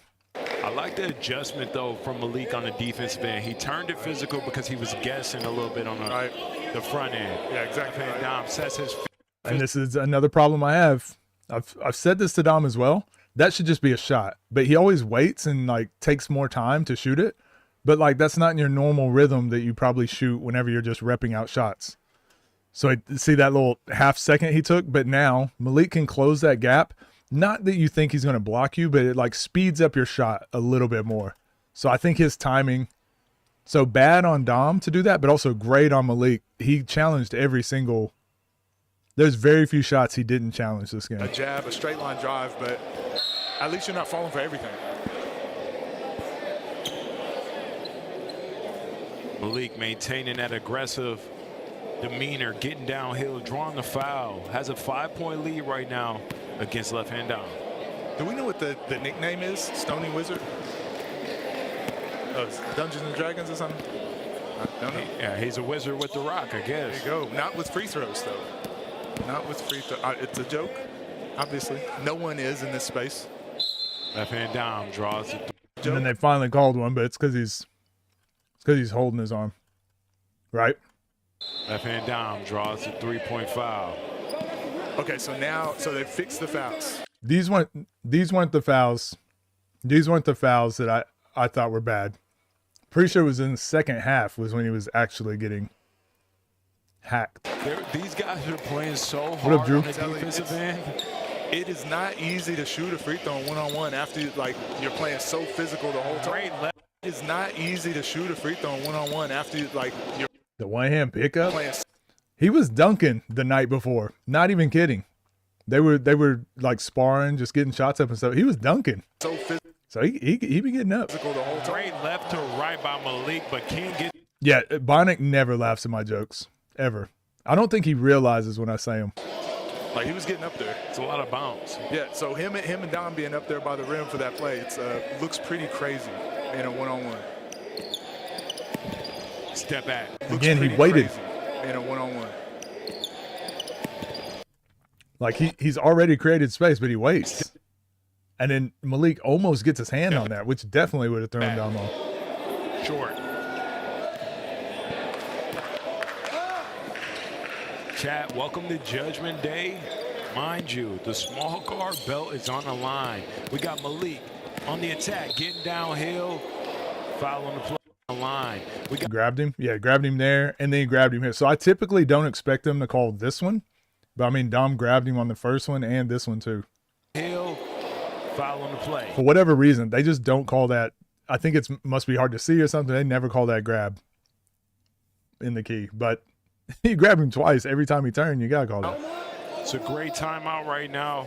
Boog and Dom? No, I don't think so. And we got live trading going on over Malik. Game has happened about the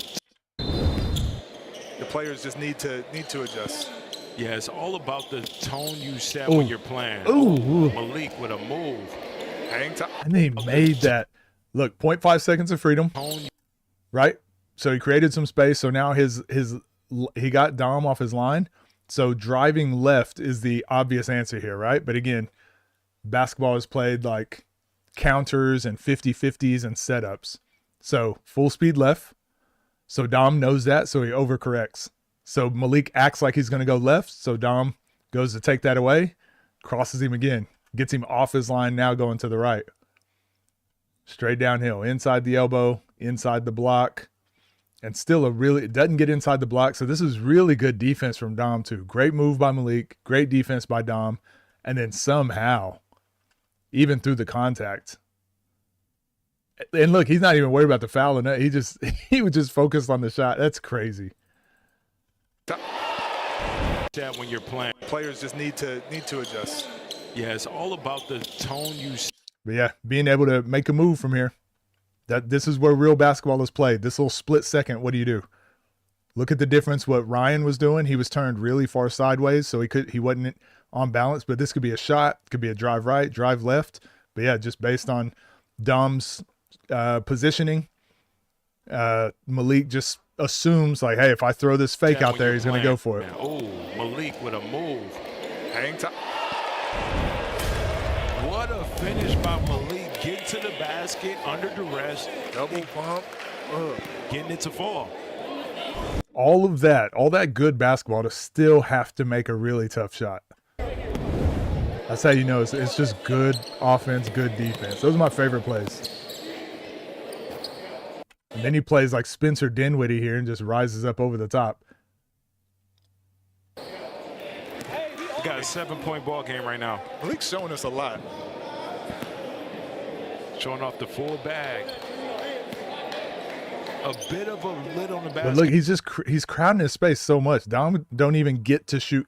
Like, I know Malik's getting hit on the arm, but Dom can't even rise up to shoot these because Malik's like in his space. It will. And then he's double step back. He keeps chasing these. He keeps closing these out really Double well step too. back. But just never let him get a rhythm.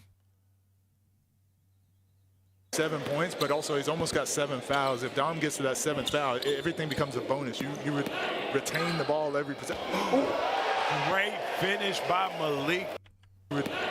Great. I think if you're a small guard, you have to be able to have these types of finishes. I know this looks really tough.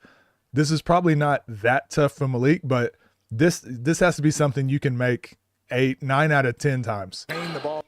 But like show the ball so they jump and then be able to finish like different angles through contact. Like you just have to be able to as a small guard. If Dom This is gets crazy. to that 7th foul, everything becomes a bonus. You retain the ball every possession. Great finish by Malik there. Going underneath the contested Dom. Finishing with the right hand. That's tough. Dom playing good defense. Well, Dom's doing what Malik typically does in his games. And I said to Malik, I've said, my fear is that you're going to play like that. I just don't think good players, you can play like this. So now Dom hasn't played players like Malik. So he's typically can get away with playing solid defense, right? This is solid defense to me. Like you're doing the right thing, shade him to his weak hand, be close enough to where you can disrupt his shot pocket. Like that's solid defense. But when you play good offensive scores, you need to play disruptive defense. So disruptive defense means don't let him just sit in triple threat and be able to calculate what he wants to do. There's no help side. There's no other defenders he's got to think about. There's no shot clock. Like a good player, you can't just let him just sit and be comfortable. So ideally, you're crowding that space. You're shifting your feet. You're taking control of the possession. So I think what Malik did this game is what I actually was fearful of. He actually just took control and control of the pace, whereas Dom didn't do any of that. He's playing proper, solid, good defense, right? He's doing the right thing. But he's just like reactive to everything Malik is doing. Malik's in control offensively. Ugh, that's crazy. Someone in the chat said Malik hitting tough shots, but I feel like he does this every game he plays. He hits 3 or 4 of these a game.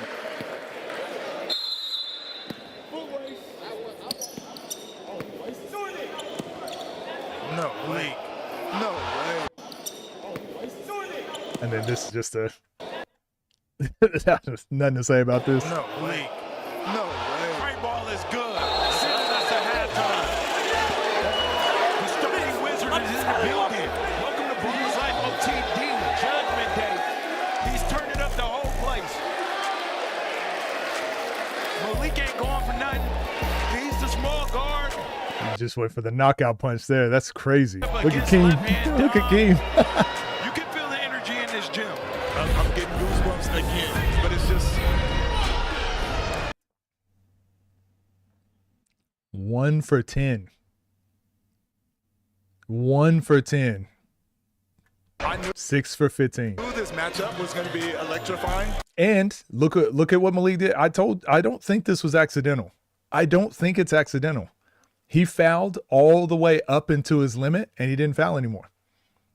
If you don't use your because once it gets to 7, you foul, they get the ball back, make or miss on the free throw. He fouled exactly up to the limit, didn't foul anymore. I'm telling you, I think it was intentional. control the pace, see what they're calling, see what they're not, see what you can get away with. But then once you get to 6, don't foul anymore. I knew it was going to be super, super exciting, but I didn't think it would be 15-3 going into halftime. When we look at that from Malik, man, he's been really playing tough defense, playing hard, and wow, we got Malik with us right now. Malik, you got the lead. What's been working really well for you in this first half against Left Hand Dom? He ain't really contesting on none of my shots. He a little late. I was sparring with, Lamar and all them. They taller guards, and I was getting my shot off on them. So I knew I had the advantage today to raise up on my jump shot, and, he's staying on the ground. You started making some adjustments defensively. Can you walk us through those as the game went on? Yeah, opposite of me, he ain't really jumping when he shoot. He wait about 1 or 2 seconds, so even if he do get some separation. See what he's talking about? He said he waits like 1 or 2 seconds. So when he gets separation, he doesn't go straight into a shot.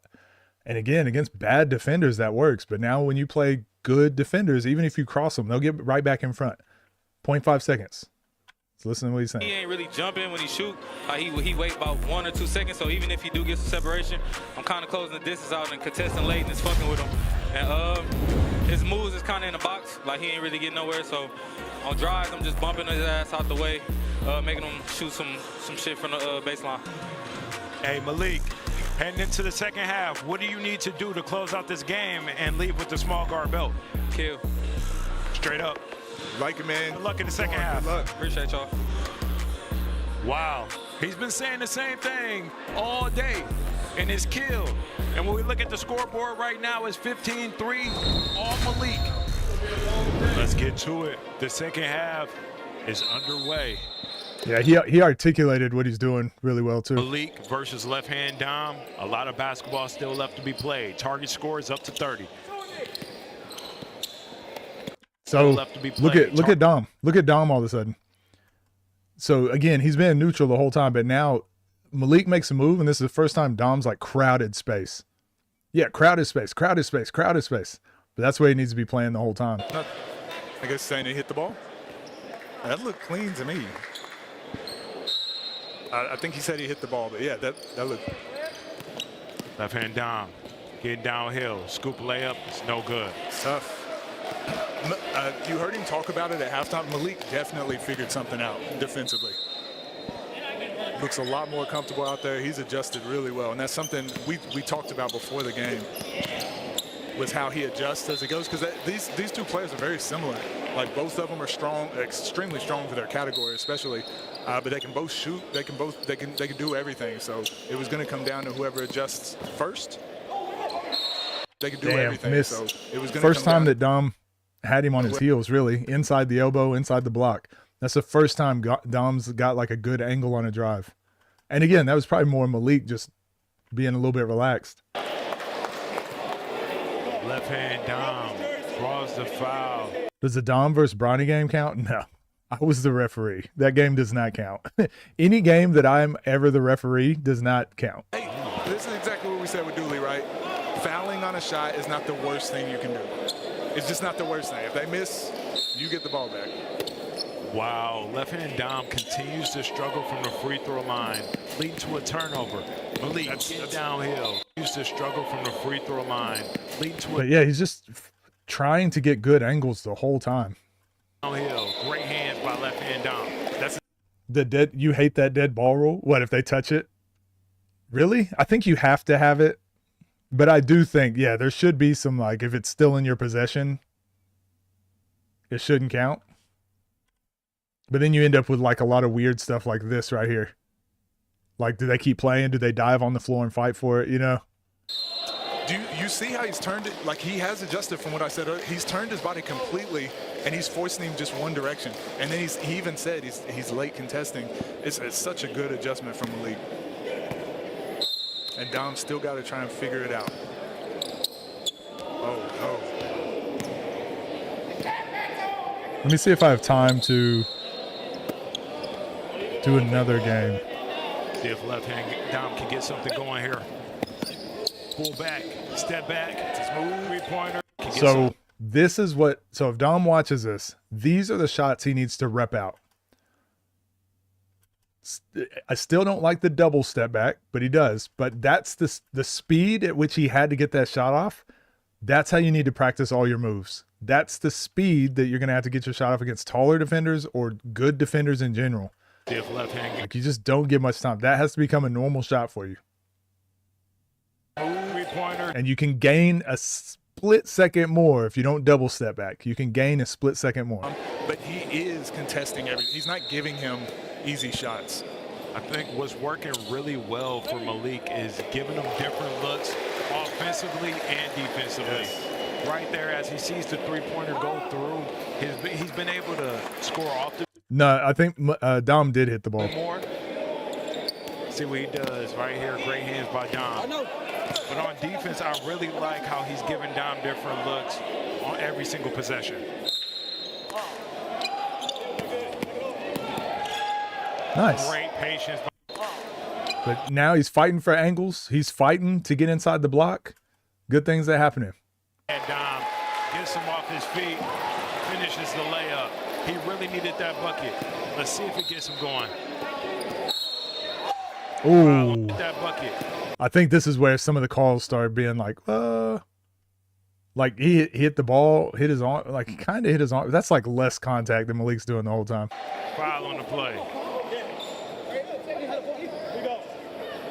You know, as many fouls as there were, like I said, for Malik in that first, we never got to the bonus, and they reset.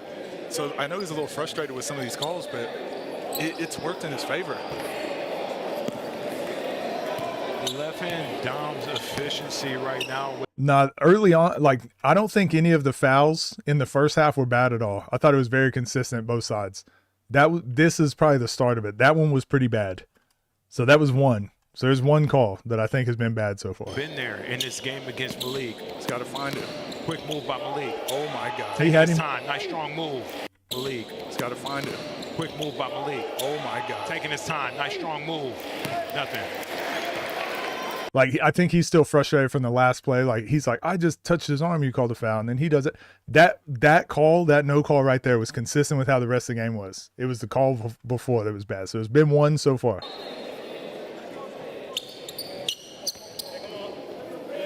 What a matchup of the small guards. Left hand down, pound dribble, step back. Overthinking. He's got to trust it. Just second guessing now that the shot isn't falling. And you're exactly right. Just trust it, stick with it. Eventually they'll fall. But I mean, that's the pressure Malik's put on. I was about to say that's the same thing. But now they just called it both ways, right? So it evens back out again. Player.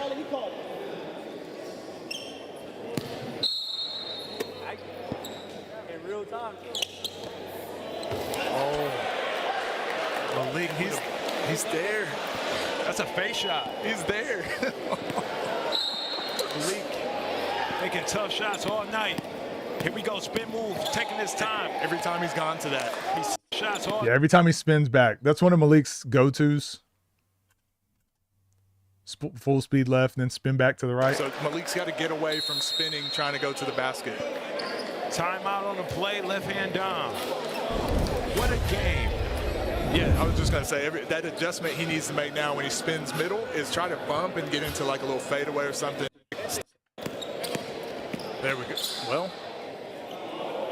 Lost the ball. There we go. Well.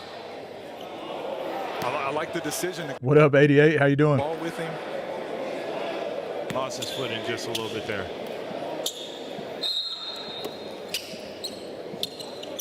Got to stay in the shot pocket. Oh, that's so good. Again, anticipating all the contact that's been happening. Malik has been going downhill, full speed left, full speed right, but now he just stops on a dime. And Dom's like still running. Can't even contest it. Brown. What a move by Malik. Gets to that midi with ease.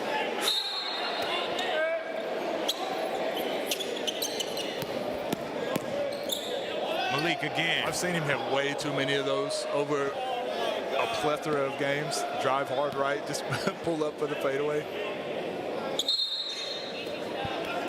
What a showing we're seeing right now from Malik. Left hand down with the possession, working top of the key. Oh, he was open again. But again, just not being ready because it's been so physical. So now you get a split second. Now you like hesitate, but you got a straight line drive to the basket. You got your shot. So many options, but then you hesitate. and now you like cross back right to left and then have to think about it. It finally hits one, but like that's been every possession so far. Just like second guess. See one go in. And then Malik just calls a timeout. Like, damn. Timeout. So he does have someone in his corner now. I don't think he started out with someone in his corner, but man, Malik is just locked in. So locked in right now. Everything he's doing is working. Even his timeout. His timeout. Sheffield. I was in Sheffield. You're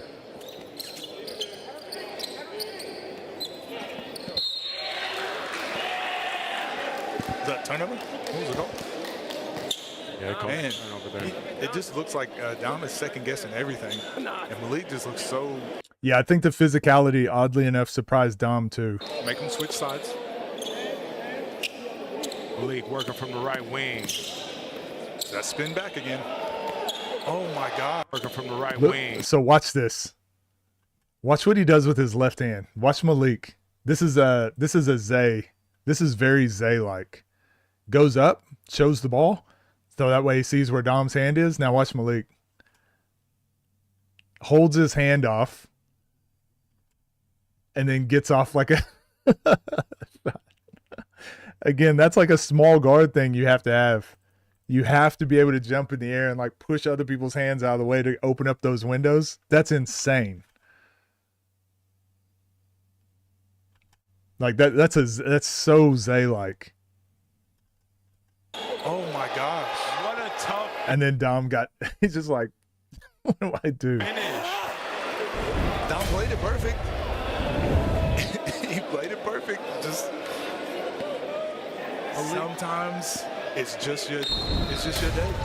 Malik's ability to be able to adjust mid-air is playing dividends right now. And then another hands-free pull-up.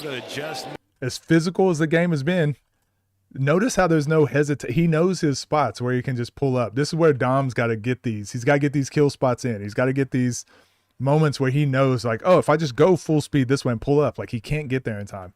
Rather than waiting. Like Malik's not waiting to see if Dom jumps. He's just locked in, going to a shot. He knows by the time he gets this shot off, like Dom can't do anything about it. Malik probably reps that shot out hundreds and hundreds of times a workout, you know? To it. Well, this is that scary territory I said you don't want to be. Wow, everything is working right now for Malik. 27-8. Malik. A three-pointer can send it home here. He didn't have anything. I've seen him hit them. Hey, you saw the shot go in though, right? So there's no review on these sort of things, but let's see what happened. They called it travel. Oh yeah, good call. Great call. Because I wasn't sure.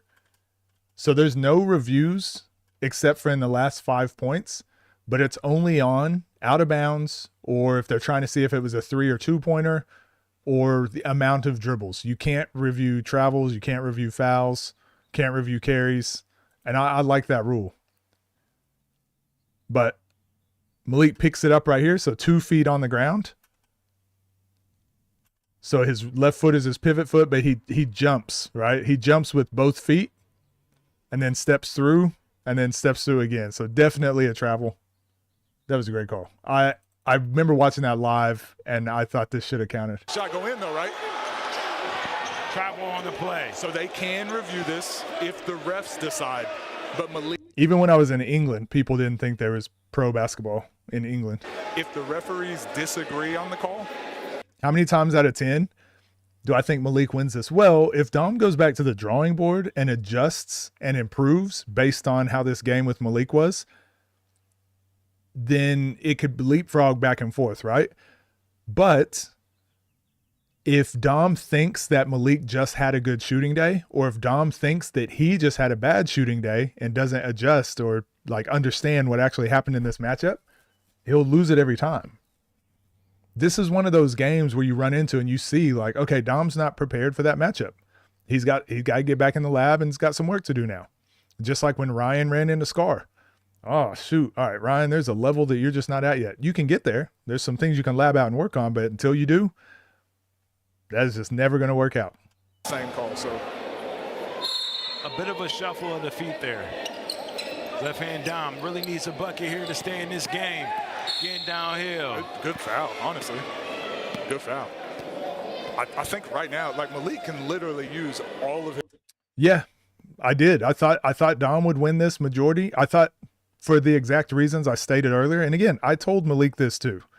My concern was Malik's ability to, on the triple threat, like just what he was doing against. We watched it on stream. Who did he play against? And we were breaking it down. But he would turn and he was like reacting to what the offensive player was doing. But this game, he took control of triple threat and he's taking control of the pace. So he did the thing, which I didn't know he would do that. Now, hindsight's 2020. Oh, Malik made adjustments and got better. Yeah, Malik. I would pick Malik. But then I'm like, well, if Dom makes the adjustments that I think he should make, then I think Dom. That's how it works. It's like this is gonna be tough for Dom. Back against the wall. That's not even a bad foul either. Because now he's got to make all these free throws. Left hand Dom has really struggled from the free throw line in this game as well. So the foul here by Malik is actually a really good call. Let's see if he can get it going. Gets the free throw to count. That's a tough free throw. That's a tough make. Wow, over $19,000. No, it wasn't Malik Boog, but also that game too. That game as well, but it wasn't that one where it was really obvious. Trades in right away.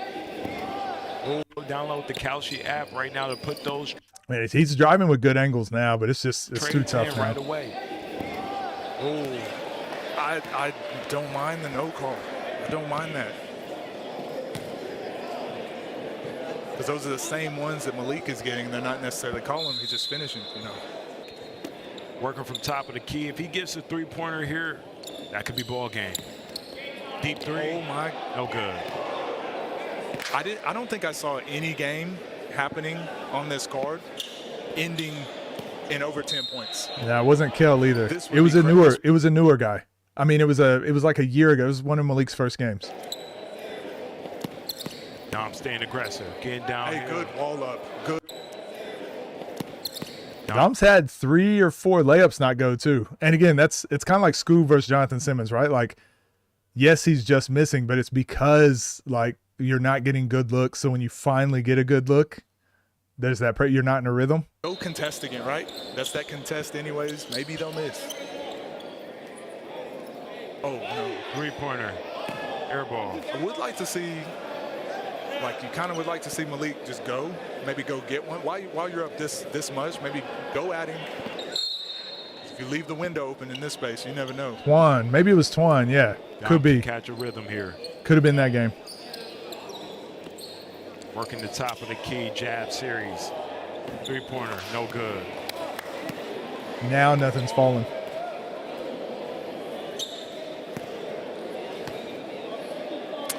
I don't know Malik personally. Does he talk a lot of trash? Because he hasn't really said anything. He hadn't like talked or said anything.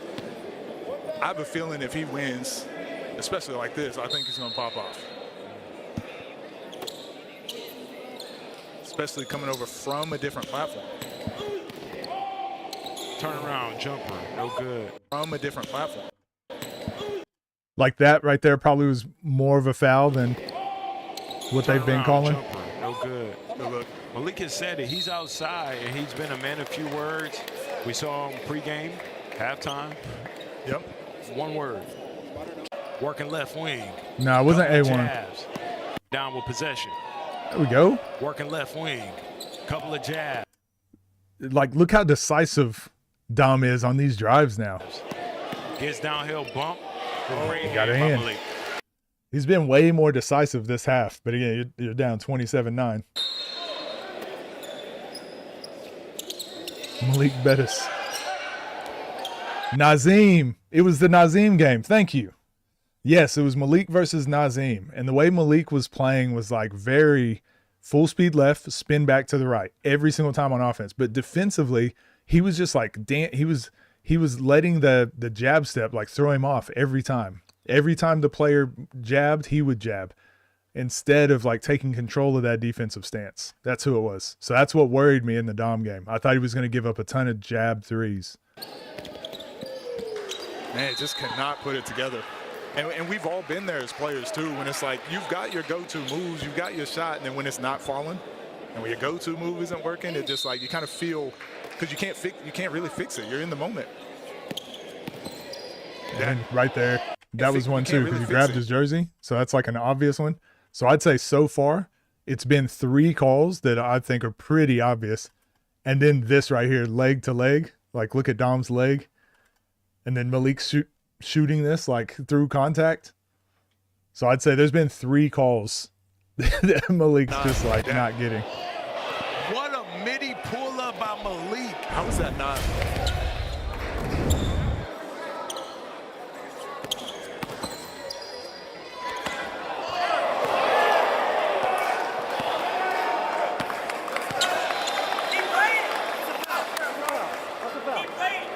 It's next level. Screw it, just make the shot anyways, right? That's what he has to do. This Make the shot anyways. Buckets. Again, great hands by Dom. He wanted, that shot right there has been working for him all game. I like that he went back to it for the game. The aura farming. Just obviously, and Dom adjusted there, so I like the decision. Hopefully Dom can buy a bucket here. Get downhill. And so this is where it was tough, right? Because Malik, so this is where people thought, God's weed man, thank you for subscribing. There's a gnat in here. It's annoying me. This is where people thought Dom was getting cheated. But you saw Davo tell the ref, hey, that's a foul. You got to call that, right? And then right here, Malik's trying to foul. He's trying to give up a foul because it's probably the right strategy is to foul, make Dom make his free throws, and they don't call it. And so it's like, oh, they're cheating for Dom. But I'm like, no, these are just, it was just a bad no call. And now it's like compounding. Now it's compounding, and it's like, oh, it's all built against him. And it's like, no, not really. It was just one bad call leads to it's the exact same in the Scoob and Nas game. There was 1 or 2 calls that were bad or bad no calls, and everyone uses that to paint how the whole game went. 18-point ball. It's like, no, those two were bad. You're right. It's in great hands. He's taking that bump. It doesn't mean the whole game was against him. He gets his hand in there. And I think as a small guard, that's how you're used to playing defense. I thought Davo wasn't allowed to talk to the refs mid-game. Huh? Who said that? Testing up high, so. Patience by Malik. Can't get the scoop layup to go. I have a feeling this stadium is going to explode when this game is over. Whoever it is, whoever ends it.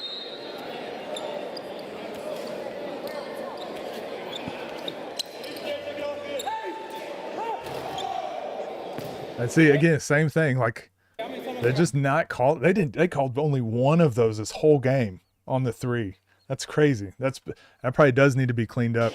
Getting downhill. No time. Malik. Now 2 hands on. Getting downhill. No good. Every time he shoot a shot like that, I'm like, oh, it's going in. Might as well.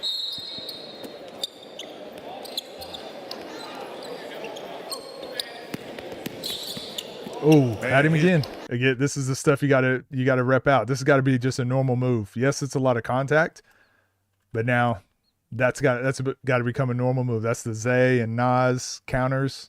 Like they be getting to it. Man, he's right there. He's just right there. He's not budging an inch. And when he does, he The Dom closes this PR. gap. Yeah, fair. He just closes the gap.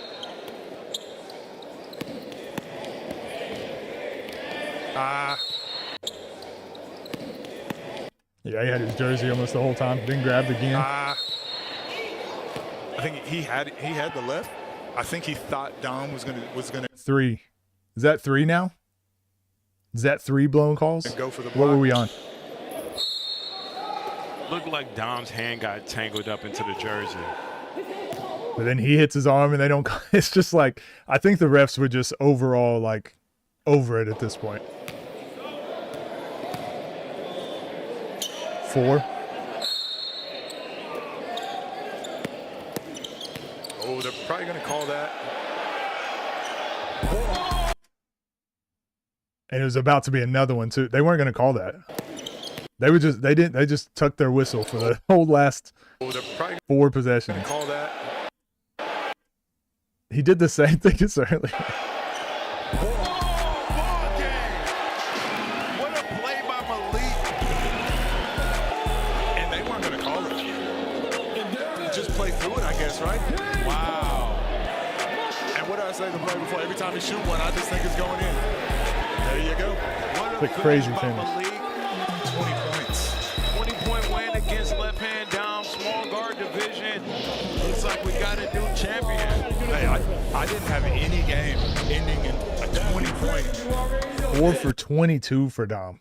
But again, if Dom goes back to the drawing board and it's like, I just shot bad, then that's not, you got to get a lesson from this game and understand like what your weaknesses actually were. For Malik, 13 for 32. He wasn't shooting well, but we could see like, especially those last however many possessions were like through like crazy contact. 13 for 32 is actually not bad considering. 7 turnovers for both.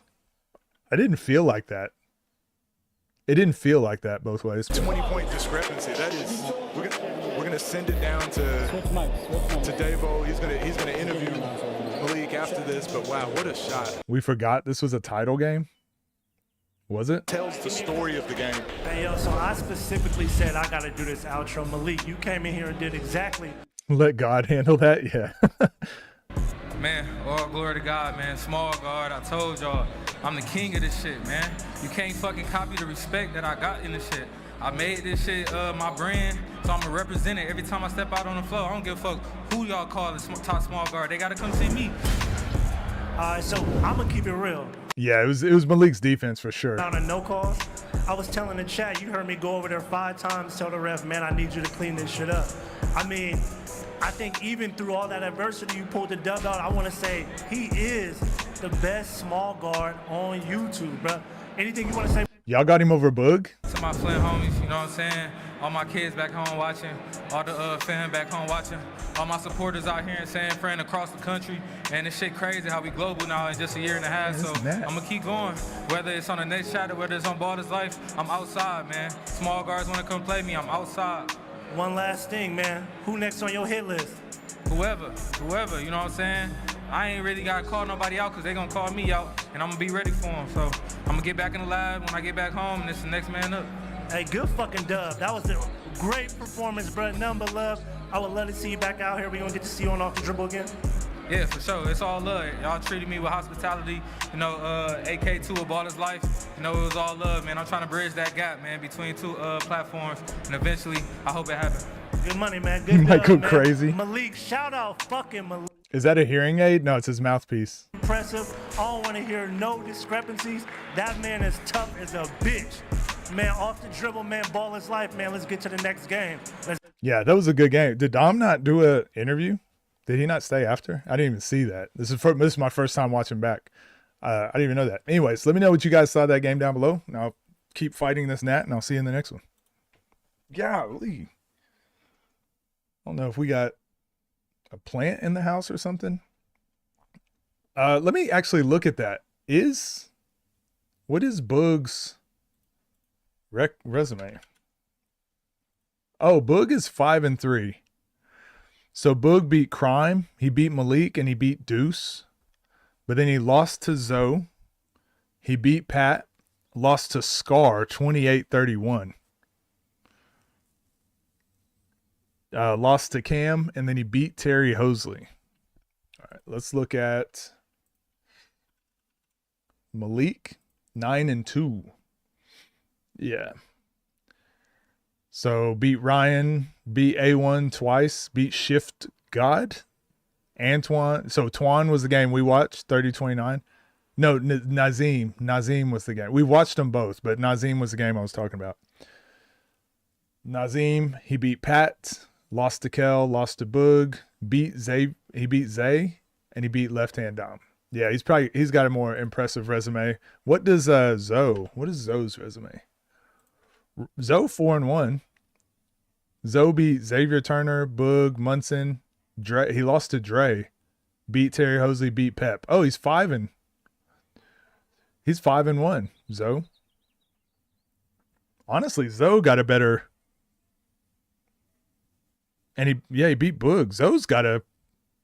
Maybe Malik and Zoe need to play on pay-per-view for small guard.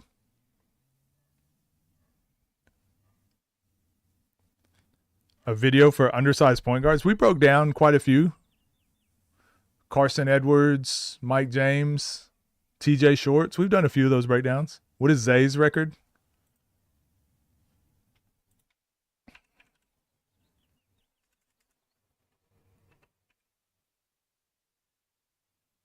Oh, this isn't the right Zay.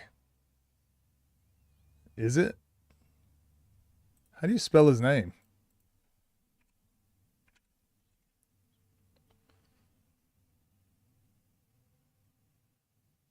Oh, they don't even have his games on there.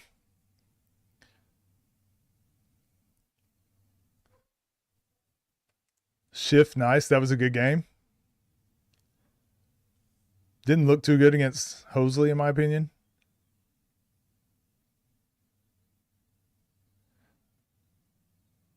Malik is a small guard general, but I definitely think Boog beating him again. Boog only lost to one small guard.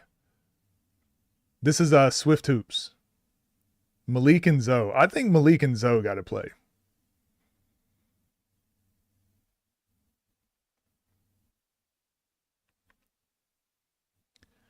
So for me personally, I think small guards should be 6 foot and under.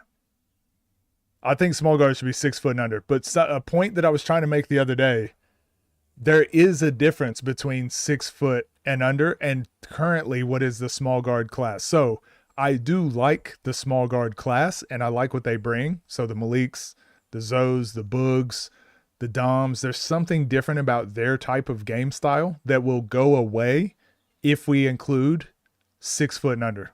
So for those reasons, I like there being a small guard class and then another one above that.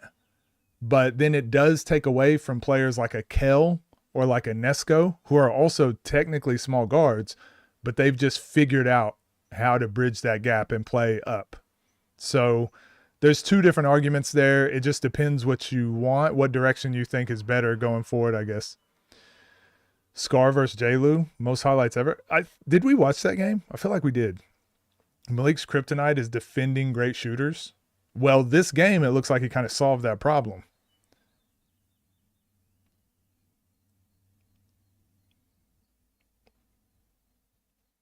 He lost to Zoe, Boog. Oh, so that was Zay. That was the right Zay.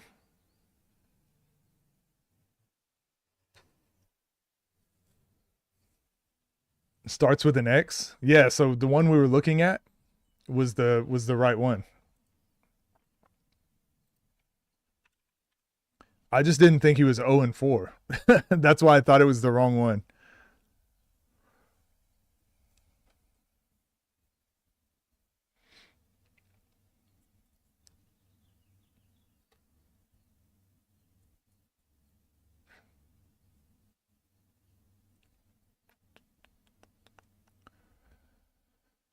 Jerome Randall versus Malik or Boog? Maybe. I don't know if that would be as good of a game as what it looks like on paper. I think Jerome Randall's too crafty. He's been playing taller players for so long. Maybe. Hey, maybe that's why we play the games, because you don't know how it will end up. I feel like it wouldn't be as entertaining. You don't think Dom is a great shooter? Rob versus... Well, he guarded his shot, though. Does that make sense? Like, he didn't even let him get comfortable. And that's exactly what you have to do against a great shooter. Crowd their space. Don't let them get on balance. Rob versus DQ. Matchup of the century. Did it just drop? Any other games? I thought about it. I thought we were, but we may not do more games. I forgot we had a 2-hour argument earlier. But as long as we got 2 games out today, which means tomorrow I've still got like 3 or 4 more to do. Jerome might be too. Yeah, Jerome is just very crafty and he can do everything. Gonna break down DMV versus Philadelphia. Probably tomorrow.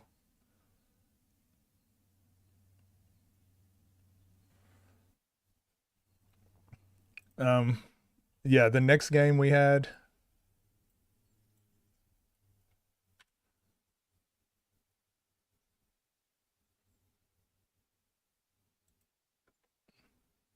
Before the war.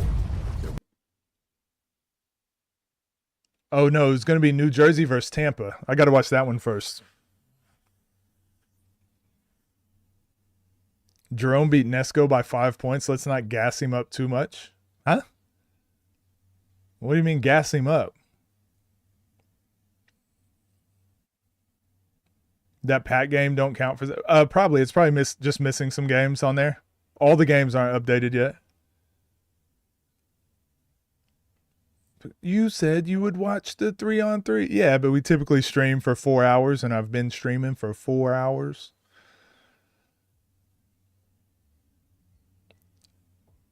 Jerome playing Nas or Rob doesn't do anything for either of them. He beat Nesco his first game. Really good fame. It's Nesco we talking about. Boog or Malik can't fuck with Nesco. Nesco smokes Malik. He's doing this at damn near 40. He deserves all the love. This the guy that beat Scoob twice, by the way. Nesco, yeah. Yeah. Jerome Randall, I think, is just the, like I said, to me, small guard is 6 foot and under, right? It doesn't like, if someone who's 5'9" can't defend or play against someone fairly who's 6 foot, it's more than just a height difference. There's more going on there. There's more going on there. There's more skill and footwork and strength. There's just an athleticism. There's more going on there than just the height. 2.5 inches, 3 inches of height isn't the end all be all. Someone like Jerome Randall has all of those skill things to where he can compete with players 3, 4, 5 inches taller.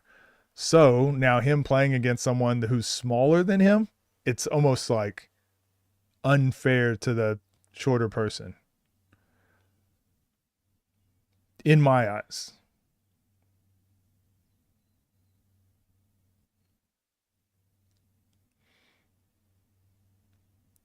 Nesco versus LP storyline is there. Jerome is losing to everyone in the top 5. He beat Nesco. He already beat Nesco. And him and Uncle Scoob would be a really good game. And I think him and Moon would be a really good game.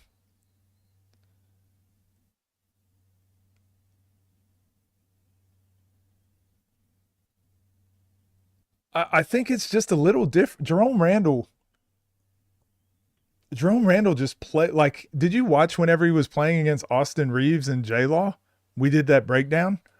Jerome Randall does not play like he's 5'8". He's just crafty. He shoots floaters from the elbow, off one leg, fading sideways. Like he's got all the tricks of the trade. We're not seeing the Boogs and the Zoes and do the stuff that he's doing. They are really good, but it's just there's just like another layer that he has on his game. How tall is the average point guard you played with overseas? Well, there's a few years where I played point guard and I'm 6'6". So average 6'3", probably 6'3" and up. There was rarely people on the court that were 6'3" or under. Rarely. But if they were probably elite at some skill. There was probably some elite skill they had.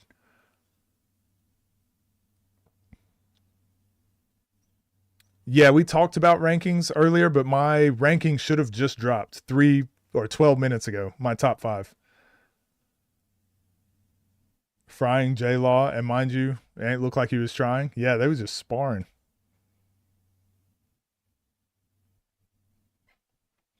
Yeah, I actually didn't know there was Jerome Randall dislike out there. I thought he was pretty much consensus liked on the scene after what he did in that Nesco game.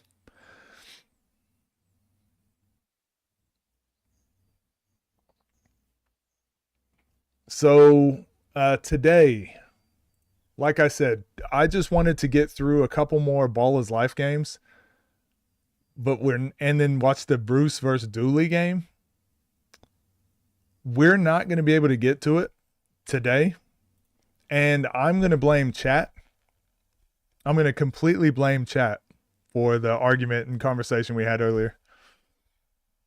I'll take zero responsibility for any of this. I started work and you were live, just got off and you're still live. Appreciate you. He's not that good to me, but I'm young, so I never seen him until the 1v1. He's not that, but again, is Nesco good to you? If you think Nesco's good, there's no world where you can say Jerome Randall not that good.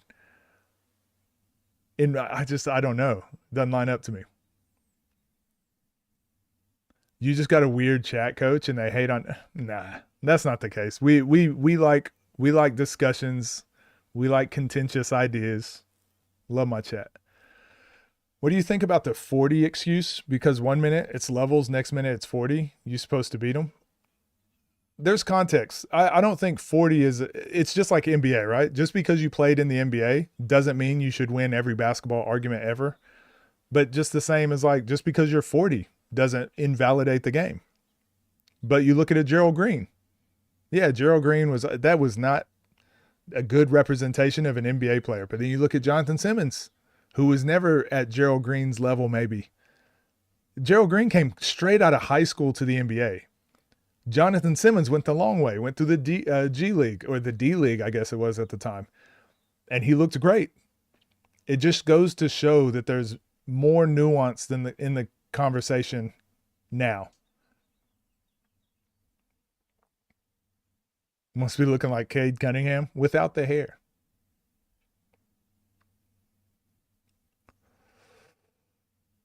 Nesco just looks so bad out there, and I don't think it was because of Rome.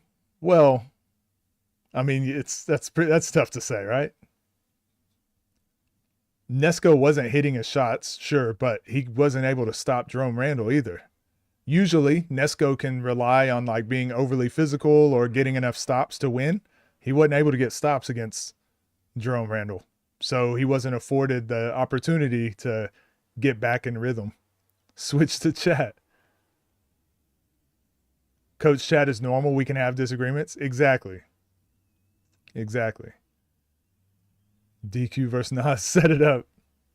There really is levels. Seen Jerome in person. Trust me, he's for real. He's cold. I'm not too high on Ness either. He's tough, but I think he's like 7 to 10. Damn. You don't play around, huh? High standards. I like it. Your highlights remind me of No Good a little bit. Can't lie. I agree. The only player I ever heard of making the league off a tryout, and he did damage in the league too. Jerome was scoring crazy shots, but that's what Jerome does though. I think that's the difference. Like Jerome is known for hitting crazy floaters and game winner. Like again, he played in the NBL in Australia. I used to watch him all the time, and he was like at his height. Playing against, he was oftentimes, most times, the best player on the court.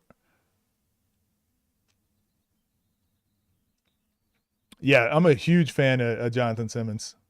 That's why I was excited to see him jump on the 1v1 scene. Nesco had an off game. He got hot late in the game. He always been streaky. Exactly. The space is just getting more talented. You can afford to have off games against bad players. You can't have off games against really good players, which is what happened. That Rob 1v1 in 40 minutes, not gonna lie. Who you got over Nesco? We forgetting who we're talking about. Jerome was guarding, so maybe that could have led to the off game. CB, yeah, I don't know why CB just has Nesco's number.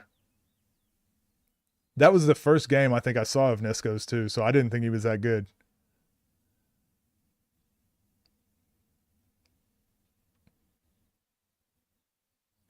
Yeah, Jerome Randall hitting those shots. And again, if that's your first time seeing him, I completely understand why it's like, he's not that good.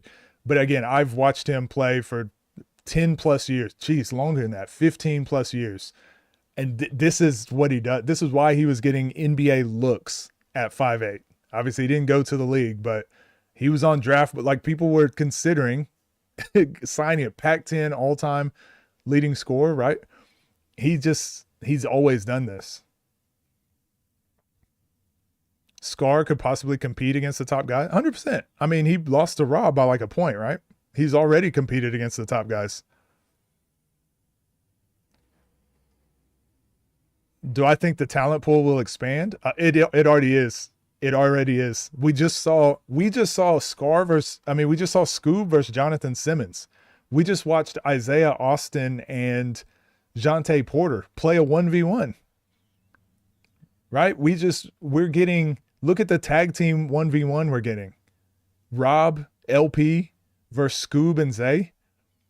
We're getting Archie, No Good. We're getting players like that jumping into the scene. We're getting the Jerome Randalls. Like it's only going to continue. We got Austin Rivers talking about it. We got Isaiah Thomas talking about it. We've got all these players starting to get involved.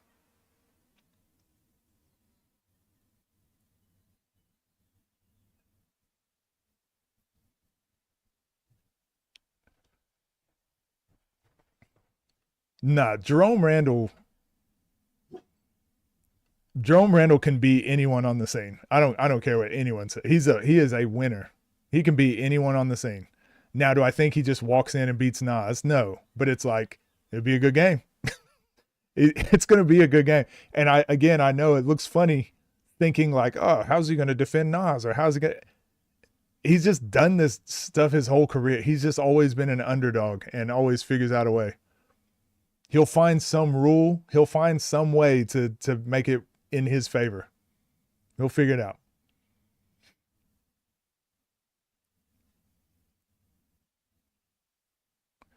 Separate some of these players. Yeah, like Nas wasn't having a good game against Scoob, mainly because Scoob put the pressure on and came in with a good game plan, but Nas had to adjust, and he went back to his bread and butter and what works, get downhill.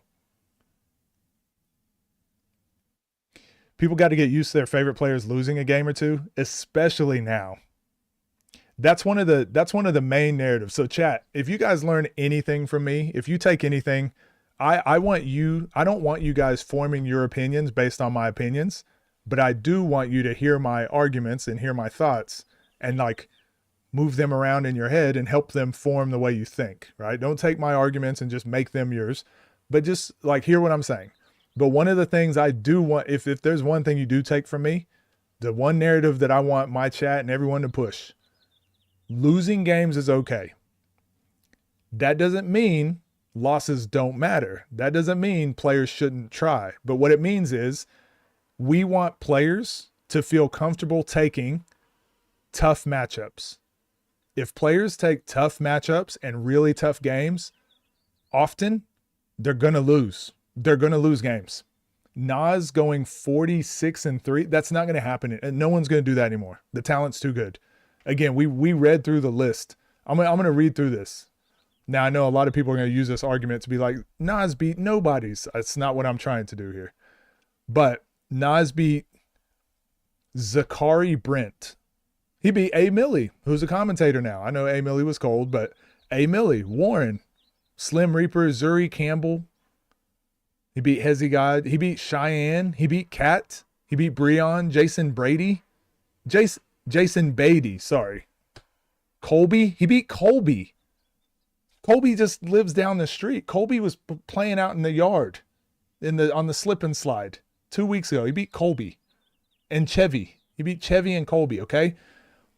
We are not going to see Keem and Bijan and Dang get on the scene and go play against fucking Frank, Kylon, and Chevy. It just doesn't happen now. The players that are playing, everyone is just talented. Everyone is good. Everyone's had 2 or 3 years to watch the 1v1 scene and prepare. It's just different. Now, I'm not saying this should throw a knock into anyone's career. Like, you only can play who's in front of you. It just means that the new players jumping on the scene will never be able to attain those rankings of Nas, Zay, Scoob, Moon, Nesco, Kel. Shoot, even like Bruce and Rob, Bruce, Tay. Like, it's going to be so tough for them to catch these types of players. So the one narrative, if you lose games, it's okay. It can't just ruin your top 5 ability ranking forever.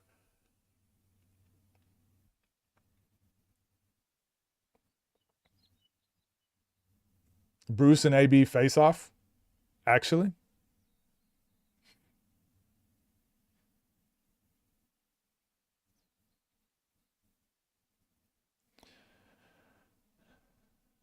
Yeah, if the underdog wins, it can still be a good thing. Yeah, I mean, look at that. Tay could be sitting here with a Zay win and a Rob win, and look how the narratives would be completely different. The belts would be good for the space. Yeah, if we can figure out how to get the belts more consistent, I agree. It could solve a lot of these problems. Someone clip it out of context.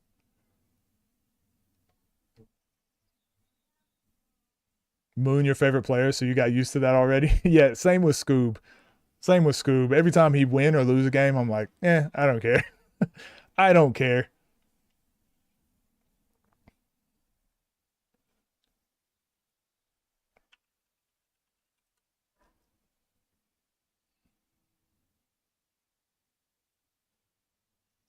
Well, I tried to go to Devs Live, but internet be interneting. Are you sure?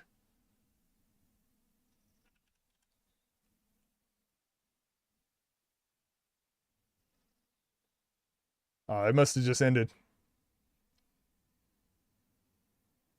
Davo gonna have to take the belts away from Facts. We got to reset. We need a factory reset on the belts.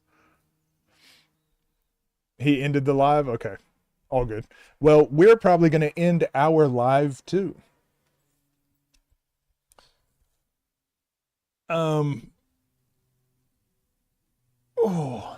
So tomorrow we were going to get through the Ball is Life. We're going to get caught up on our Ball is Life videos. And mark my words, chat. Mark my words. I'm not getting derailed in the chat. I'm not getting derailed. I'm not falling for any rage bait. I'm not going to allow it to happen. As soon as I start stream tomorrow, so I'm starting stream at 11 p.m. PST on the dot. And as soon as I start stream, I'm going to start breaking down the game. As soon as stream starts, you're going to see me already starting my video. Mark my words. We're going to leave it at that.